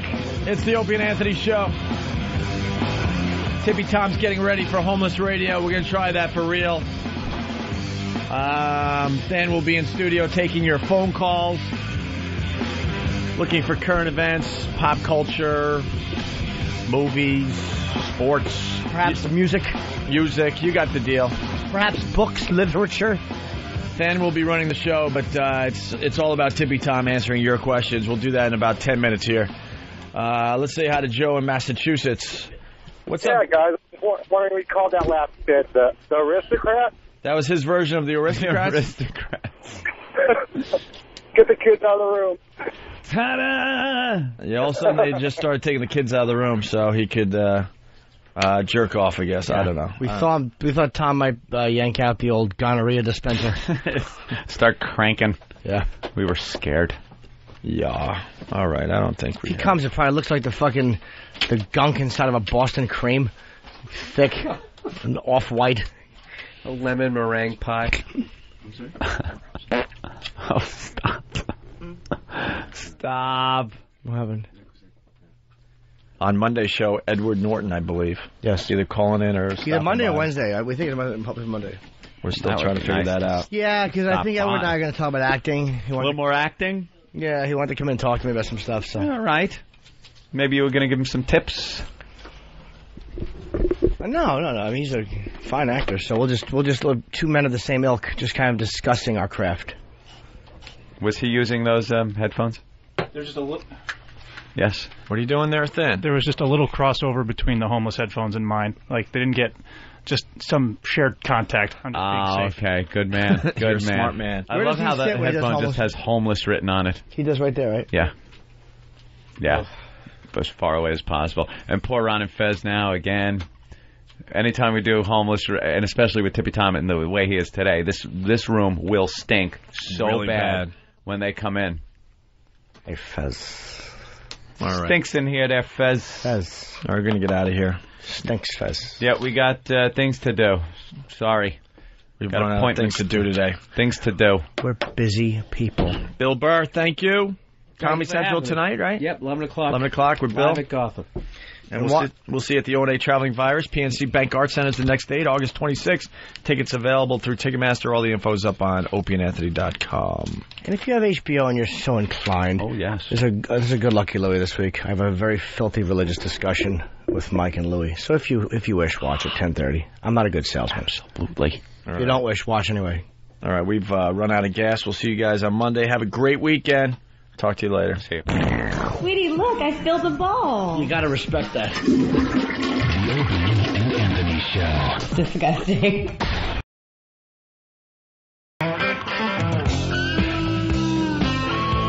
Oh! You're on, Tom. All right. My name is Tippy Tom. And what I want to say is, hello. And how are you? And I hope you're well, because I am in a funny place. These guys look weird to me, but they seem okay. And, I'm trying to do the best I can here.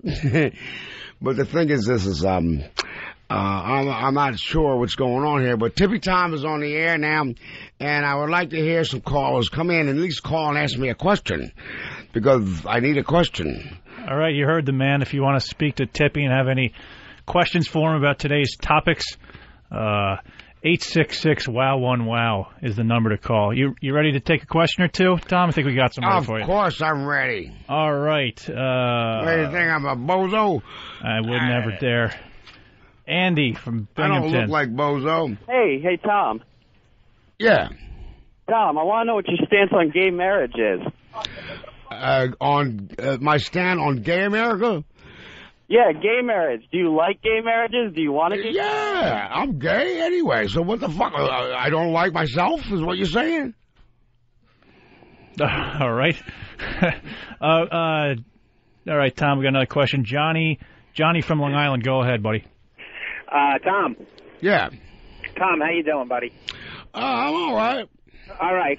My question is, I want to know what your thoughts are on terrorists trying to sneak on liquid bombs onto airplanes and trying to explode them. I'm totally against warfare, and I don't like bombs. I don't like any of that shit. Right. Thanks, Tom. But did you hear about this most recent plot? They're trying to get liquid bombs in water bottles onto airplanes so they could blow them up. I think it's terrible, and I'm totally against war at all. And terrorism, I'm against it. I don't like it. Nobody does.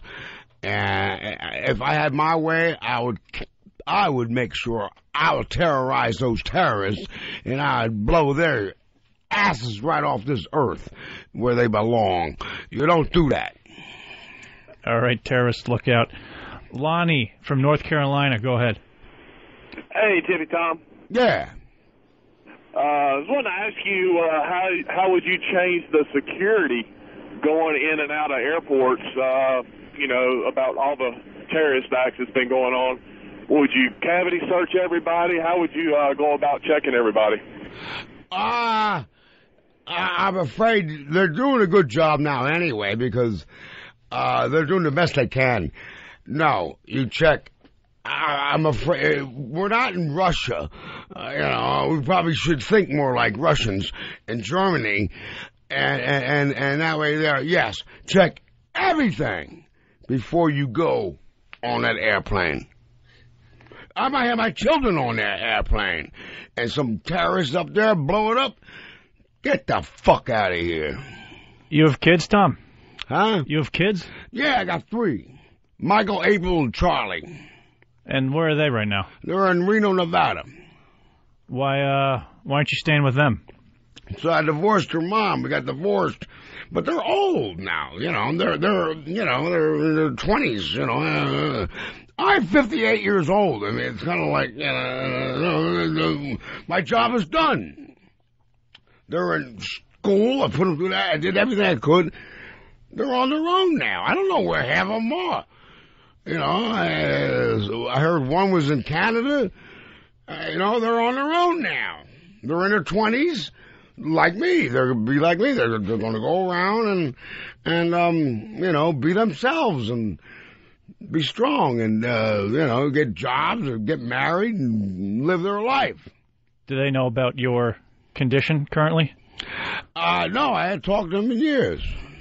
My condition? What kind of condition are you talking about? Well, just like your my toothache? No, like being a hobo. They probably do, but what they do about it? What do you mean a hobo? That's not the right I'm not word. a hoe. What's the right word? A bum. Okay, my bad. I was out of line. All right, well, I didn't know you were dead. I didn't know that. I'm a bum in New York. I was a bum in California, but I also ran a business for many years. What business was that? It was a window cleaning service for rich people. A cleaning service? Yes. That's in Lake Tahoe. You ever hear of Captain Antonio? Oh, yeah. You ever hear of Mr. Sharman, the squeeze guy? All of them. And they all live in Lake Tahoe. And, Mr. Sharman lives in Lake Tahoe? And I did their windows. Plus, I had so many customers, but I just walked away from it. I said, I'm done. Then I'll tell you the reason why. I come back home to see my mother and father. I'd seen them 20-something years.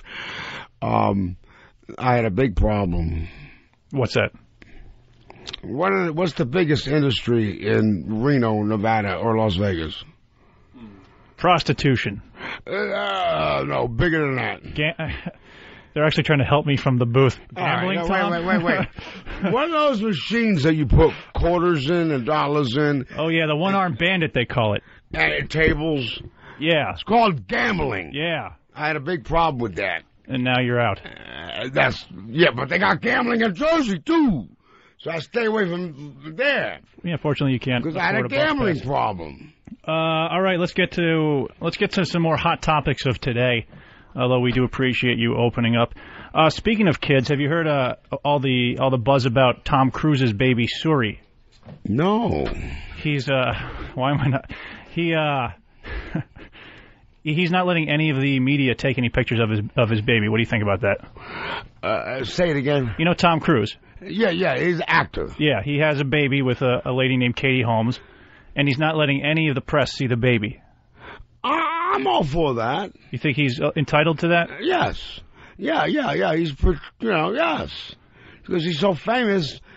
It's like Elvis Presley. Yeah, he has kids. If I was real famous, I wouldn't let my kids be exposed to anything like that. Yeah. No, I wouldn't do it.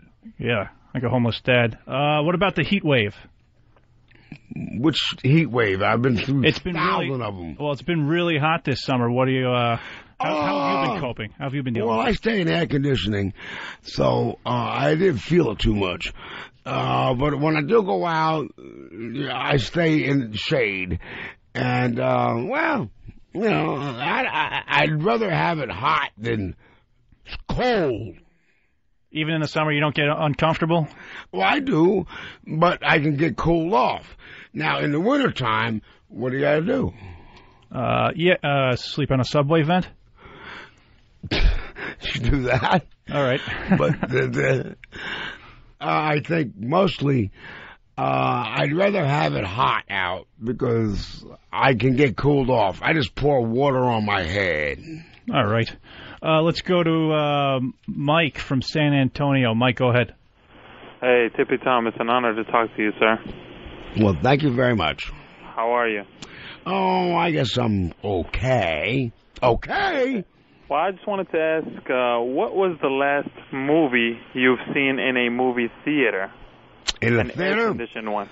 I saw, let me think. In a movie theater. I think I saw Frankenstein. Frankenstein meets this transvestite. And it was funky. And it was a really weird movie, you know. It was like, Frankenstein fell in love with his transvestite, and they ran off and got married. And that's the dumbest movie I saw ever. But, I don't know. I haven't really been to a movie, you know, a real one in a long time, you know. What's your favorite movie of all time? Oh, that's a good one. You don't even believe this, but I'm real traditional. I like The Wizard of Oz. Oh. Somewhere over the rainbow, bluebirds fly. Somewhere over the rainbow, lost in a lullaby. Yeah, no, that's one of my favorite ones. Oh, I got other ones, but I can't really think right now. There's a bunch of them. I like scary movies, you know. I don't like slasher movies at all. I don't like axe murder movies or stuff like that makes me puke. I like, you know, a good western, a good shootout movie, a good fight movie, or something like that. All right, let's get another question from Hard Rock in Virginia. Go ahead, buddy. Yeah, Tippy Tom, how are you? I'm fine. Well, that's good. I just wanted to know where you were when the World Trade Centers blew up. I actually... Come on, get this gay-ass bum off the radio. No, I'll tell you exactly where I was. I was in New York City, in Midtown, and I saw the smoke. And I said, what the hell happened? And I went down to see what's going on. You couldn't get there. They blocked off the whole street because I wanted to go see what's going on. And I finally learned that 2 planes landed into the buildings, blew them up. I didn't know that, but I was here in New York when it happened, and I was uptown a little bit, but I wanted to check. You couldn't get downtown. You couldn't get nowhere near the place. Because I tried to go, see if I could do something, you know, be helpful or something. But no. That was a nasty situation, man. Do you know who was they said was responsible for the attacks?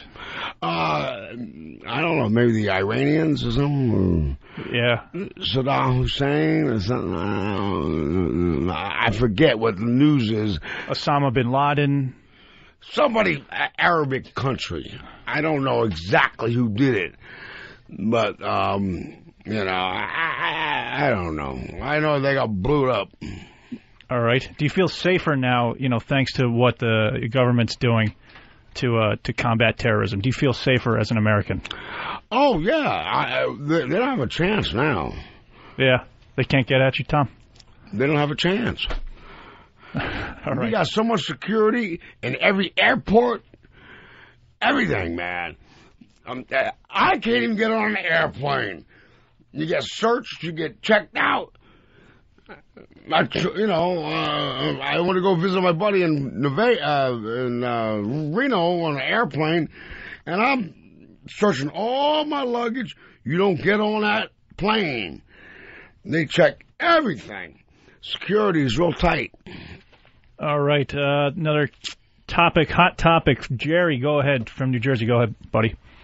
Hey, guys. Tom, listen, since you're a dad, what is your opinion of RU-486, the morning after abortion pill? The abortion pill? I'm really against abortion. I think it's wrong, and but it's a woman's issue. It's her body, I believe, with all respect, and it's her body. She could do what she wants with it. I'm against abortion, but what can I do? If I was a woman, I got pregnant, I would want the right to make a decision if I want to have this child or not. So that's the way it is in America because, that's the way it is. All right. Let's just say it's not my decision. The thing is that it's a woman's decision. It's her body. She has a right to make a decision about what she does. That's the way it goes. So you're against it, but people can do it if they want to? Who am I to judge? I don't like the idea of it. I think it's wrong, personally. But who am I to say? It's not my body. That's an excellent Who point. am I? The Jews, what? Excuse me? Who am I? Suppose you get me pregnant. Oh, please, God. All right. Who are you to tell me that I can't have this baby or I can have this baby? It's my body. It's in my body. That's wrong. I think, it's my body. I own this. And a woman wants to have an abortion. I'm not for it. But I'm not going to stop her from having one. I think it should be legal. Abortion should be legal because women have to have the right. Or they're going to get an abortion anyway and get tore up somewhere else. So keep it legal. All right. Plus, if you had a baby, it would have AIDS, right? Huh? Nothing. Let's go to the phones again one more time. Oh, boy. Let's try... No, I'm not going to... Sorry, dude. This is a topic you've tackled before, but maybe we can just see if your stance has changed. Anthony from Long Island, go ahead, buddy. Yeah, Timmy Tom, how are you? I'm all right. I'm sitting here bullshitting with everybody. I hear you. I'm enjoying the conversation. I know that you're a stinky homeless faggot, but I want to have a quick question with you, if you don't mind. I want to find out what you thought about the global warming and the effect on the homeless. That's what I need to find out from you today. The global warming? I think it's a bunch of bullshit. I don't think there's no global warming at all. I think it's a bunch of horse crap that people say it is. I don't believe in it. I think it's horse shit. All right. Football season starting up, Tom. You excited about that? You got a favorite team? Well, I haven't watched football in a while, but I do like old football. When I was, I played football too as a kid. Really? But in high school. But the only football player that I really like is O.J. Simpson. Yeah, he's America's sweetheart. Yeah. Oh yeah. He kills his wife. Oh yeah, that. Oh, that's good, huh? No, I didn't know you knew about that. That happened in the 90s. Everybody knows about it. And he got out of it. He had Bailey and 5 lawyers. Why'd you think he got off with it? He had the best lawyers in the world, and they couldn't prove it. All right. You gotta, in a court of law, you gotta prove it. Oh, can I use this now? He's currently holding a butt plug for the radio I'll take it with me. Sure you will.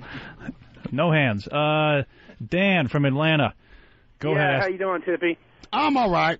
Hey, man, I just want to know what you think if Castro dies, how it'll change the relationship between Cuba and the United States. What kind of relationships? What do you think will change between the Cuba and the United States? Between the what? I think what he's trying to say is, Fidel Castro. He has a similar look to you, actually. He's got a big beard. I hope that's an insult. I don't look like that ugly man. My apologies. But, he's the leader of Cuba, right? Yeah. He's a vicious man, and he got a little country. He's got bombs there, and United States can just blow that thing right off the ground. And so he got to kiss a lot of ass. Fidel Castro, I think, is an evil man. All right, but he's also reportedly in very bad health. What do you think is going to happen if he dies? Well, somebody else will take his place. What more can you say? Do you think it'll be better for the U.S. and Cuba? Do you think we'll get along better? It depends. Depends on who. I don't know who's going to take his place. I don't know. I don't keep up with all that politics. Cuba's the last thing on my mind. Okay. All right. I'm more concerned with Russia. Yeah. Why? What are they going to do? Don't give me that. Give me that look like, where do you What go? do you think they're going to do if they get the wrong guy in office? Brezhnev's doing a good job. He is. To stop this damn nuclear war. He's no Khrushchev, but he's good, right? Yeah, Brezhnev is the... You meant Gorbachev. Gorbachev, well, yeah, he's not in office no more. I don't know. We'll get somebody into that. I forgot. I ain't read in a long time. I forgot. But, they got just as many bombs as we got. Yeah, but they're not communists anymore. You know that, right? I think they kind of changed. They had to. Just like in Berlin and Germany, they had to become more democratic because, their economies were so bad.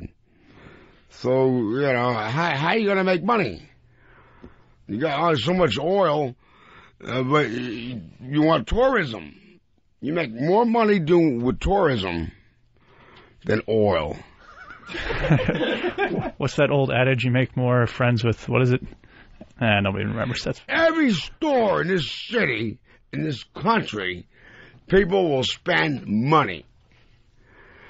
Now, billions of dollars are spent. Okay? Yeah. Tourism. That's why Russia opened the doors, because they need foreign currency, money. They couldn't do it. All right, Tom, somebody with your same name. What a small world. Tommy from Ohio, go ahead. Hey, Tippy Tom. Yeah. Got a question for you. I wanted to get your stance on school systems teaching evolution versus intelligent design.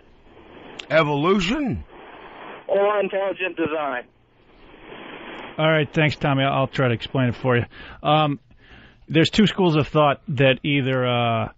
man came from sort of an amoeba and evolved into a monkey, into a human being, okay, which you think is hilarious, or that just the fact that God made the world in 7 days, and instantly, right? I'm all for the evolution thing. All right, why? I think because you can see it in nature. Frogs turn into something else. Now, what do you think? No, I don't believe God just said, here you are. No, I don't believe that. I believe that we were monkeys or whatever, evolved from... No, I'm a big believer in evolution, and I think that's what happens. And we're evolving even more. Our heads are going to get bigger. And, yeah, what do you think the next step for humans is, besides bigger heads? Well, let's get the big head first, the more brain, and probably outer space, but we're already in there.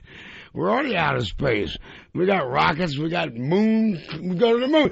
Now, the moon's going to be a vacation spot now. Now they just shift to the moon to have a vacation on the weekend. It's getting like that. Okay. Now, how do you think that happens? What kind of brain thought of all this stuff? A bigger one. A smarter one, I would say.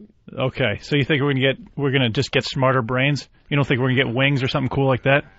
No, I don't think. I don't think the body's gonna change much. I think we're at the stage where this is where we're gonna be. But I think we're going to get smarter. All right. Let's get to know the man behind the beard a little bit. Lincoln, good question for Tom. Hey, Tom. Yes, sir. You there? Yeah. You were talking about airport security earlier. I was wondering if you've ever even been on an airplane. Any reason why I won't? What? Have you ever been on an airplane? You were talking about airplane security earlier. Yeah, I've been on airplanes many times. Wait, Tom. Do me a favor, man. Yes, do me a favor? Just die. Oh. What? He said you should try flying. Let's do another. I've been on an airplane before. Let's do another get to know you question from Theo from Virginia. What's your question for Tom? I'd like to thank Tom for pointing out frogs are turning into things. But real quick, you guys should take them to Pirates of the Caribbean and get a review out of them. And Tom, where'd you lose your virginity? When did I lose my virginity? When and where, Tom? When and where? Well, I lost my virginity when I started jerking off. No, but with like another person present doing stuff to you. I was probably about 13. Do you know where? Jersey, where I was born. What, man or woman? Well, it started off with a woman. And then turned into a man. and then it evolved, and then it wound up with men. All right. And so, I don't know. Well, I mean, a woman can't fuck me. A man can. That's why you prefer men? Yeah, because they can fuck. Women can't. I gotta fuck them. The bitches. Where do they get off? All right, I got another question. Stewie from Virginia, go ahead. Hey, Tippy Tom, what's up? Oh, I'm just hanging. Hey, Tippy Tom, I just want to know what your last real job was. My last what? Your real job. Last thing you did that you made money at, other than blowing people. Oh, well, my last time I blew somebody, you say? No, what's the last time you got paid, for a regular job? What was it? Oh, well, I had a business. It's called Direct Janitorial Building Maintenance and Window Cleaning. I had it for about 12 years. But the problem was I was making good buckles. Captain and Tennille, Tony Tennille were my customers. Mr. Whipple. I had all these famous customers up in Lake Tahoe. But you know what I did with the money? What'd you do? You gambled it away. We're going to That's right. It's like I'm psychic. Gambled the fuck out of it. Yeah, well, we talked about 9/11 earlier. They're making a movie called World Trade Center about that very subject. What do you think about them making a movie about such a tragedy? Tragedies sell, and I'm a businessman, and I'm all for it. I mean, it's tragedy, and you got to let people know. It's a way of letting information out, and I'm all for it. Did you? So you don't think it's exploiting people that actually died? It is, but it's letting people know that it's information. It's like you give out information. Do you think that's exploiting people? I don't know. You're the information guy today. What do you think? We want to hear about your opinion. I think we should get all the information we can. All right. Well, we have an age-old question here from Bill from New Jersey. Go ahead with your question for Tom. Hey, how you doing there, fruitcake? Tommy. Yeah. Tommy, how you doing, pumpkin? All right. Listen, I'm wondering if you could answer the age-old question, my man. What came first, the chicken or the egg? And please explain it. What again? Somebody's eggs are sticking out of his ass? Sorry for cutting you off there, Bill. The question is, it's the age-old question. What came first, the chicken or the egg?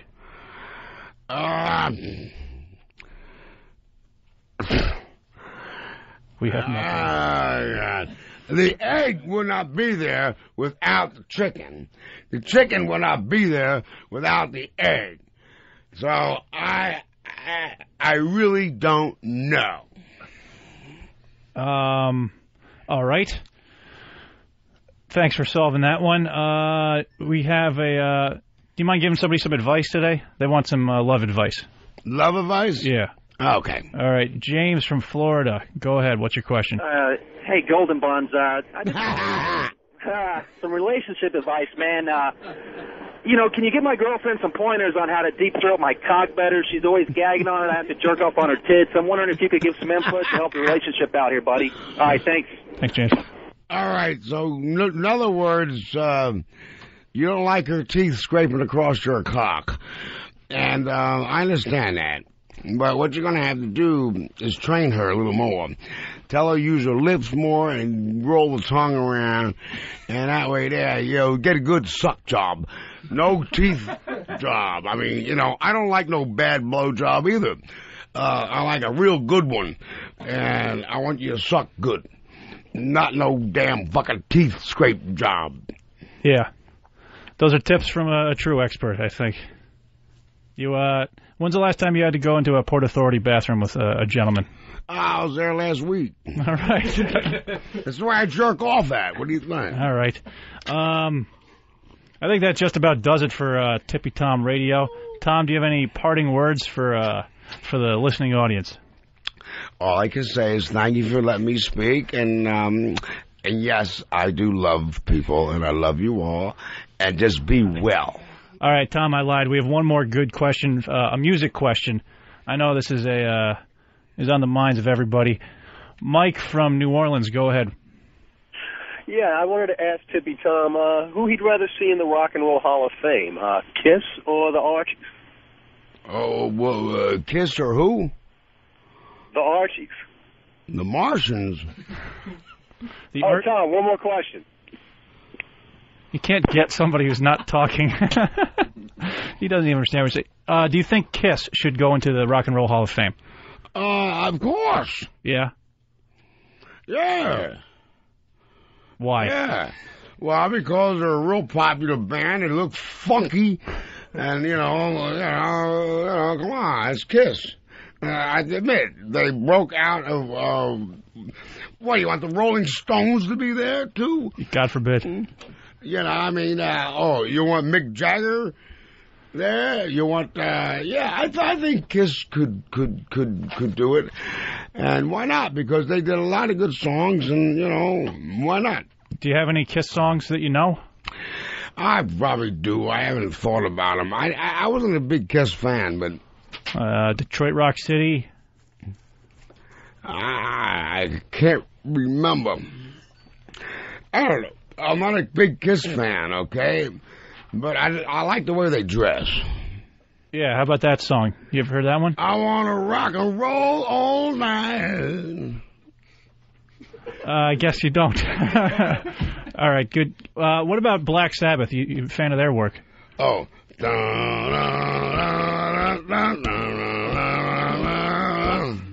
Heartbreaker by Zeppelin. Or War Pigs. Yeah, that one. Can you sing a little bit? I forget the lyrics. Come on, man. I was a kid then. I don't remember. You think they're a good band, though? Yeah. What do you think? You're stupid? They were recently inducted into the Hall of Fame. You think they should be in the Hall of Fame? Yeah, why not? They're a good band. I grew up, but I don't remember a lot of their music. Some things I don't like. But the only really rock and roll band that I think should be somewhere is Johnny Winters. What? Yeah, the albino. Johnny Winters, the albino? Yeah. Jumpin' Jack Flash used to gas. Oh, that Johnny Winters. Yeah, the albino dude. And Edgar Winters, his brother, look like him. Oh, the Winters brothers. Dun dun dun dun dun dun dun dun dun dun dun. Those guys I like, man. I was raised with that stuff. And so I'm real happy with that. All right. And this time I mean it, Tom. Parting words for our audience. We enjoy you coming down. Anything you want to say? All right. What I got to say is this. These guys have been real nice to me. Special thanks to Keith to get me in here. And so I can talk and bullshit, and thank you for letting me do this. And all I can say is I'm having a good time. And just be well. All right. Thanks, everybody. Later. There will always be retarded idiots to entertain us with their stupidity. Mindless, crotch-grabbing Anthony. Mindless, crotch-grabbing Anthony. People grabbing their crotches and saying, suck it. The Opie and Anthony Show. Suck it. Love the show. Mindless.